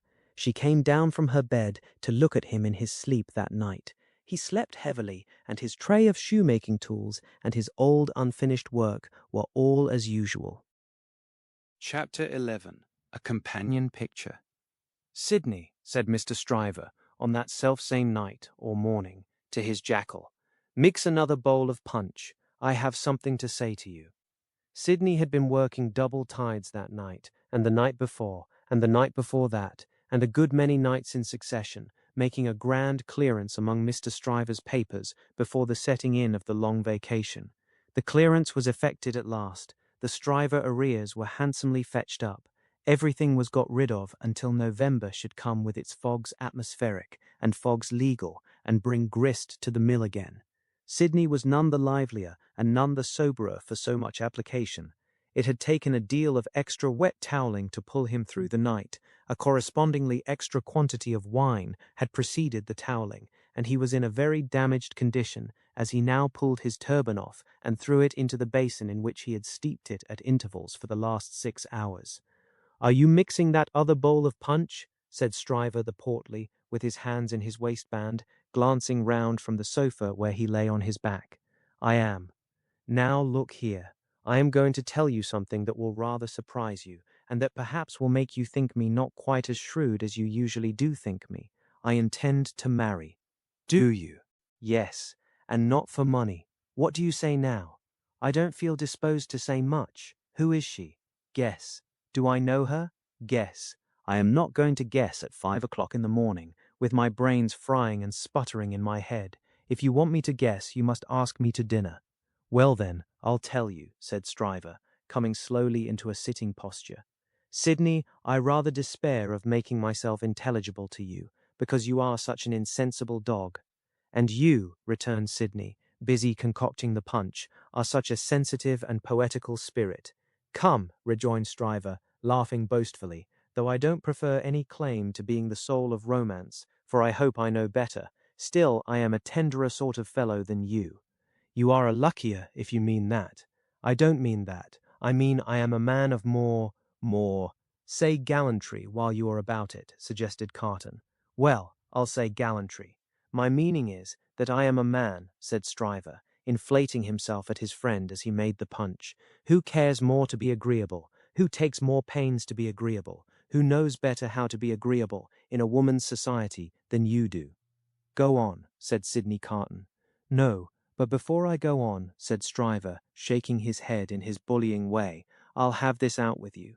You've been at Dr. Manette's house as much as I have, or more than I have. Why, I have been ashamed of your moroseness there. Your manners have been of that silent and sullen and hangdog kind, that, upon my life and soul, I have been ashamed of you, Sidney. It should be very beneficial to a man in your practice at the bar to be ashamed of anything, returned Sidney. You ought to be much obliged to me. You shall not get off in that way, rejoined Stryver, shouldering the rejoinder at him. No, Sidney, it's my duty to tell you, and I tell you to your face to do you good, that you are a devilish ill-conditioned fellow in that sort of society. You are a disagreeable fellow. Sidney drank a bumper of the punch he had made, and laughed. Look at me, said Stryver, squaring himself. I have less need to make myself agreeable than you have, being more independent in circumstances. Why do I do it? I never saw you do it yet, muttered Carton. I do it because it's politic. I do it on principle. And look at me. I get on. You don't get on with your account of your matrimonial intentions, answered Carton, with a careless air. I wish you would keep to that. As to me, will you never understand that I am incorrigible? He asked the question with some appearance of scorn. You have no business to be incorrigible, was his friend's answer, delivered in no very soothing tone. I have no business to be at all that I know of, said Sidney Carton. Who is the lady? Now don't let my announcement of the name make you uncomfortable, Sidney, said Mr. Stryver, preparing him with ostentatious friendliness for the disclosure he was about to make, because I know you don't mean half you say, and if you meant it all, it would be of no importance. I make this little preface because you once mentioned the young lady to me in slighting terms. I did? Certainly, and in these chambers. Sidney Carton looked at his punch and looked at his complacent friend, drank his punch and looked at his complacent friend. You made mention of the young lady as a golden-haired doll. The young lady is Miss Manette. If you had been a fellow of any sensitiveness or delicacy of feeling in that kind of way, Sidney, I might have been a little resentful of your employing such a designation, but you are not. You want that sense altogether. Therefore I am no more annoyed when I think of the expression than I should be annoyed by a man's opinion of a picture of mine who had no eye for pictures, or of a piece of music of mine who had no ear for music. Sidney Carton drank the punch at a great rate, drank it by bumpers, looking at his friend. Now you know all about it, Sid, said Mr. Stryver.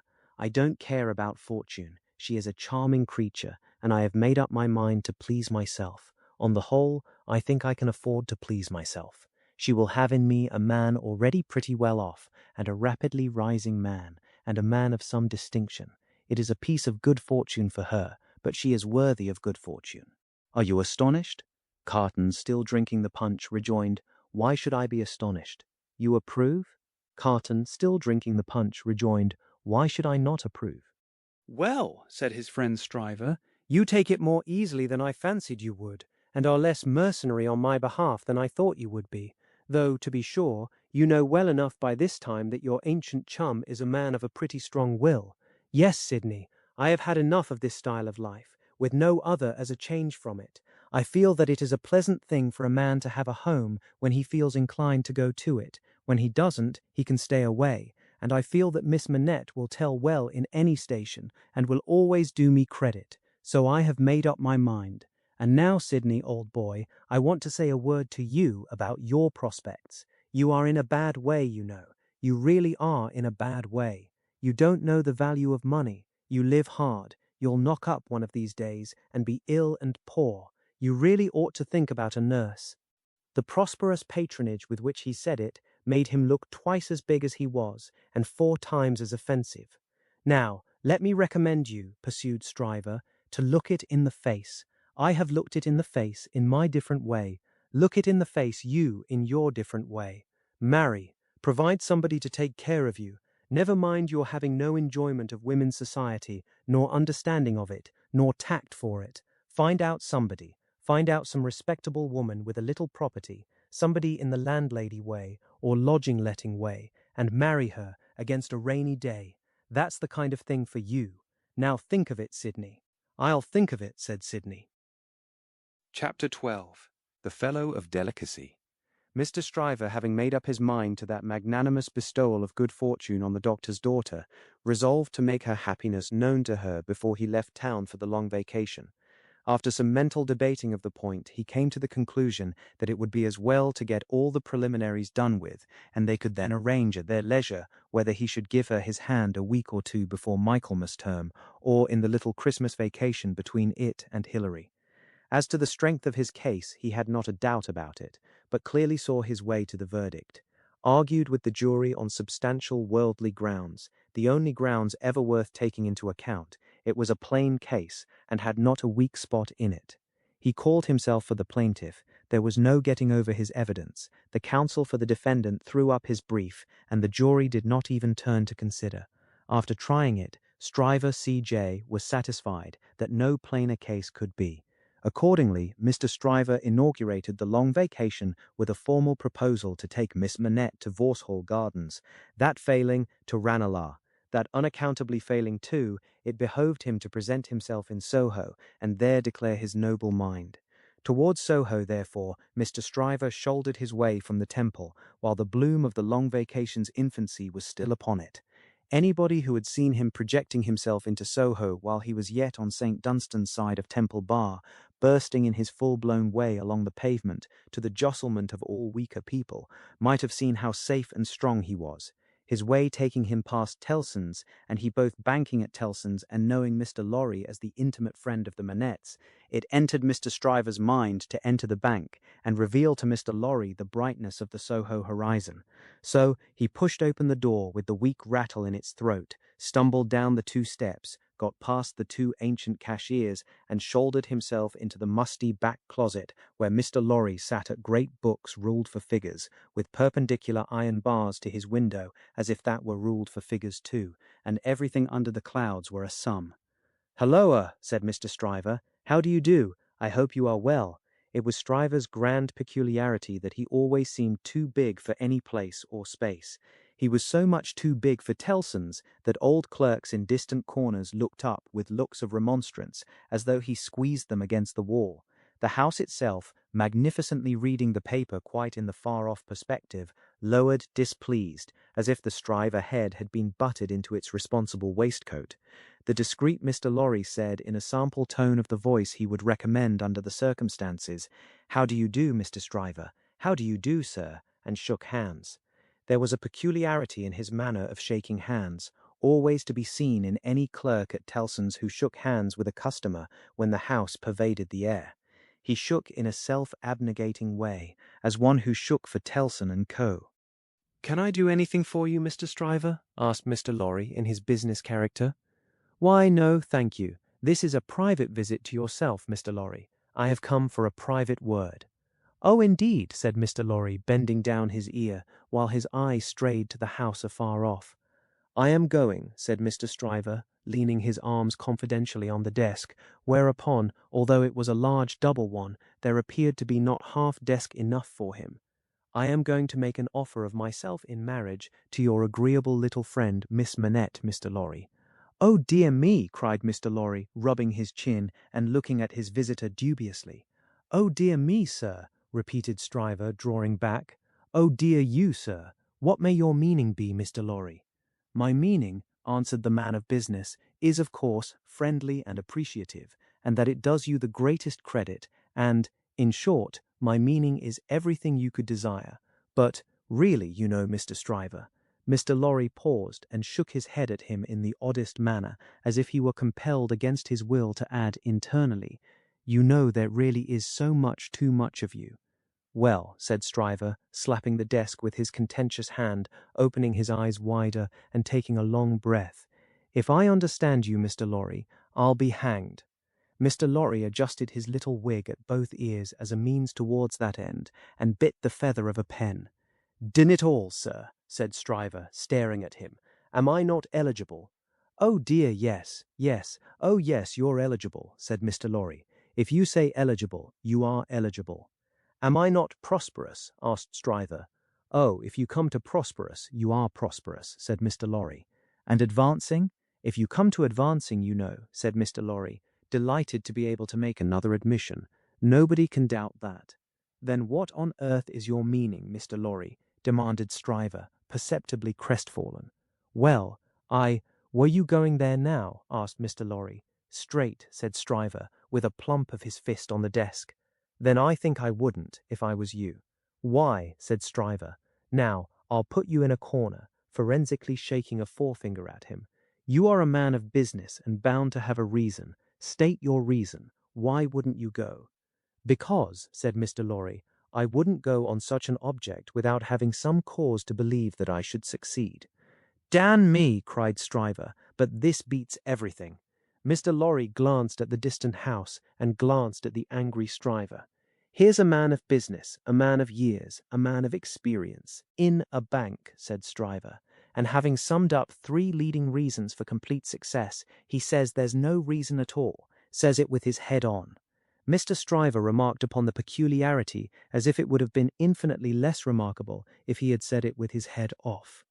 When I speak of success, I speak of success with the young lady. And when I speak of causes and reasons to make success probable, I speak of causes and reasons that will tell as such with the young lady. "The young lady, my good sir," said Mr. Lorry, mildly tapping the Stryver arm. "The young lady. The young lady goes before all." "Then you mean to tell me, Mr. Lorry," said Stryver, squaring his elbows, "that it is your deliberate opinion that the young lady at present in question is a mincing fool?" "Not exactly so. I mean to tell you, Mr. Stryver," said Mr. Lorry, reddening, "that I will hear no disrespectful word of that young lady from any lips, and that if I knew any man, which I hope I do not, whose taste was so coarse, and whose temper was so overbearing, that he could not restrain himself from speaking disrespectfully of that young lady at this desk, not even Tellson's should prevent my giving him a piece of my mind." The necessity of being angry in a suppressed tone had put Mr. Stryver's blood vessels into a dangerous state when it was his turn to be angry. Mr. Lorry's veins, methodical as their courses could usually be, were in no better state now it was his turn. "That is what I mean to tell you, sir," said Mr. Lorry. "Pray let there be no mistake about it." Mr. Stryver sucked the end of a ruler for a little while, and then stood hitting a tune out of his teeth with it, which probably gave him the toothache. He broke the awkward silence by saying, "This is something new to me, Mr. Lorry. You deliberately advise me not to go up to Soho and offer myself, Stryver of the King's Bench Bar. Do you ask me for my advice, Mr. Stryver?" "Yes, I do." "Very good. Then I give it, and you have repeated it correctly. And all I can say of it is," laughed Stryver with a vexed laugh, "that this, beats everything past, present, and to come." "Now, understand me," pursued Mr. Lorry. "As a man of business, I am not justified in saying anything about this matter, for, as a man of business, I know nothing of it. But as an old fellow who has carried Miss Manette in his arms, who is the trusted friend of Miss Manette and of her father too, and who has a great affection for them both, I have spoken. The confidence is not of my seeking, recollect. Now, you think I may not be right?" "Not I," said Stryver, whistling. "I can't undertake to find third parties in common sense. I can only find it for myself. I suppose sense in certain quarters. You suppose mincing bread and butter nonsense. It's new to me, but you are right, I dare say. What I suppose, Mr. Stryver, I claim to characterize for myself. And understand me, sir," said Mr. Lorry, quickly flushing again, "I will not even at Tellson's, have it characterized for me by any gentleman breathing." "There, I beg your pardon," said Stryver. Granted. Thank you. Well, Mr. Stryver, I was about to say, it might be painful to you to find yourself mistaken. It might be painful to Dr. Manette to have the task of being explicit with you. It might be very painful to Miss Manette to have the task of being explicit with you. You know the terms upon which I have the honour and happiness to stand with the family. If you please, committing you in no way, representing you in no way, I will undertake to correct my advice by the exercise of a little new observation and judgment expressly brought to bear upon it. If you should then be dissatisfied with it, you can but test its soundness for yourself. If, on the other hand, you should be satisfied with it, and it should be what it now is, it may spare all sides what is best spared. What do you say? How long would you keep me in town? Oh, it is only a question of a few hours. I could go to Soho in the evening and come to your chambers afterwards. Then I say yes, said Stryver. I won't go up there now. I am not so hot upon it as that comes to. I say yes, and I shall expect you to look in tonight. Good morning. Then Mr. Stryver turned and burst out of the bank, causing such a concussion of air on his passage through, that to stand up against it, bowing behind the two counters, required the utmost remaining strength of the two ancient clerks. Those venerable and feeble persons were always seen by the public in the act of bowing, and were popularly believed, when they had bowed a customer out, still to keep on bowing in the empty office until they bowed another customer in. The barrister was keen enough to divine that the banker would not have gone so far in his expression of opinion on any less solid ground than moral certainty. Unprepared as he was for the large pill he had to swallow, he got it down. And now, said Mr. Stryver, shaking his forensic forefinger at the Temple in general when it was down, my way out of this is to put you all in the wrong. It was a bit of the art of an Old Bailey tactician, in which he found great relief. You shall not put me in the wrong, young lady, said Mr. Stryver. I'll do that for you. Accordingly, when Mr. Lorry called that night as late as 10 o'clock, Mr. Stryver, among a quantity of books and papers littered out for the purpose, seemed to have nothing less on his mind than the subject of the morning. He even showed surprise when he saw Mr. Lorry, and was altogether in an absent and preoccupied state. Well, said that good-natured emissary after a full half-hour of bootless attempts to bring him round to the question, I have been to Soho. To Soho, repeated Mr. Stryver coldly. Oh, to be sure. What am I thinking of? And I have no doubt, said Mr. Lorry, that I was right in the conversation we had. My opinion is confirmed, and I reiterate my advice. I assure you, returned Mr. Stryver, in the friendliest way, that I am sorry for it on your account, and sorry for it on the poor father's account. I know this must always be a sore subject with the family. Let us say no more about it. I don't understand you, said Mr. Lorry. I dare say not, rejoined Stryver, nodding his head in a smoothing and final way. No matter, no matter. But it does matter, Mr. Lorry urged. No, it doesn't. I assure you it doesn't. Having supposed that there was sense where there is no sense, and a laudable ambition where there is not a laudable ambition, I am well out of my mistake, and no harm is done. Young women have committed similar follies often before, and have repented them in poverty and obscurity often before. In an unselfish aspect, I am sorry that the thing is dropped, because it would have been a bad thing for me in a worldly point of view. In a selfish aspect, I am glad that the thing has dropped, because it would have been a bad thing for me in a worldly point of view. It is hardly necessary to say I could have gained nothing by it. There is no harm at all done. I have not proposed to the young lady, and between ourselves, I am by no means certain, on reflection, that I ever should have committed myself to that extent. Mr. Lorry, you cannot control the mincing vanities and giddinesses of empty-headed girls. You must not expect to do it, or you will always be disappointed.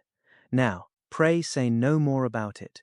I tell you, I regret it on account of others, but I am satisfied on my own account. And I am really very much obliged to you for allowing me to sound you, and for giving me your advice. You know the young lady better than I do. You were right, it never would have done. Mr. Lorry was so taken aback that he looked quite stupidly at Mr. Stryver, shouldering him towards the door, with an appearance of showering generosity, forbearance, and goodwill on his erring head. Make the best of it, my dear sir, said Stryver. Say no more about it. Thank you again for allowing me to sound you. Good night.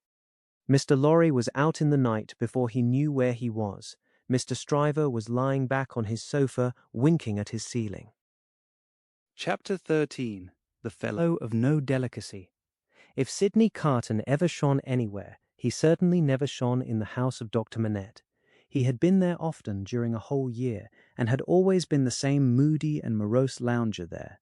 When he cared to talk, he talked well, but the cloud of caring for nothing, which overshadowed him with such a fatal darkness, was very rarely pierced by the light within him. and yet he did care something for the streets that environed that house, and for the senseless stones that made their pavements.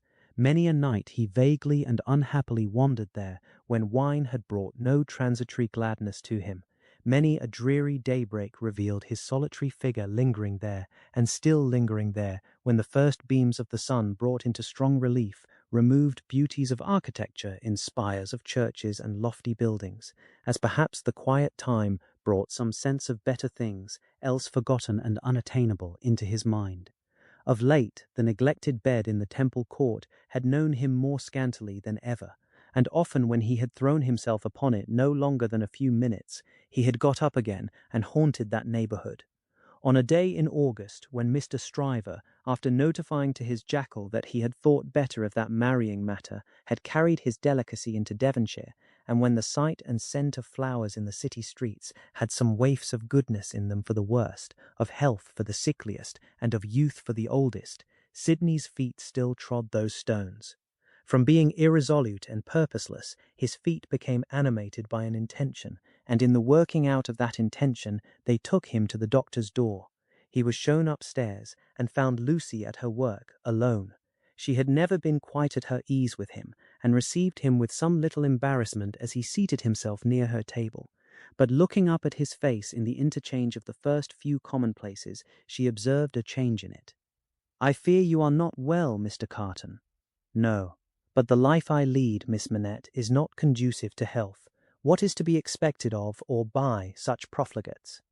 Is it not, forgive me, I have begun the question on my lips, a pity to live no better life? God knows it is a shame. Then why not change it?" Looking gently at him again, she was surprised and saddened to see that there were tears in his eyes. There were tears in his voice too, as he answered, "It is too late for that. I shall never be better than I am. I shall sink lower and be worse." He leaned an elbow on her table and covered his eyes with his hand. The table trembled in the silence that followed. She had never seen him softened, and was much distressed. He knew her to be so, without looking at her, and said, "Pray forgive me, Miss Manette. I break down before the knowledge of what I want to say to you. Will you hear me? If it will do you any good, Mr. Carton, if it would make you happier, it would make me very glad. God bless you for your sweet compassion." He unshaded his face after a little while, and spoke steadily. Don't be afraid to hear me. Don't shrink from anything I say. I am like one who died young. All my life might have been. No, Mr. Carton, I am sure that the best part of it might still be. I am sure that you might be much, much worthier of yourself. Say of you, Miss Manette, and although I know better, although in the mystery of my own wretched heart I know better, I shall never forget it. She was pale and trembling. He came to her relief with a fixed despair of himself, which made the interview unlike any other that could have been holden. If it had been possible, Miss Manette, that you could have returned the love of the man you see before yourself, flung away, wasted, drunken, poor creature of misuse as you know him to be, he would have been conscious this day and hour, in spite of his happiness, that he would bring you to misery, bring you to sorrow and repentance, blight you, disgrace you, pull you down with him. I know very well that you can have no tenderness for me. I ask for none. I am even thankful that it cannot be. Without it, can I not save you, Mr. Carton? Can I not recall you, forgive me again, to a better course? Can I in no way repay your confidence? I know this is a confidence, she modestly said, after a little hesitation, and in earnest tears. I know you would say this to no one else. Can I turn it to no good account for yourself, Mr. Carton? He shook his head. To none. No, Miss Manette, to none. If you will hear me through a very little more, all you can ever do for me is done. I wish you to know that you have been the last dream of my soul. In my degradation I have not been so degraded, but that the sight of you with your father, and of this home made such a home by you, has stirred old shadows that I thought had died out of me. Since I knew you, I have been troubled by a remorse that I thought would never reproach me again, and have heard whispers from old voices impelling me upward that I thought were silent forever. I have had unformed ideas of striving afresh, beginning anew, shaking off sloth and sensuality, and fighting out the abandoned fight. A dream, all a dream, that ends in nothing and leaves the sleeper where he lay down, but I wish you to know that you inspired it. Will nothing of it remain? Oh, Mr. Carton, think again, try again. No, Miss Manette, all through it I have known myself to be quite undeserving, and yet I have had the weakness, and have still the weakness, to wish you to know with what a sudden mastery you kindled me, heap of ashes that I am, into fire. A fire, however, inseparable in its nature from myself, quickening nothing, lighting nothing, doing no service, idly burning away. Since it is my misfortune, Mr. Carton, to have made you more unhappy than you were before you knew me, don't say that, Miss Manette, for you would have reclaimed me, if anything could. You will not be the cause of my becoming worse. Since the state of your mind that you describe is, at all events, attributable to some influence of mine, this is what I mean, if I can make it plain. Can I use no influence to serve you? Have I no power for good with you at all? The utmost good that I am capable of now, Miss Manette, I have come here to realize.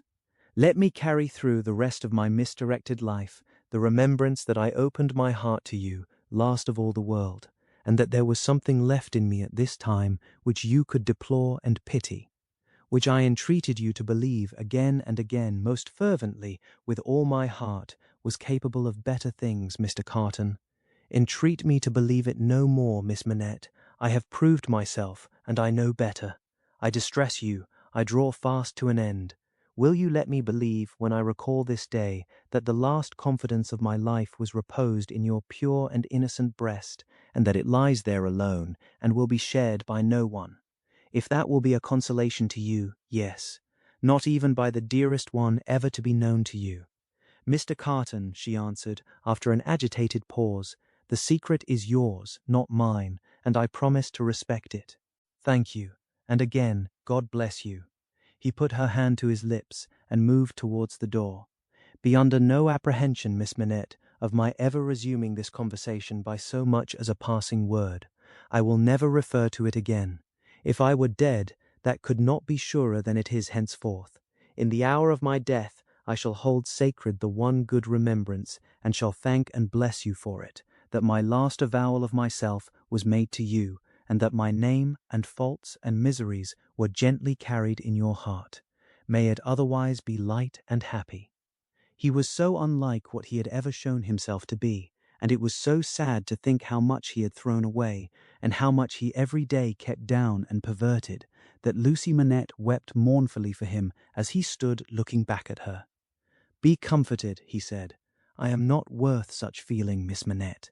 An hour or two hence, and the low companions and low habits that I scorn but yield to will render me less worth such tears as those than any wretch who creeps along the streets. Be comforted. But within myself I shall always be, towards you, what I am now, though outwardly I shall be what you have heretofore seen me. The last supplication but one I make to you is that you will believe this of me. I will, Mr. Carton. My last supplication of all Is this, and with it I will relieve you of a visitor with whom I well know you have nothing in unison, and between whom and you there is an impassable space. It is useless to say it, I know, but it rises out of my soul. For you, and for any dear to you, I would do anything. If my career were of that better kind, that there was any opportunity or capacity of sacrifice in it, I would embrace any sacrifice for you and for those dear to you. Try to hold me in your mind, at some quiet times, as ardent and sincere in this one thing. The time will come, the time will not be long in coming, when new ties will be formed about you, ties that will bind you yet more tenderly and strongly to the home you so adorn, the dearest ties that will ever grace and gladden you. Oh, Miss Manette, when the little picture of a happy father's face looks up in yours, when you see your own bright beauty springing up anew at your feet, think now and then that there is a man who would give his life to keep a life you love beside you. He said, farewell, said a last, God bless you, and left her. Chapter 14. The Honest Tradesman. To the eyes of Mr. Jeremiah Cruncher, sitting on his stool in Fleet Street with his grisly urchin beside him, a vast number and variety of objects in movement were every day presented. Who could sit upon anything in Fleet Street during the busy hours of the day and not be dazed and deafened by two immense processions, one ever tending westward with the sun, the other ever tending eastward from the sun, both ever tending to the plains beyond the range of red and purple where the sun goes down? With his straw in his mouth, Mr. Cruncher sat watching the two streams, like the heathen rustic who has for several centuries been on duty watching one stream, saving that Jerry had no expectation of their ever running dry. Nor would it have been an expectation of a hopeful kind, since a small part of his income was derived from the pilotage of timid women, mostly of a full habit and past the middle term of life, from Tellson's side of the tides to the opposite shore. Brief as such companionship was in every separate instance, Mr. Cruncher never failed to become so interested in the lady as to express a strong desire to have the honor of drinking her very good health, and it was from the gifts bestowed upon him towards the execution of this benevolent purpose that he recruited his finances, as just now observed. Time was when a poet sat upon a stool in a public place and mused in the sight of men. Mr. Cruncher, sitting on a stool in a public place, but not being a poet, mused as little as possible and looked about him.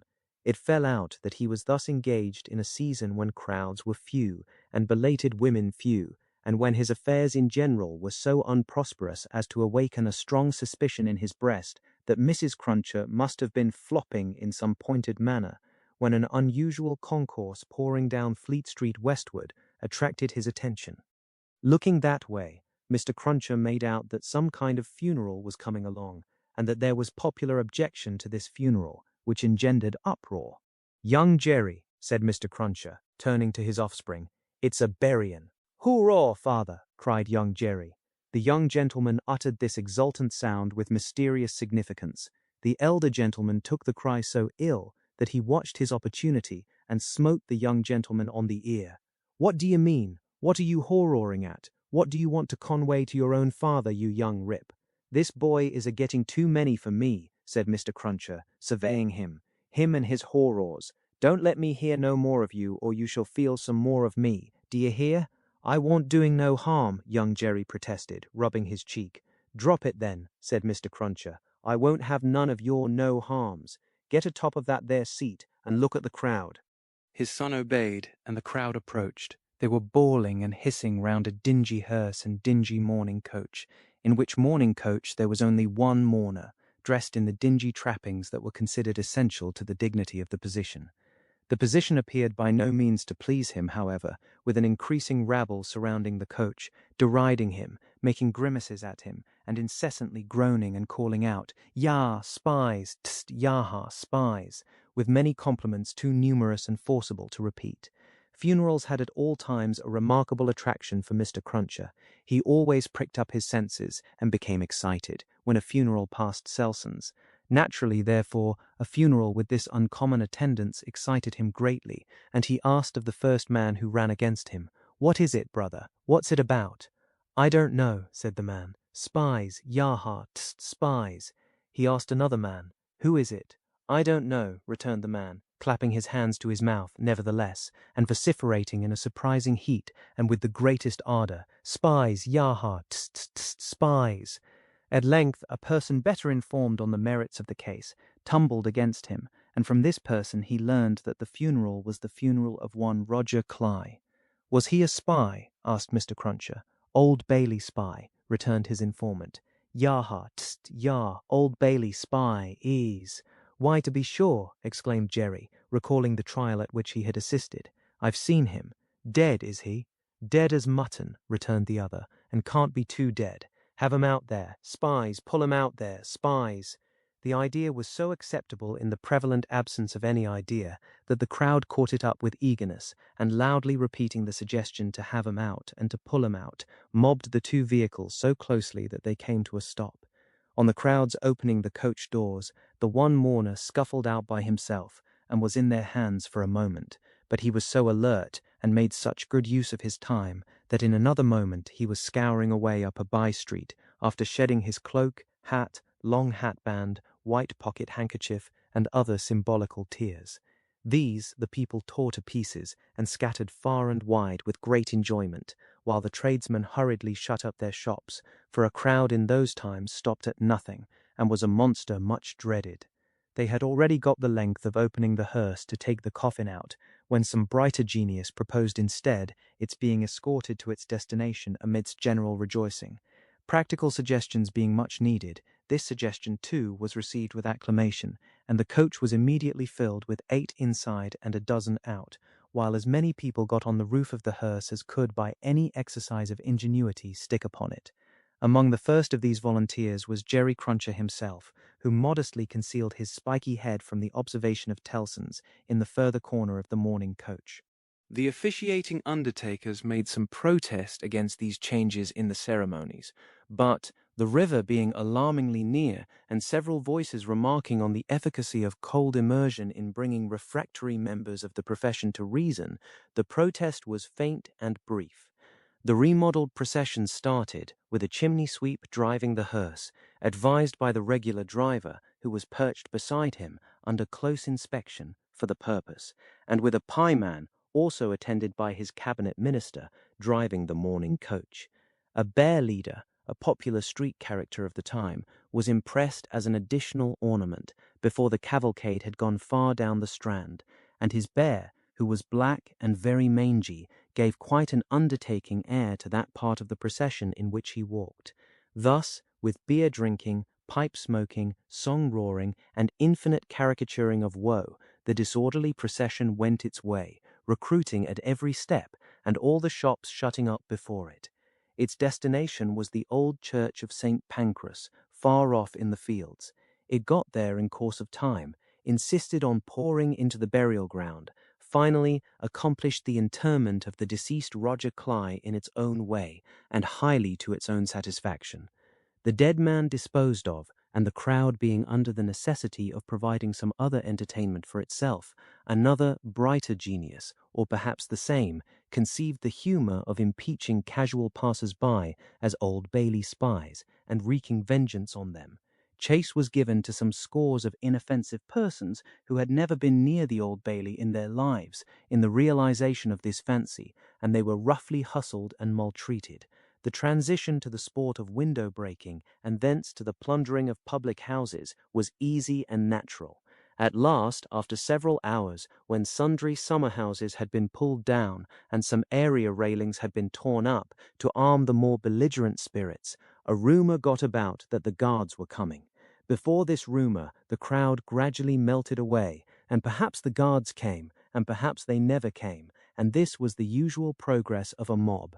Mr. Cruncher did not assist at the closing sports, but had remained behind in the churchyard to confer and condole with the undertakers. The place had a soothing influence on him. He procured a pipe from a neighbouring public house, and smoked it, looking in at the railings and maturely considering the spot. "Jerry," said Mr. Cruncher, apostrophizing himself in his usual way, "you see that there Cly that day, and you see with your own eyes that he was a young un and a straight maiden." Having smoked his pipe out and ruminated a little longer, he turned himself about that he might appear, before the hour of closing, on his station at Tellson's.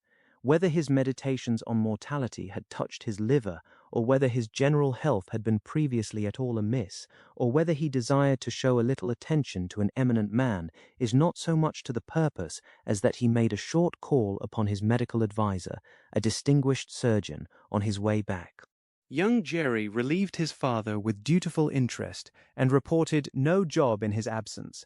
The bank closed, the ancient clerks came out, the usual watch was set, and Mr. Cruncher and his son went home to tea. "Now, I tell you where it is," said Mr. Cruncher to his wife on entering.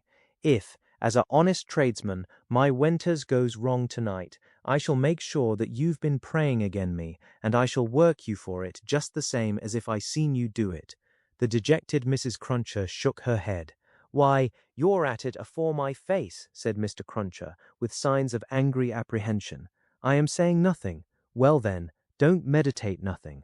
You might as well flop as meditate. You may as well go again me one way as another. Drop it altogether. Yes, Jerry. Yes, Jerry," repeated Mr. Cruncher, sitting down to tea. "Ah, it is yes, Jerry. That's about it. You may say yes, Jerry." Mr. Cruncher had no particular meaning in these sulky corroborations, but made use of them, as people not unfrequently do, to express general ironical dissatisfaction. "You and your yes, Jerry," said Mr. Cruncher, taking a bite out of his bread and butter, and seeming to help it down with a large invisible oyster out of his saucer. "Ah, I think so. I believe you. You are going out tonight?" asked his decent wife when he took another bite. "Yes, I am." "May I go with you, father?" asked his son, briskly. "No, you mayn't. I'm a-going, as your mother knows, a-fishing. That's where I'm going to. Going a-fishing. Your fishing rod gets rather rusty, don't it, father? Never you mind. Shall you bring any fish home, father? If I don't, you'll have short commons tomorrow," returned that gentleman, shaking his head. "That's questions enough for you. I ain't a-going out till you've been long abed." He devoted himself during the remainder of the evening to keeping a most vigilant watch on Mrs. Cruncher and sullenly holding her in conversation that she might be prevented from meditating any petitions to his disadvantage. With this view, he urged his son to hold her in conversation also, and led the unfortunate woman a hard life by dwelling on any causes of complaint he could bring against her, rather than he would leave her for a moment to her own reflections. The devoutest person could have rendered no greater homage to the efficacy of an honest prayer than he did in this distrust of his wife. It was as if a professed unbeliever in ghosts should be frightened by a ghost story. "And mind you," said Mr. Cruncher, "no games tomorrow. If I, as a honest tradesman, succeed in providing a jinty of meat or two, none of your not touching of it and sticking to bread. If I, as a honest tradesman, am able to provide a little beer, none of your declaring on water. When you go to Rome, do as Rome does. Rome will be a ugly customer to you if you don't. I'm your Rome, you know." Then he began grumbling again. "With your flying into the face of your own wittles, "And drink. I don't know how scarce you mayn't make the wittles and drink here, by your flopping tricks and your unfeeling conduct. Look at your boy. He is yourn, ain't he? He's as thin as a lath. Do you call yourself a mother and not know that a mother's first duty is to blow her boy out?" This touched young Jerry on a tender place, who adjured his mother to perform her first duty, and whatever else she did or neglected, above all things to lay especial stress on the discharge of that maternal function so affectingly and delicately indicated by his other parent. Thus the evening wore away with the Cruncher family, until young Jerry was ordered to bed, and his mother, laid under similar injunctions, obeyed them. Mr. Cruncher beguiled the earlier watches of the night with solitary pipes, and did not start upon his excursion until nearly 1 o'clock. Towards that small and ghostly hour, he rose up from his chair, took a key out of his pocket, opened a locked cupboard, and brought forth a sack, a crowbar of convenient size, a rope and chain, and other fishing tackle of that nature. Disposing these articles about him in skilful manner, he bestowed a parting defiance on Mrs. Cruncher, extinguished the light, and went out. Young Jerry, who had only made a feint of undressing when he went to bed, was not long after his father. Under cover of the darkness he followed out of the room, followed down the stairs, followed down the court, followed out into the streets. He was in no uneasiness concerning his getting into the house again, for it was full of lodgers, and the door stood ajar all night. Impelled by a laudable ambition to study the art and mystery of his father's honest calling, young Jerry, keeping as close to house fronts, walls, and doorways as his eyes were close to one another, held his honoured parent in view. The honoured parent, steering northward, had not gone far when he was joined by another disciple of Isaac Walton, and the two trudged on together. Within half an hour from the first starting, they were beyond the winking lamps and the more than winking watchman, and were out upon a lonely road. Another fisherman was picked up here, and that so silently that if young Jerry had been superstitious, he might have supposed the second follower of the gentle craft to have all of a sudden split himself into two. The three went on, and young Jerry went on, until the three stopped under a bank overhanging the road. Upon the top of the bank was a low brick wall, surmounted by an iron railing. In the shadow of bank and wall, the three turned out of the road, and up a blind lane, of which the wall, there, risen to some 8 or 10 feet high, formed one side. Crouching down in a corner, peeping up the lane, the next object that young Jerry saw was the form of his honoured parent, pretty well defined against a watery and clouded moon, nimbly scaling an iron gate. He was soon over, and then the second fisherman got over, and then the third. They all dropped softly on the ground within the gate, and lay there a little, listening perhaps. Then they moved away on their hands and knees. It was now young Jerry's turn to approach the gate, which he did, holding his breath. Crouching down again in a corner there, and looking in, he made out the three fishermen creeping through some rank grass, and all the gravestones in the churchyard. It was a large churchyard that they were in, looking on like ghosts in white, while the church tower itself looked on like the ghost of a monstrous giant. They did not creep far before they stopped and stood upright, and then they began to fish. They fished with a spade at first. Presently the honoured parent appeared to be adjusting some instrument like a great corkscrew. Whatever tools they worked with, they worked hard, until the awful striking of the church clock so terrified young Jerry that he made off with his hair as stiff as his father's. But his long-cherished desire to know more about these matters not only stopped him in his running away, but lured him back again. They were still fishing perseveringly when he peeped in at the gate for the second time, but now they seemed to have got a bite. There was a screwing and complaining sound down below, and their bent figures were strained, as if by a weight. By slow degrees the weight broke away the earth upon it, and came to the surface. Young Jerry very well knew what it would be, but when he saw it, and saw his honoured parent about to wrench it open, he was so frightened, being new to the sight, that he made off again, and never stopped until he had run a mile or more. He would not have stopped then for anything less necessary than breath, it being a spectral sort of race that he ran, and one highly desirable to get to the end of.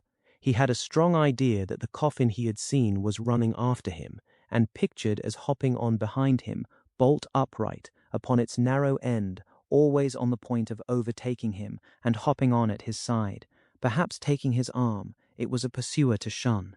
It was an inconsistent and ubiquitous fiend, too, for while it was making the whole night behind him dreadful, he darted out into the roadway to avoid dark alleys, fearful of its coming hopping out of them, like a dropsical boy's kite without tail and wings. It hid in doorways, too, rubbing its horrible shoulders against doors, and drawing them up to its ears, as if it were laughing.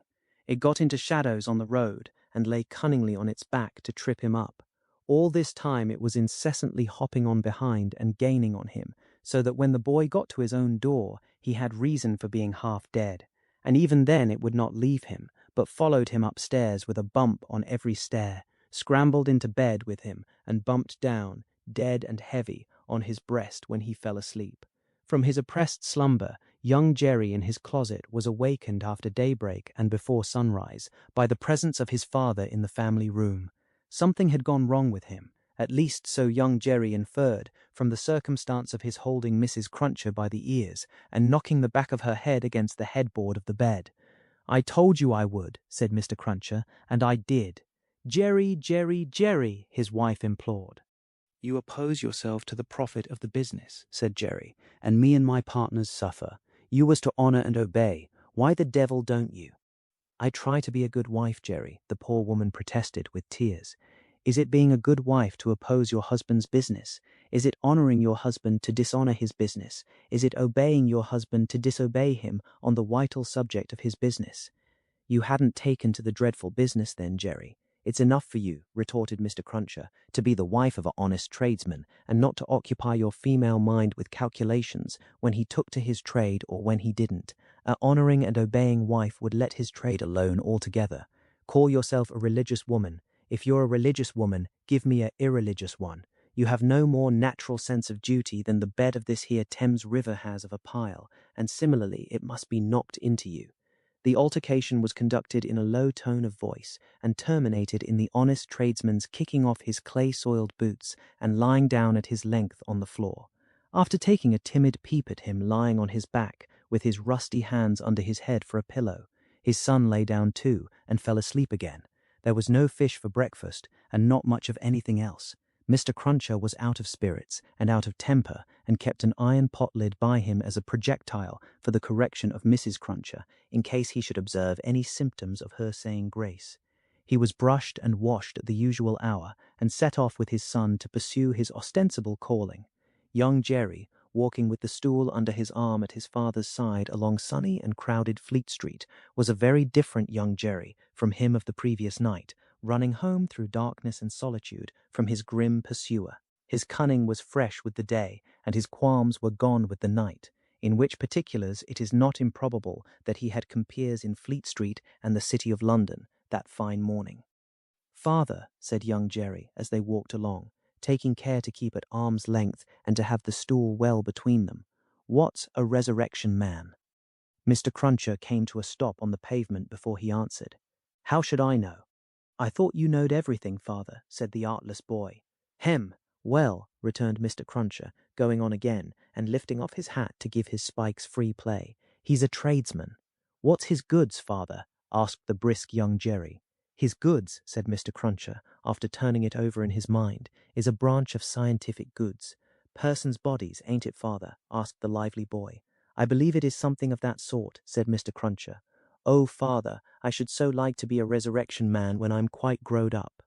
Mr. Cruncher was soothed, but shook his head in a dubious and moral way. "It depends upon how you develop your talents. Be careful to develop your talents, and never to say no more than you can help to nobody, and there's no telling at the present time what you may not come to be fit for." As young Jerry, thus encouraged, went on a few yards in advance to plant the stool in the shadow of the bar, Mr. Cruncher added to himself, "Jerry, you honest tradesman, there's hopes what that boy will yet be a blessing to you and a recompense to you for his mother." Chapter 15. Knitting. There had been earlier drinking than usual in the wine shop of Monsieur Defarge. As early as 6 o'clock in the morning, sallow faces peeping through its barred windows had descried other faces within, bending over measures of wine.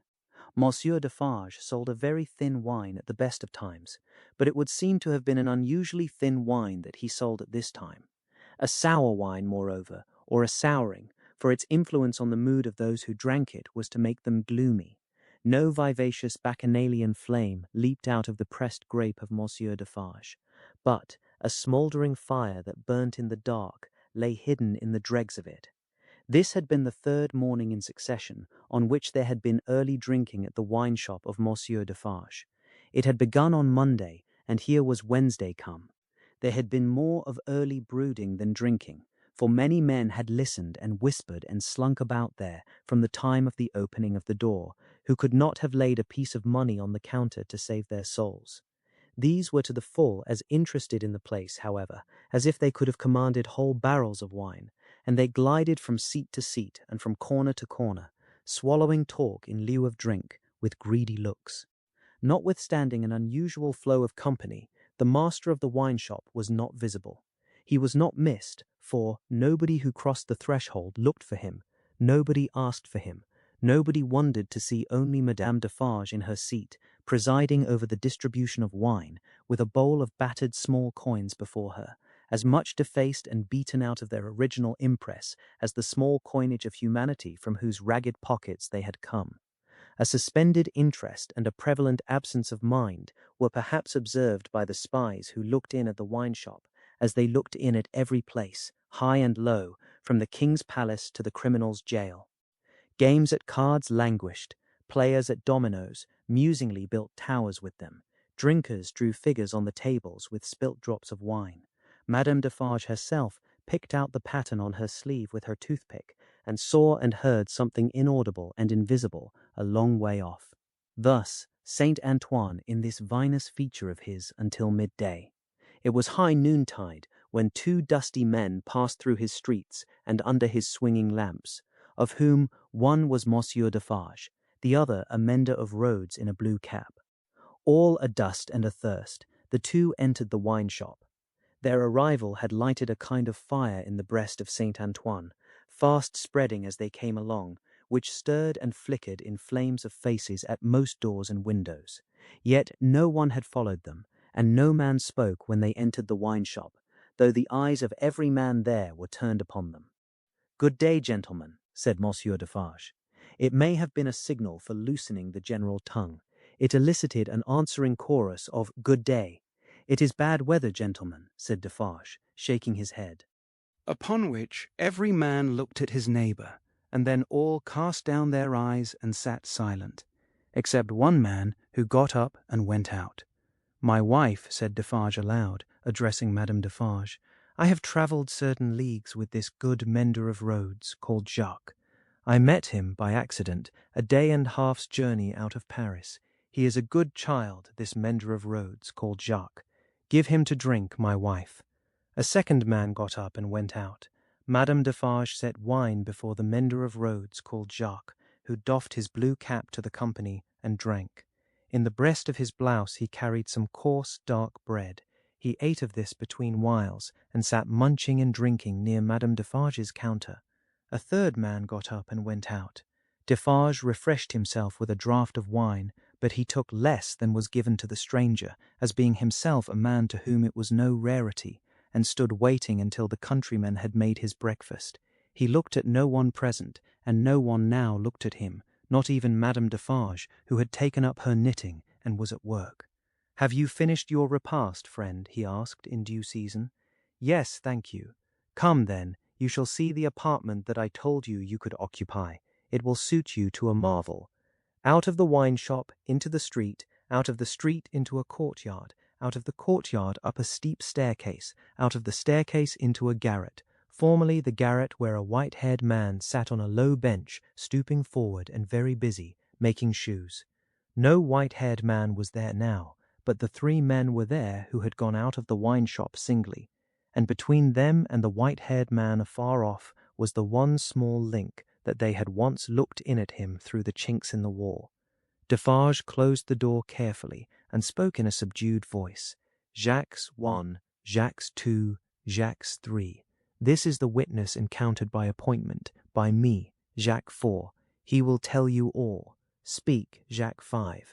The mender of roads, blue cap in hand, wiped his swarthy forehead with it, and said, "Where shall I commence, monsieur?" "Commence," was Monsieur Defarge's not unreasonable reply, "at the commencement."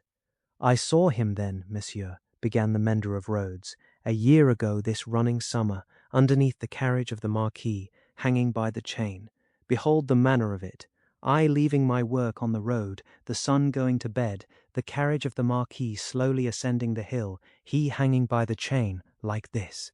Again the mender of roads went through the whole performance, in which he ought to have been perfect by that time, seeing that it had been the infallible resource and indispensable entertainment of his village during a whole year. Jacques I struck in, and asked if he had ever seen the man before. "Never," answered the mender of roads, recovering his perpendicular. Jacques III demanded how he afterwards recognized him then. "By his tall figure," said the mender of roads, softly, and with his finger at his nose. "When Monsieur the Marquis demands that evening, say, what is he like? I make response, tall as a spectre." "You should have said, short as a dwarf," returned Jacques II. "But what did I know? The deed was not then accomplished, neither did he confide in me. Observe, under those circumstances even, I do not offer my testimony. Monsieur the Marquis indicates me with his finger, standing near our little fountain, and says, 'To me, bring that rascal.' My faith, monsieur, I offer nothing." "He is right there, Jacques," murmured Defarge to him who had interrupted. "Go on." "Good," said the mender of roads with an air of mystery. "The tall man is lost, and he is sought. How many months? 9, 10, 11? No matter the number," said Defarge. "He is well hidden, but at last he is unluckily found. Go on." "I am again at work upon the hillside, and the sun is again about to go to bed. I am collecting my tools to descend to my cottage down in the village below, where it is already dark, when I raise my eyes and see coming over the hill 6 soldiers. In the midst of them is a tall man with his arms bound, tied to his sides, like this. With the aid of his indispensable cap, he represented a man with his elbows bound fast at his hips, with cords that were knotted behind him. I stand aside, monsieur, by my heap of stones, to see the soldiers and their prisoner pass, for it is a solitary road that, where any spectacle is well worth looking at, and at first, as they approach, I see no more than that they are 6 soldiers with a tall man bound, and that they are almost black to my sight, except on the side of the sun going to bed, where they have a red edge, monsieur. Also, I see that their long shadows are on the hollow ridge on the opposite side of the road, and are on the hill above it, and are like the shadows of giants.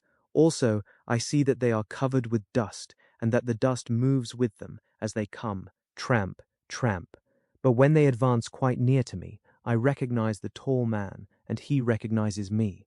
Ah, but he would be well content to precipitate himself over the hillside once again, as on the evening when he and I first encountered, close to the same spot. He described it as if he were there, and it was evident that he saw it vividly. Perhaps he had not seen much in his life. I do not show the soldiers that I recognize the tall man. He does not show the soldiers that he recognizes me. We do it, and we know it, with our eyes. "Come on," says the chief of that company, pointing to the village. "Bring him fast to his tomb," and they bring him faster. I follow. His arms are swelled because of being bound so tight. His wooden shoes are large and clumsy, and he is lame. Because he is lame, and consequently slow, they drive him with their guns, like this. He imitated the action of a man's being impelled forward by the butt ends of muskets. As they descend the hill like madmen running a race, he falls. They laugh and pick him up again. His face is bleeding and covered with dust, but he cannot touch it. Thereupon they laugh again. They bring him into the village. All the village runs to look. They take him past the mill and up to the prison. All the village sees the prison gate open in the darkness of the night and swallow him like this. He opened his mouth as wide as he could, and shut it with a sounding snap of his teeth. Observant of his unwillingness to mar the effect by opening it again, Defarge said, "Go on, Jacques." "All the village," pursued the mender of roads, on tiptoe and in a low voice, "withdraws. All the village whispers by the fountain. All the village sleeps. All the village dreams of that unhappy one within the locks and bars of the prison on the crag, and never to come out of it, except to perish. In the morning, with my tools upon my shoulder, eating my morsel of black bread as I go, I make a circuit by the prison, on my way to my work. There I see him, high up, behind the bars of a lofty iron cage, bloody and dusty as last night, looking through. He has no hand free to wave to me. I dare not call to him. He regards me like a dead man." Defarge and the three glanced darkly at one another. The looks of all of them were dark, repressed, and revengeful as they listened to the countryman's story. The manner of all of them, while it was secret, was authoritative too. They had the air of a rough tribunal, Jacques 1 and 2 sitting on the old pallet bed, each with his chin resting on his hand and his eyes intent on the road mender. Jacques 3 equally intent on one knee behind them, with his agitated hand always gliding over the network of fine nerves about his mouth and nose. Defarge standing between them and the narrator, whom he had stationed in the light of the window, by turns looking from him to them and from them to him. "Go on, Jacques," said Defarge. "He remains up there in his iron cage some days. The village looks at him by stealth, for it is afraid. But it always looks up, from a distance, at the prison on the crag, and in the evening, when the work of the day is achieved and it assembles to gossip at the fountain, all faces are turned towards the prison. Formerly they were turned towards the posting-house. Now they are turned towards the prison. They whisper at the fountain that although condemned to death, he will not be executed.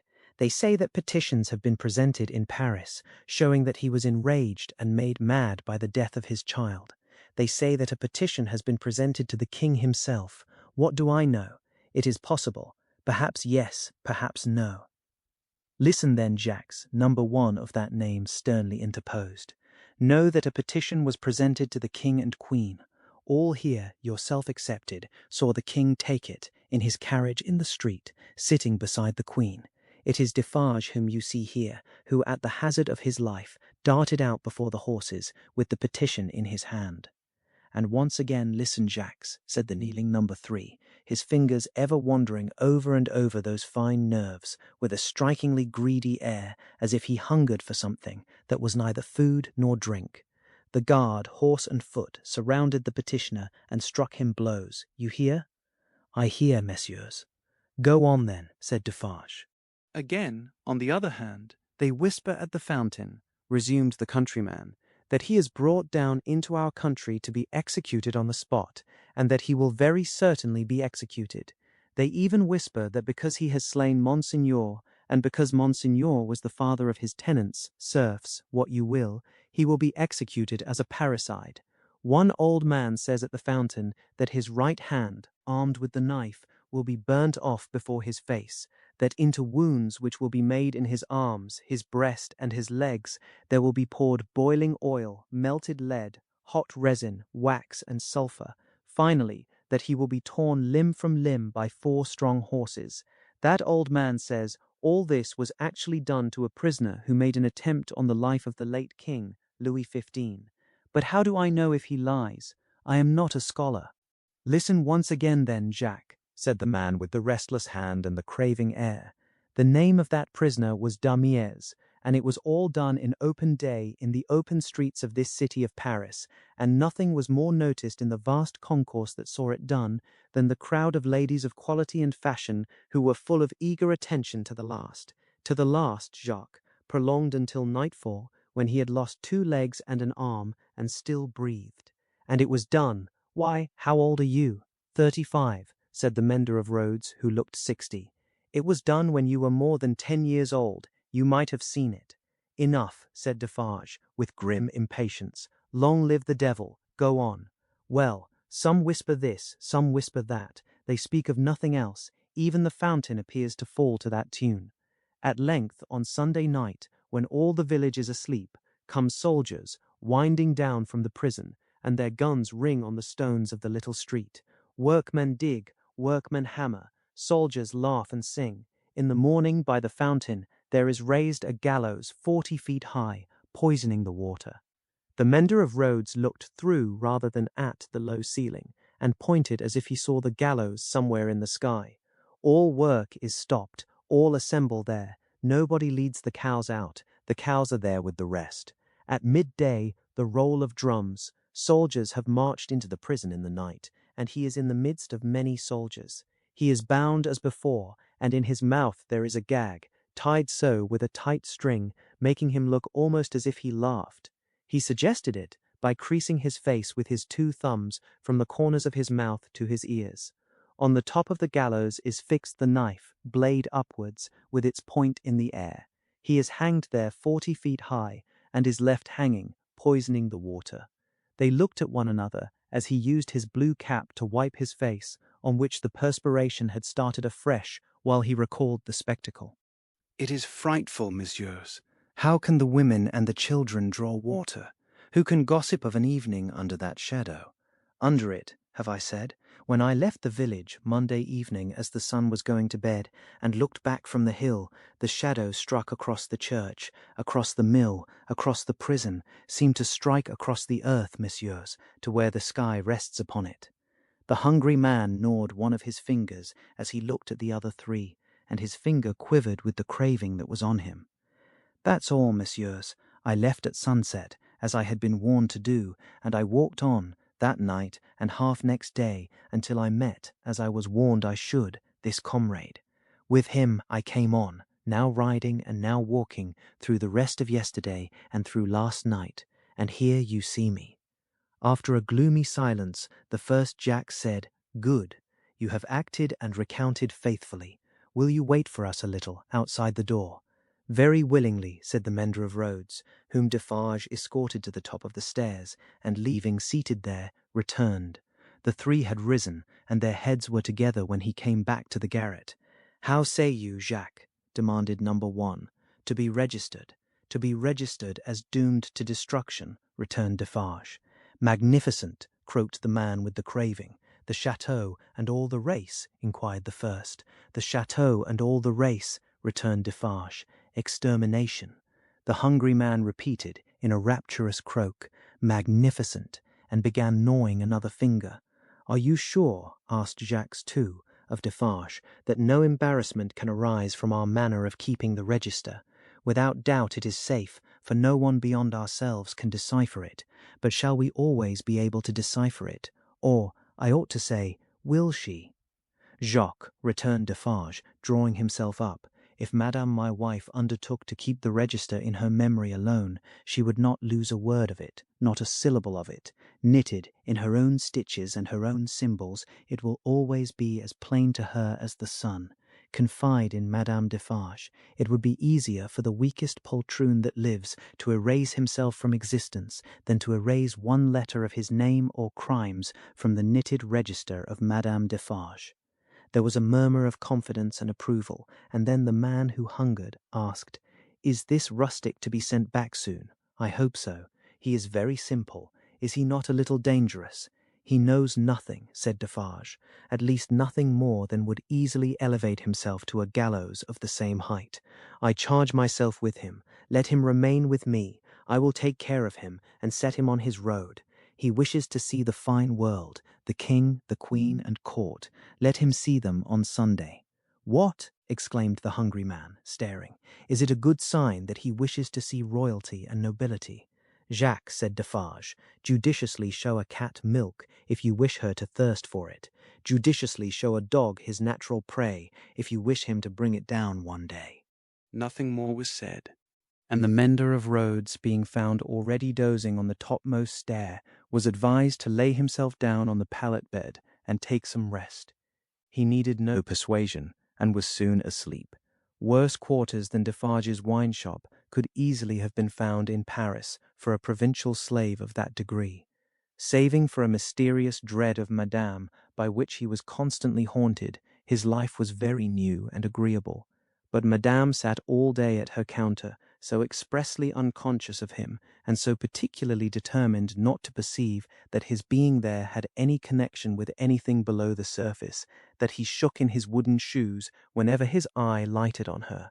For, he contended with himself that it was impossible to foresee what that lady might pretend next, and he felt assured that if she should take it into her brightly ornamented head to pretend that she had seen him do a murder and afterwards flay the victim, she would infallibly go through with it until the play was played out.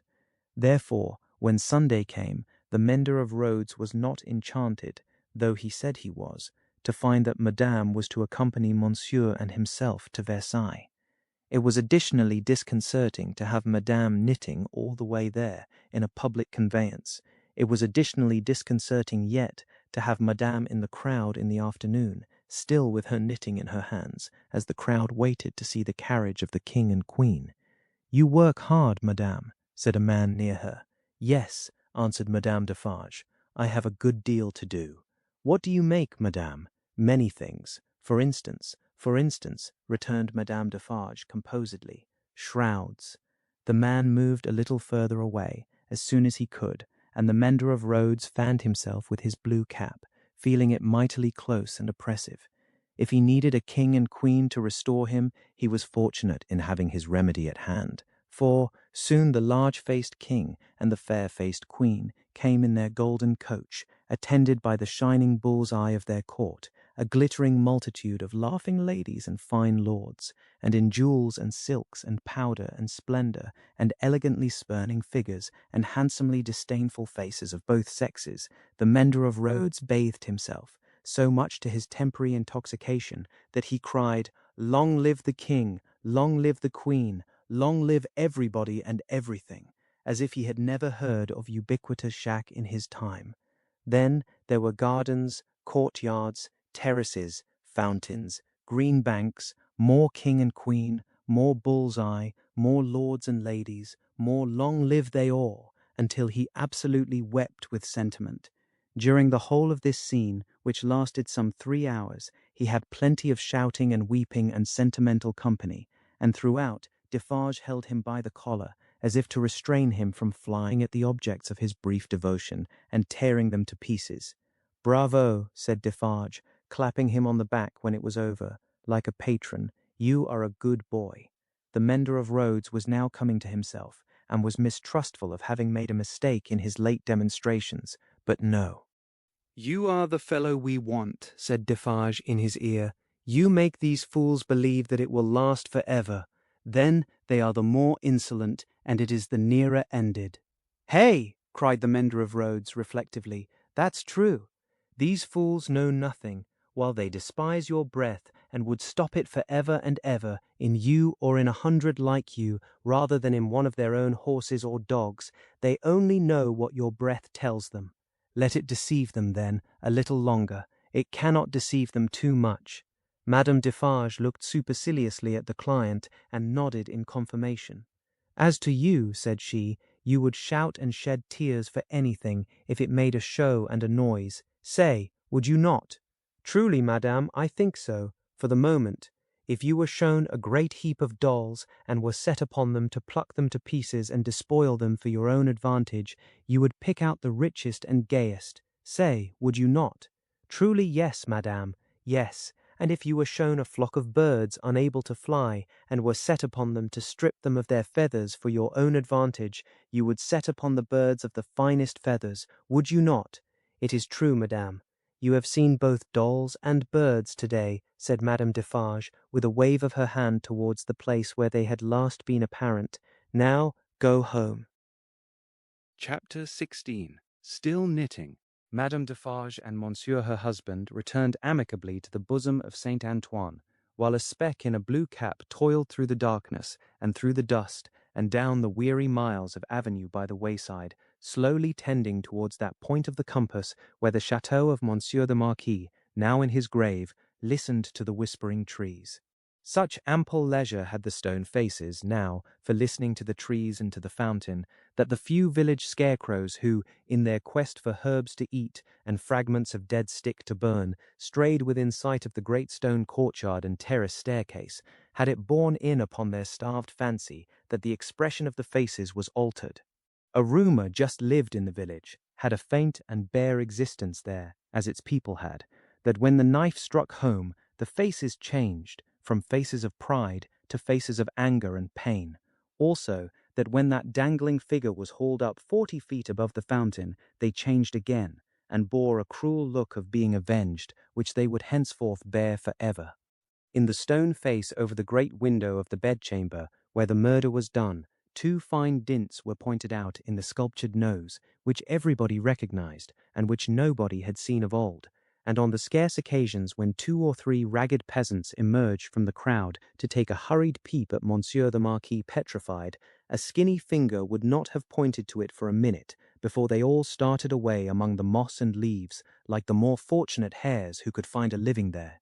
Chateau and hut, stone face and dangling figure, the red stain on the stone floor and the pure water in the village well, thousands of acres of land, a whole province of France, all France itself, lay under the night sky, concentrated into a faint hair-breadth line. So does a whole world, with all its greatnesses and littlenesses, lie in a twinkling star. And as mere human knowledge can split a ray of light and analyze the manner of its composition, so sublimer intelligences may read in the feeble shining of this earth of ours every thought and act, every vice and virtue of every responsible creature on it. The Defarges, husband and wife, came lumbering under the starlight, in their public vehicle, to that gate of Paris whereunto their journey naturally tended. There was the usual stoppage at the barrier guard-house, and the usual lanterns came glancing forth for the usual examination and inquiry. Monsieur Defarge alighted, knowing 1 or 2 of the soldiery there, and 1 of the police. The latter he was intimate with, and affectionately embraced. When Saint Antoine had again enfolded the Defarges in his dusky wings, and they, having finally alighted near the saint's boundaries, were picking their way on foot through the black mud and offal of his streets, Madame Defarge spoke to her husband. Say then, my friend, what did Jacques of the police tell thee? Very little tonight, but all he knows. There is another spy commissioned for our quarter. There may be many more for all that he can say, but he knows of one. Eh well, said Madame Defarge, raising her eyebrows with a cool business air. It is necessary to register him. How do they call that man? He is English. So much the better. His name? Barsad, said Defarge, making it French by pronunciation. But he had been so careful to get it accurately that he then spelt it with perfect correctness. Barsad, repeated Madame. Good. Christian name? John. John Barsad, repeated Madame, after murmuring it once to herself. Good. His appearance, is it known? Age, about 40 years. Height, about 5 feet 9. Black hair, complexion dark. Generally, rather handsome visage. Eyes dark, face thin, long and sallow. Nose aquiline, but not straight, having a peculiar inclination towards the left cheek. Expression, therefore, sinister.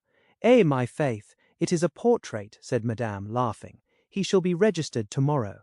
They turned into the wine shop, which was closed, for it was midnight, and where Madame Defarge immediately took her post at her desk, counted the small moneys that had been taken during her absence, examined the stock, went through the entries in the book, made other entries of her own, checked the serving man in every possible way, and finally dismissed him to bed.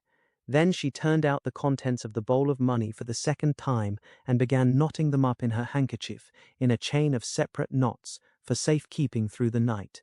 All this while, Defarge, with his pipe in his mouth, walked up and down, complacently admiring, but never interfering, in which condition, indeed, as to the business and his domestic affairs, he walked up and down through life. The night was hot, and the shop, close shut, and surrounded by so foul a neighbourhood, was ill-smelling. Monsieur Defarge's olfactory sense was by no means delicate, but the stock of wine smelt much stronger than it ever tasted, and so did the stock of rum and brandy and aniseed. He whiffed the compound of scents away as he put down his smoked-out pipe. "You are fatigued," said Madame, raising her glance as she knotted the money. "There are only the usual odours." "I am a little tired," her husband acknowledged. "You are a little depressed, too," said Madame, whose quick eyes had never been so intent on the accounts, but they had had a ray or two for him. "Oh, the men, the men!" "But my dear," began Defarge. "But my dear," repeated Madame, nodding firmly. "But my dear, you are faint of heart tonight, my dear." "Well then," said Defarge, as if a thought were wrung out of his breast, "it is a long time." "It is a long time," repeated his wife. "And when is it not a long time? Vengeance and retribution require a long time. It is the rule." "It does not take a long time to strike a man with lightning," said Defarge. "How long," demanded Madame, composedly, "does it take to make and store the lightning? Tell me." Defarge raised his head thoughtfully, as if there were something in that too. "It does not take a long time," said Madame, "for an earthquake to swallow a town." "Eh well, tell me how long it takes to prepare the earthquake." "A long time, I suppose," said Defarge. But when it is ready, it takes place, and grinds to pieces everything before it. In the meantime, it is always preparing, though it is not seen or heard. That is your consolation. Keep it." She tied a knot with flashing eyes, as if it throttled a foe. "I tell thee," said Madame, extending her right hand for emphasis, "that although it is a long time on the road, it is on the road and coming. I tell thee it never retreats and never stops. I tell thee it is always advancing. Look around and consider the lives of all the world that we know. Consider the faces of all the world that we know. Consider the rage and discontent to which the Jacquerie addresses itself with more and more of certainty every hour. Can such things last? Bah! I mock you." "My brave wife," returned Defarge, standing before her with his head a little bent and his hands clasped at his back, like a docile and attentive pupil before his catechist. "I do not question all this, but it has lasted a long time, and it is possible, you know well, my wife, it is possible, that it may not come during our lives." "Eh well, how then?" demanded Madame, tying another knot, as if there were another enemy strangled. "Well," said Defarge, with a half-complaining and half-apologetic shrug, "we shall not see the triumph." "We shall have helped it," returned Madame, with her extended hand in strong action. "Nothing that we do is done in vain. I believe with all my soul that we shall see the triumph. But even if not, even if I knew certainly not, show me the neck of an aristocrat and tyrant, and still I would." Then Madame, with her teeth set, tied a very terrible knot indeed. "Hold!" cried Defarge, reddening a little, as if he felt charged with cowardice. "I too, my dear, will stop at nothing." "Yes, but it is your weakness that you sometimes need to see your victim and your opportunity, to sustain you. Sustain yourself without that. When the time comes, let loose a tiger and a devil, but wait for the time with the tiger and the devil chained, not shown, yet always ready." Madame enforced the conclusion of this piece of advice by striking her little counter with her chain of money as if she knocked its brains out, and then gathering the heavy handkerchief under her arm in a serene manner, and observing that it was time to go to bed.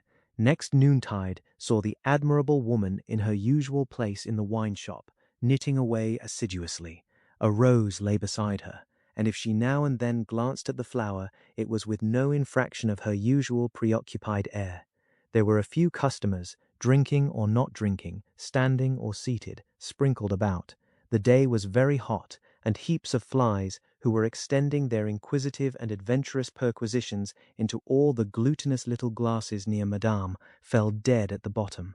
Their decease made no impression on the other flies out promenading, who looked at them in the coolest manner, as if they themselves were elephants or something as far removed, until they met the same fate. Curious to consider how heedless flies are, perhaps they thought as much at court that sunny summer day.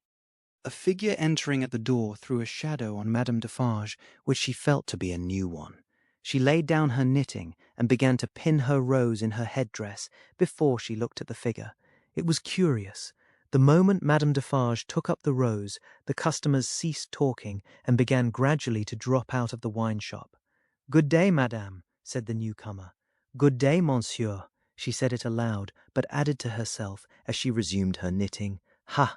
Good day. Age about 40, height about 5 feet 9, black hair, generally rather handsome visage, complexion dark, eyes dark, thin, long, and sallow face, aquiline nose, but not straight, having a peculiar inclination towards the left cheek, which imparts a sinister expression.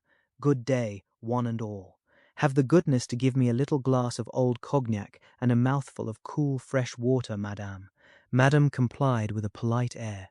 Marvellous cognac this, madame. It was the first time it had ever been so complimented, and Madame Defarge knew enough of its antecedents to know better. She said, however, that the cognac was flattered, and took up her knitting. The visitor watched her fingers for a few moments, and took the opportunity of observing the place in general. "You knit with great skill, madame. I am accustomed to it. A pretty pattern, too." "You think so?" said madame, looking at him with a smile. "Decidedly. May one ask what it is for?" "Pastime," said madame, still looking at him with a smile, while her fingers moved nimbly. "Not for use.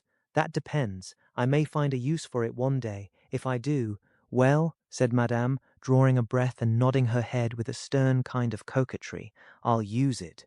It was remarkable, but the taste of Saint Antoine seemed to be decidedly opposed to a rose on the headdress of Madame Defarge.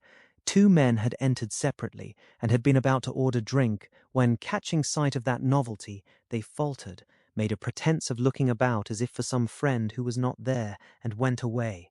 Nor of those who had been there when this visitor entered was there one left. They had all dropped off. The spy had kept his eyes open, but had been able to detect no sign.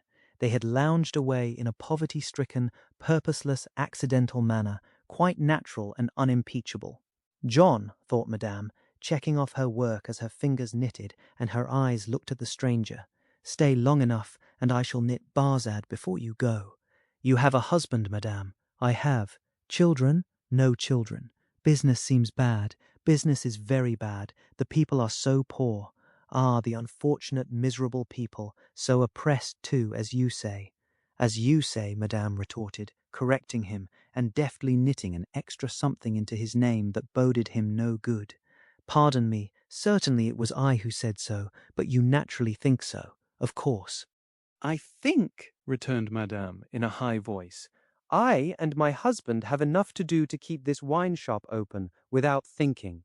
All we think here is how to live. That is the subject we think of, and it gives us, from morning to night, enough to think about without embarrassing our heads concerning others.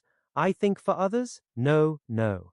The spy, who was there to pick up any crumbs he could find or make, did not allow his baffled state to express itself in his sinister face, but stood with an air of gossiping gallantry, leaning his elbow on Madame Defarge's little counter, and occasionally sipping his cognac. "A bad business this, madame, of Gaspard's execution. Ah, the poor Gaspard," with a sigh of great compassion. "My faith," returned madame, coolly and lightly, "if people use knives for such purposes, they have to pay for it. He knew beforehand what the price of his luxury was. He has paid the price." "I believe," said the spy, dropping his soft voice to a tone that invited confidence, and expressing an injured revolutionary susceptibility in every muscle of his wicked face, "I believe there is much compassion and anger in this neighborhood, touching the poor fellow. between ourselves. Is there? Asked Madame vacantly. Is there not? Here is my husband, said Madame Defarge. As the keeper of the wine shop entered at the door, the spy saluted him by touching his hat and saying with an engaging smile, Good day, Jacques. Defarge stopped short and stared at him. Good day, Jacques, the spy repeated, with not quite so much confidence or quite so easy a smile under the stare. You deceive yourself, monsieur, returned the keeper of the wine shop. You mistake me for another. That is not my name. I am Ernest Defarge. It is all the same, said the spy, airily, but discomfited too. Good day, answered Defarge, dryly. I was saying to Madame, with whom I had the pleasure of chatting when you entered, that they tell me there is, and no wonder, much sympathy and anger in Saint Antoine, touching the unhappy fate of poor Gaspard. No one has told me so, said Defarge, shaking his head. I know nothing of it. Having said it, he passed behind the little counter and stood with his hand on the back of his wife's chair, looking over that barrier at the person to whom they were both opposed, and whom either of them would have shot with the greatest satisfaction. The spy, well used to his business, did not change his unconscious attitude, but drained his little glass of cognac, took a sip of fresh water, and asked for another glass of cognac. Madame Defarge poured it out for him, took to her knitting again, and hummed a little song over it. You seem to know this quarter well, that is to say, better than I do, observed Defarge. Not at all, but I hope to know it better. I am so profoundly interested in its miserable inhabitants. Ha! Muttered Defarge. The pleasure of conversing with you, Monsieur Defarge, recalls to me, pursued the spy, that I have the honour of cherishing some interesting associations with your name. Indeed, said Defarge, with much indifference. Yes, indeed. When Dr. Manette was released, you, his old domestic, had the charge of him, I know. He was delivered to you.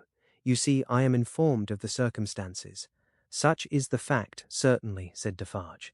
He had had it conveyed to him, in an accidental touch of his wife's elbow as she knitted and warbled, that he would do best to answer, but always with brevity. It was to you, said the spy, that his daughter came, and it was from your care that his daughter took him, accompanied by a neat brown monsieur, how is he called, in a little wig, lorry, of the Bank of Tellson and Company, over to England. Such is the fact, repeated Defarge. Very interesting remembrances, said the spy. I have known Dr. Manette and his daughter in England. Yes, said Defarge. You don't hear much about them now, said the spy. No, said Defarge. In effect, Madame struck in, looking up from her work and her little song, we never hear about them. We received the news of their safe arrival, and perhaps another letter, or perhaps two, but since then they have gradually taken their road in life, we, ours, and we have held no correspondence. Perfectly so, madame, replied the spy. She is going to be married. Going, echoed madame. She was pretty enough to have been married long ago. You English are cold, it seems to me. Oh, you know I am English. I perceive your tongue is, returned madame, and what the tongue is, I suppose the man is. He did not take the identification as a compliment, but he made the best of it and turned it off with a laugh. After sipping his cognac to the end, he added, Yes, Miss Manette is going to be married, but not to an Englishman, to one who, like herself, is French by birth. And speaking of Gaspard, ah, poor Gaspard, it was cruel, cruel. It is a curious thing that she is going to marry the nephew of Monsieur the Marquis, for whom Gaspard was exalted to that height of so many feet, in other words, the present Marquis. But he lives unknown in England. He is no Marquis there. He is Mr. Charles Darnay. Darnay is the name of his mother's family. Madame Defarge knitted steadily, but the intelligence had a palpable effect upon her husband. Do what he would, behind the little counter, as to the striking of a light and the lighting of his pipe, he was troubled, and his hand was not trustworthy. The spy would have been no spy if he had failed to see it, or to record it in his mind. Having made, at least, this one hit, whatever it might prove to be worth, and no customers coming in to help him to any other, Mr. Barsad paid for what he had drunk, and took his leave, taking occasion to say, in a genteel manner, before he departed, that he looked forward to the pleasure of seeing Monsieur and Madame Defarge again. For some minutes after he had emerged into the outer presence of Saint Antoine, the husband and wife remained exactly as he had left them, lest he should come back. Can it be true, said Defarge, in a low voice, looking down at his wife as he stood smoking with his hand on the back of her chair, what he has said of Mademoiselle Manette? As he has said it, returned Madame, lifting her eyebrows a little, it is probably false, but it may be true. If it is, Defarge began, and stopped. If it is, repeated his wife, and if it does come while we live to see it triumph, I hope, for her sake, destiny will keep her husband out of France. Her husband's destiny, said Madame Defarge, with her usual composure, will take him where he is to go, and will lead him to the end that is to end him. That is all I know. But it is very strange, now, at least, is it not very strange, said Defarge, rather pleading with his wife to induce her to admit it, that after all our sympathy for Monsieur her father, and herself, her husband's name should be proscribed under your hand at this moment, by the side of that infernal dog's who has just left us. Stranger things than that will happen when it does come, answered Madame. I have them both here, of a certainty, and they are both here for their merits. That is enough. She rolled up her knitting when she had said those words, and presently took the rose out of the handkerchief that was wound about her head. Either Saint Antoine had an instinctive sense that the objectionable decoration was gone, or Saint Antoine was on the watch for its disappearance. Howbeit, the saint took courage to lounge in very shortly afterwards, and the wine-shop recovered its habitual aspect. In the evening, at which season of all others Saint Antoine turned himself inside out, and sat on doorsteps and window ledges, and came to the corners of vile streets and courts, for a breath of air, Madame Defarge, with her work in her hand, was accustomed to pass from place to place, and from group to group. A missionary, there were many like her, such as the world will do well never to breed again. All the women knitted. They knitted worthless things, but the mechanical work was a mechanical substitute for eating and drinking. The hands moved for the jaws and the digestive apparatus. If the bony fingers had been still, the stomachs would have been more famine-pinched.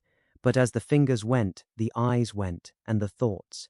And as Madame Defarge moved on from group to group, all three went quicker and fiercer among every little knot of women that she had spoken with and left behind. Her husband smoked at his door, looking after her with admiration. A great woman, said he, a strong woman, a grand woman, a frightfully grand woman. Darkness closed around, and then came the ringing of church bells and the distant beating of the military drums in the palace courtyard as the women sat knitting. Darkness encompassed them. Another darkness was closing in as surely when the church bells, then ringing pleasantly in many an airy steeple over France, should be melted into thundering cannon, when the military drums should be beating to drown a wretched voice, that night all potent as the voice of power and plenty, freedom and life. So much was closing in about the women who sat knitting, that they their very selves were closing in around a structure yet unbuilt, where they were to sit knitting, counting dropping heads. Chapter 17. One night never did the sun go down with a brighter glory on the quiet corner in Soho than one memorable evening when the doctor and his daughter sat under the plane tree together. Never did the moon rise with a milder radiance over great London than on that night when it found them still seated under the tree and shone upon their faces through its leaves. Lucy was to be married tomorrow. She had reserved this last evening for her father, and they sat alone under the plane tree. You are happy, my dear father? Quite, my child. They had said little, though they had been there a long time. When it was yet light enough to work and read, she had neither engaged herself in her usual work, nor had she read to him. She had employed herself in both ways at his side under the tree, many and many a time, but this time was not quite like any other, and nothing could make it so. And I am very happy tonight, dear father. I am deeply happy in the love that heaven has so blessed, my love for Charles and Charles's love for me. But if my life were not to be still consecrated to you, or if my marriage were so arranged as that it would part us, even by the length of a few of these streets, I should be more unhappy and self-reproachful now than I can tell you. Even as it is, even as it was, she could not command her voice. In the sad moonlight, she clasped him by the neck and laid her face upon his breast.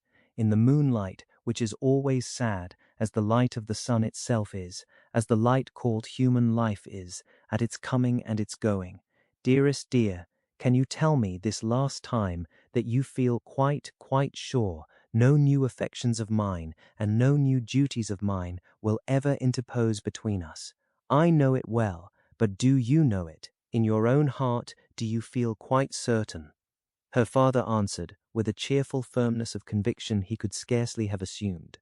Quite sure, my darling. More than that, he added, as he tenderly kissed her. My future is far brighter, Lucy, seen through your marriage, than it could have been, nay, than it ever was without it. If I could hope that, my father, believe it, love, indeed it is so. Consider how natural and how plain it is, my dear, that it should be so. You, devoted and young, cannot fully appreciate the anxiety I have felt that your life should not be wasted. She moved her hand towards his lips, but he took it in his and repeated the word. Wasted, my child, should not be wasted, struck aside from the natural order of things, for my sake. Your unselfishness cannot entirely comprehend how much my mind has gone on this, but only ask yourself, how could my happiness be perfect while yours was incomplete? If I had never seen Charles, my father, I should have been quite happy with you. He smiled at her unconscious admission that she would have been unhappy without Charles, having seen him, and replied, My child, you did see him, and it is Charles. If it had not been Charles, it would have been another, or if it had been no other, I should have been the cause, and then the dark part of my life would have cast its shadow beyond myself, and would have fallen on you. It was the first time, except at the trial, of her ever hearing him refer to the period of his suffering.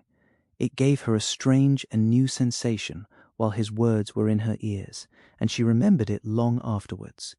See, said the doctor of Beauvais, raising his hand towards the moon, I have looked at her from my prison window when I could not bear her light.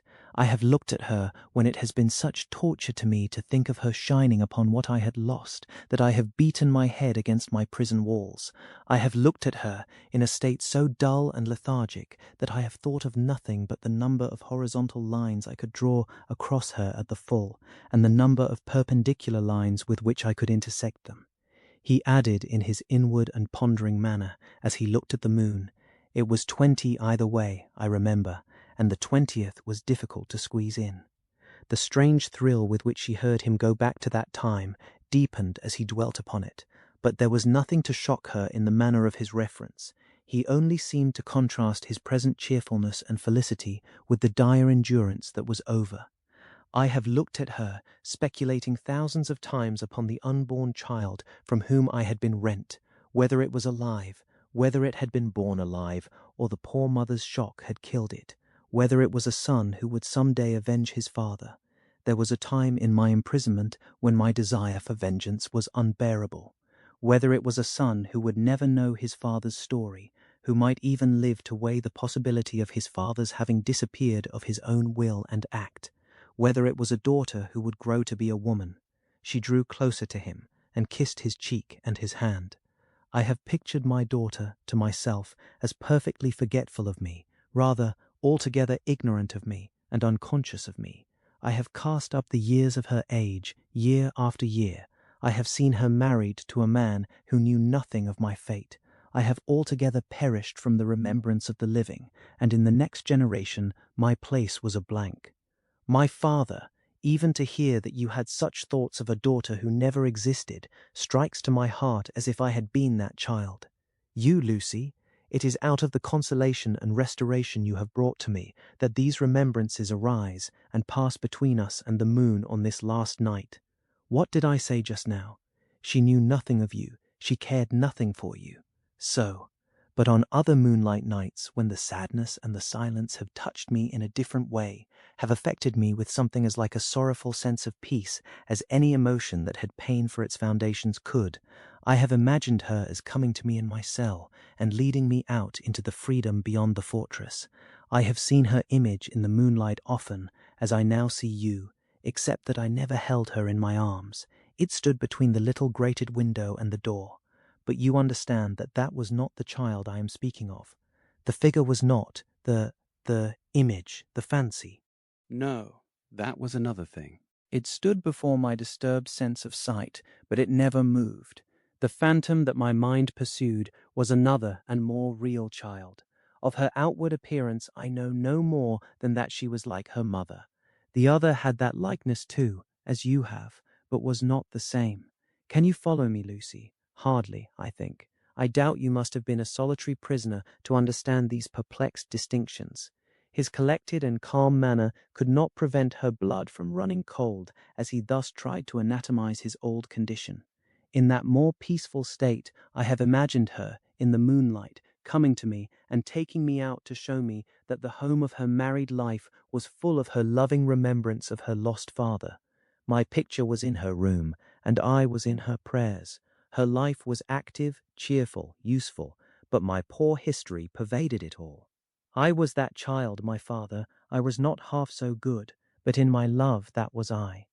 And she showed me her children, said the doctor of Beauvais, and they had heard of me, and had been taught to pity me. When they passed a prison of the state, they kept far from its frowning walls, and looked up at its bars, and spoke in whispers. She could never deliver me. I imagined that she always brought me back after showing me such things. But then, blessed with the relief of tears, I fell upon my knees, and blessed her. I am that child, I hope, my father. Oh, my dear, will you bless me as fervently tomorrow? Lucy, I recall these old troubles in the reason that I have tonight for loving you better than words can tell, and thanking God for my great happiness. My thoughts, when they were wildest, never rose near the happiness that I have known with you, and that we have before us. He embraced her, solemnly commended her to heaven, and humbly thanked heaven for having bestowed her on him. By and by they went into the house. There was no one bidden to the marriage but Mr. Lorry. There was even to be no bridesmaid but the gaunt Miss Pross. The marriage was to make no change in their place of residence. They had been able to extend it by taking to themselves the upper rooms formerly belonging to the apocryphal invisible lodger, and they desired nothing more. Dr. Manette was very cheerful at the little supper. They were only 3 at table, and Miss Pross made the 3rd. He regretted that Charles was not there, was more than half disposed to object to the loving little plot that kept him away, and drank to him affectionately. So the time came for him to bid Lucy good night, and they separated. But in the stillness of the 3rd hour of the morning, Lucy came downstairs again and stole into his room, not free from unshaped fears beforehand. All things, however, were in their places. All was quiet, and he lay asleep, his white hair picturesque on the untroubled pillow, and his hands lying quiet on the coverlet. She put her needless candle in the shadow at a distance, crept up to his bed, and put her lips to his, then leaned over him and looked at him. Into his handsome face the bitter waters of captivity had worn, but he covered up their tracks with a determination so strong that he held the mastery of them even in his sleep. A more remarkable face in its quiet, resolute, and guarded struggle with an unseen assailant was not to be beheld in all the wide dominions of sleep that night. She timidly laid her hand on his dear breast and put up a prayer that she might ever be as true to him as her love aspired to be, and as his sorrows deserved. Then she withdrew her hand and kissed his lips once more and went away. So the sunrise came, and the shadows of the leaves of the plane tree moved upon his face as softly as her lips had moved in praying for him.